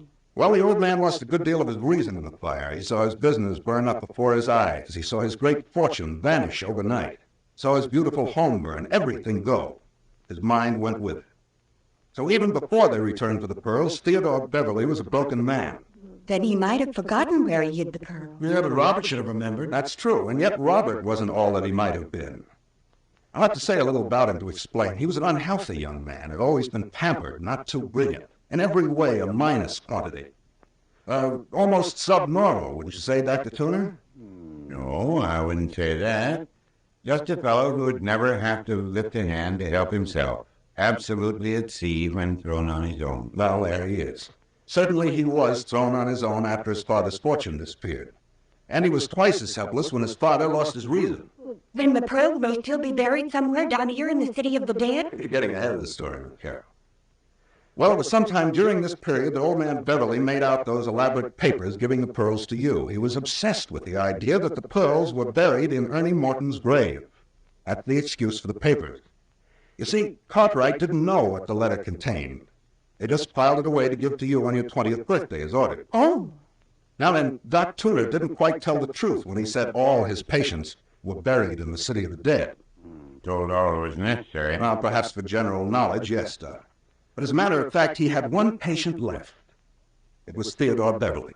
Oh, my grandfather. You were his doctor. One of my best friends before he lost his mind, Miss Carroll. Now then, for the next 3 or 4 years after the fire, Theodore Beverly and Robert used to make trips down here to the City of the Dead to dig around for the pearls. It wasn't only the old man who was becoming obsessed with the idea that the pearls were still in the cemetery. Robert grew more and more peculiar. At first, the mayor here, who knew them both well, too, tried to curb them, but it was useless. Yeah, we'd had to lock 'em up. Yes. Soon became apparent that either they'd have to be allowed the run of the cemetery or else they'd have to be locked up in an asylum. Oh. Doc and Dad here talked it over quite a long time. To put them away would have meant a tremendous scandal. So finally, after much thought, Dad built a little cabin back there in the woods and moved both of them in. Say, look here, Captain Friday. You're not going to tell us one of them was masquerading as Lammy Fink. Exactly what I'm saying. Robert Beverly and Lammy Fink are one and the same person. Yeah, but if you know... I didn't know it, Parker, until I got on this case. I grew up as a kid down here thinking that Lammy Fink was no one else but Lammy Fink, an addle-pated gravedigger, and that the old man who lived with him was his crazy father, Old Fink. Her mother's suspicions were right. Grandfather wasn't drowned. No, not drowned. They just faded out of the world they'd always lived in and became mere shadows in the city of the dead. Their obsession concerning the pearls took a peculiar form. They set up a sort of guardianship over the city of the dead. They watched everyone who approached the cemetery like hawks. Everyone who came down here, they believed, were here to dig for their pearls. Yeah, they never hurt no one. Just watched them until they left. That's right. Well, it got so they didn't do much digging themselves. The old man would grow uneasy about once a month and go out and dig like fury for a few hours. Dad here got so he could tell when the spell was coming on. After old man Beverly had worn himself out and had left, Dad would go down and fill up the hole and replace the turf. So that's how all those graves have been refilled so mysteriously. Remember, Captain, I told you the place where Phil and I had dug had been covered up. And the grave was refilled after we opened Ernie Morton's grave and found Bert Arnold. As Dad was responsible for all that. Well, now, that brings us down to the night that the Phantom Bell started ringing and old Clawfoot put in his appearance, and you, Miss Carroll, and Parker here were captured. Yes. Who was old Clawfoot, Captain Friday? Now, just a minute. At least 2 days before you and Parker came to the city of the dead, Dad here discovered that the cemetery was receiving night marauders other than Robert or old man Beverly. He called Dr. Tooner down the second day, and things just about reached some sort of a mysterious climax when you two kids walked onto the scene. Dad and Doc naturally thought they'd finally caught the guilty parties, and they locked you up. They didn't call the police because they feared giving away the Beverly secret, which they dreaded doing after all these years. So they just locked us up. That's it. But they were curious about this Phantom Bell. They went down to the old church and found that new rope hanging from the ceiling. As you know, Dad pulled the rope thinking it would ring the bell, and he was creased by a bullet. Yes. Who did that? That was a booby trap. That rope wasn't fastened to a bell. It was fastened to the trigger of a revolver on the opposite side of the room. A thread, fastened to the rope, ran across the ceiling and down the opposite wall to the gun, which was pointed directly at the rope. Anyone pulling the rope would be in a direct line with the bullet. But who would rig up a trap like that? That's what took me the longest to figure out. You see, it wasn't the sort of thing a person of old Clawfoot's type would do. This was underworld stuff. Somebody was trying to bump somebody off. I began to check up on Bert Arnold's recent friends, discovered that he'd hired 3 men to work with him on some kind of a hidden treasure hunt. He didn't know it, but they were some of the Morelli mob, bad boys to tangle with. The moment he mentioned $500,000 in buried treasure, they were with him all the way. Well, the police in San Francisco picked up 2 of these fellows. That's where I got this information. Bert Arnold wasn't bad, Captain Friday. I know he wasn't. I know that. He just picked the wrong men to work with him. Well, but where did Bert find out about the pearl? Well, that's where this chap from Cartwright's office comes in, the Phantom Bell ringer. He opened your letter, got the information about the pearls, sealed up the letters again, and then took his information to Bert Arnold. And that's the man we found bound and gagged in the old church? That's it. He sold his information to young Arnold for $1,000. But he evidently didn't know what square shooting was. As soon as he got the 1,000, he organized his own searching party and came down here to hunt for the pearls himself. Seems funny he gave Bert the information. And it does seem funny, Doc. On the other hand, his game was to give out stolen information. Probably the idea of hunting for the pearls himself was an afterthought. Anyway, Bert and his 3 friends came down to the city of the dead, and right after them came, what was his name, Rogers and his men. Neither party could locate Ernie Morton's grave the first night. Eventually, they clashed, and Bert Arnold and his men caught this Rogers fellow, but his men got away. They tied him up in the basement of the church, intending to leave him there until they found the pearl. Real gang style. And that's not the half of it. Yeah. Throw another stick of wood on the fire, and we'll get to the second night. That's when murder really came to the city of the dead.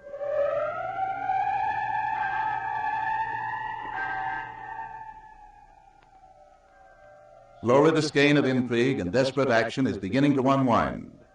When Jimmy and Phyllis came down to dig in the grave of Ernie Morton, they set into motion a train of events which shook the whole graveyard. Death was breathing down their very necks. But wait. The second night, Bert's gang had no better luck in looking for the Morton grave. But the third night brought you two kids down here. You went directly to the grave. How did you find it? There was a map of the City of the Dead with all the plots named on it in the recorder's office in the City Hall up in San Francisco. We found it on that before we came down. You don't say. Well, you're not so dumb. Oh, now to get back to the gun trap in the church. Bert's men were using the church for a hangout in the daytime, doing their searching at night. One evening while Bert and his men were out, Roger's men slipped into the back room and rigged up the booby trap for revenge, hoping that one of the other gang would be shot. Evidently, however, Doc, Tuner, and Dad were the first to run across it. Yeah, just my kind of luck. What a horrible, cowardly thing to do. Well, now to get back to the night you came down. You went to Ernie Morton's grave and began to dig. It wasn't any time until Bert and his men heard you and crept up to see who it was. Bert recognized you in the moonlight, Miss Carroll, and kept his men back. Did you see Jimmy? I knew someone was watching. Yeah. But they weren't the only ones watching. Really? Who else? There were two other groups. Two? Yes.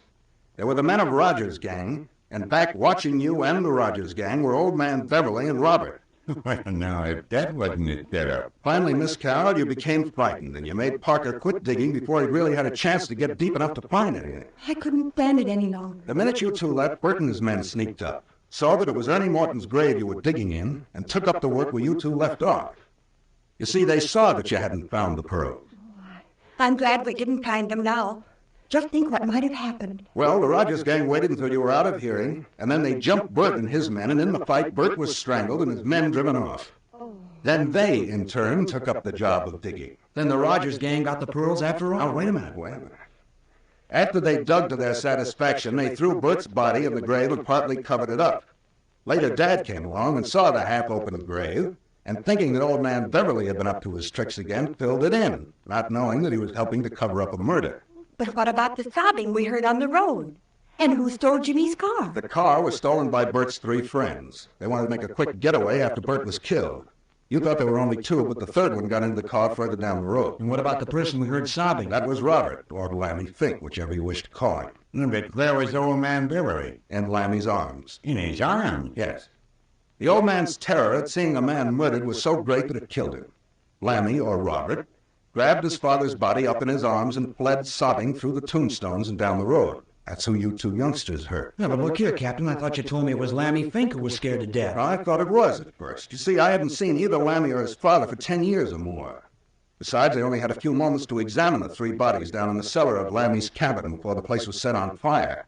Light was bad, and added to that, Lammy and the old man always did look a great deal alike. Yeah, but Dr. Tuner and the mayor should have recognized the old man. Well, they would have, except that they had even less time to look over the bodies than I had. I thought Lammy's face looked awfully old, but the captain said it was Lammy, and I never thought to check up. The light was so bad I didn't even get a good look at his face. So my grandfather has just died. It seems so strange. I can't realize it. You see, I've thought of him as dead for more than 10 years. But that means Lammy Fink isn't dead. Yes, Parker.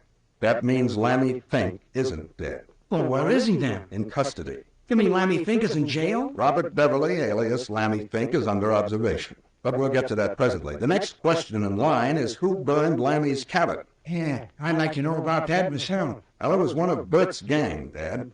They made their getaway in Parker's car, but they'd left so many clues behind them that it was necessary for them to return and sort of clean up. I got this from one of the men we caught.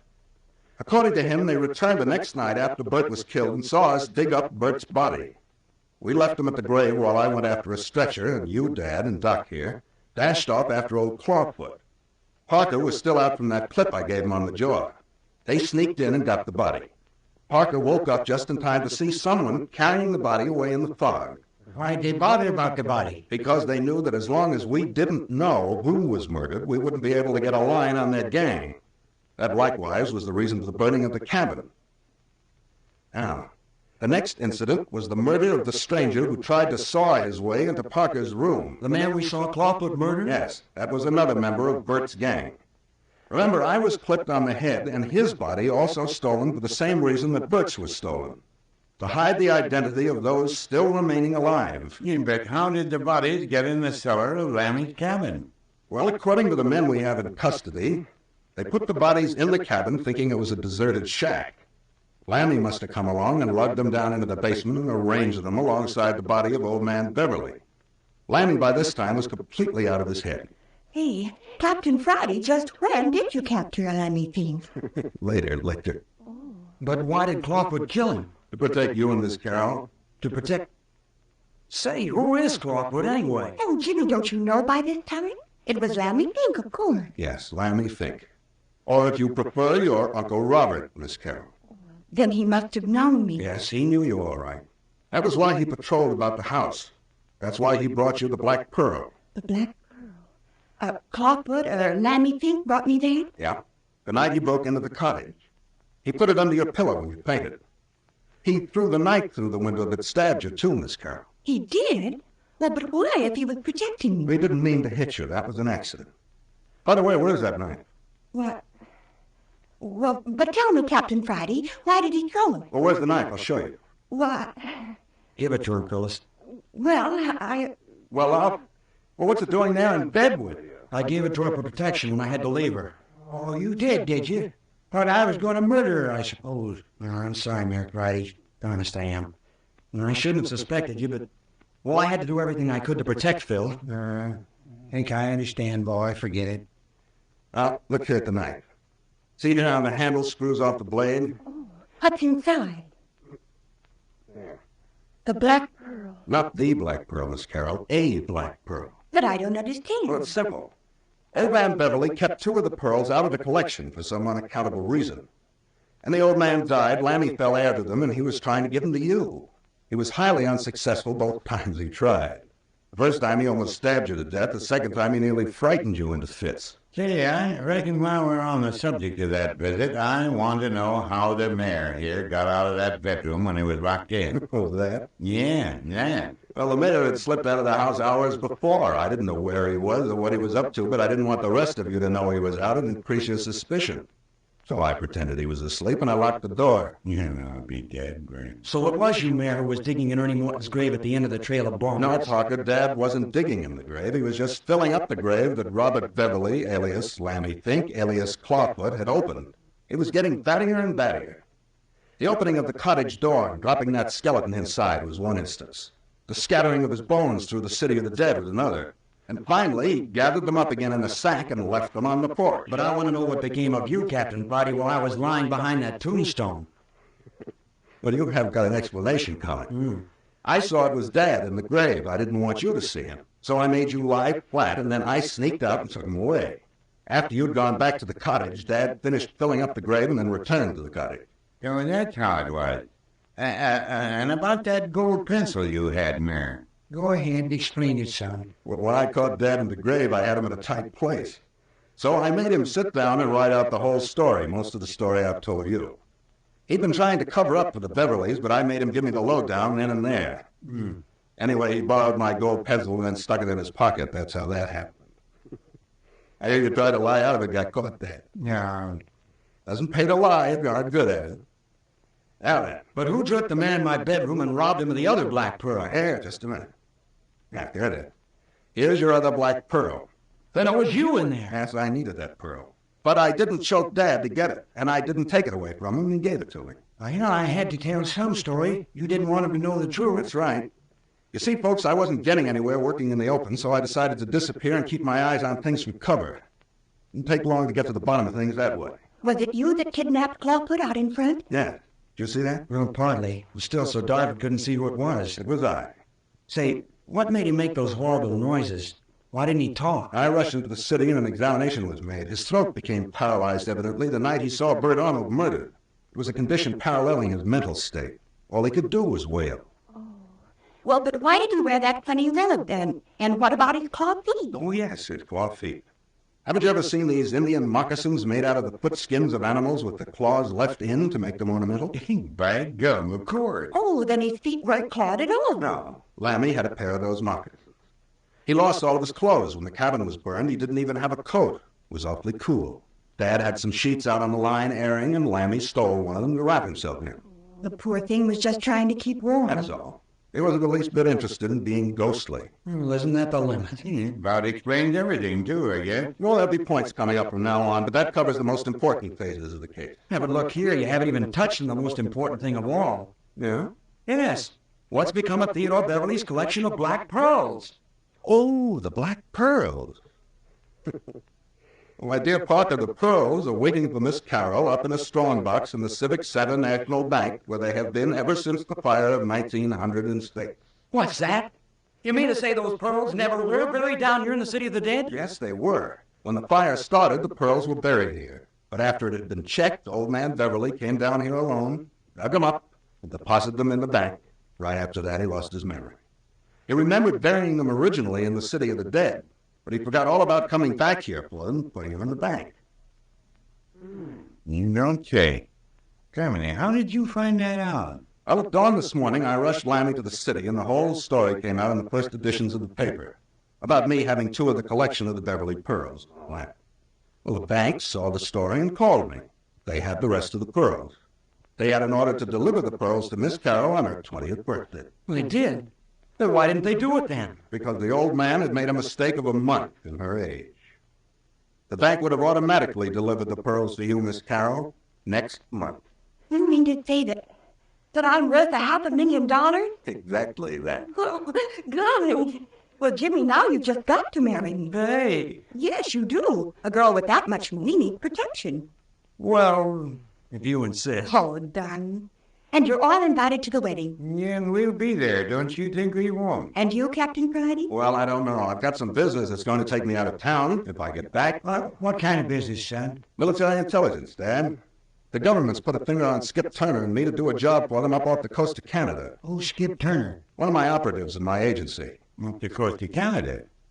That sounds like smugglers. Well, I can't talk about it, but I can guarantee you there's liable to be plenty of death and destruction before we get through.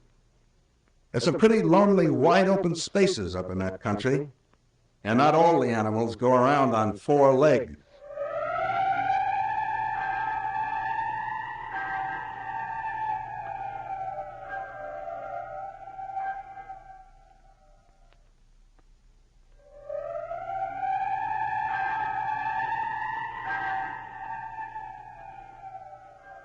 Smugglers, death and destruction, a country where all the animals don't go around on four legs.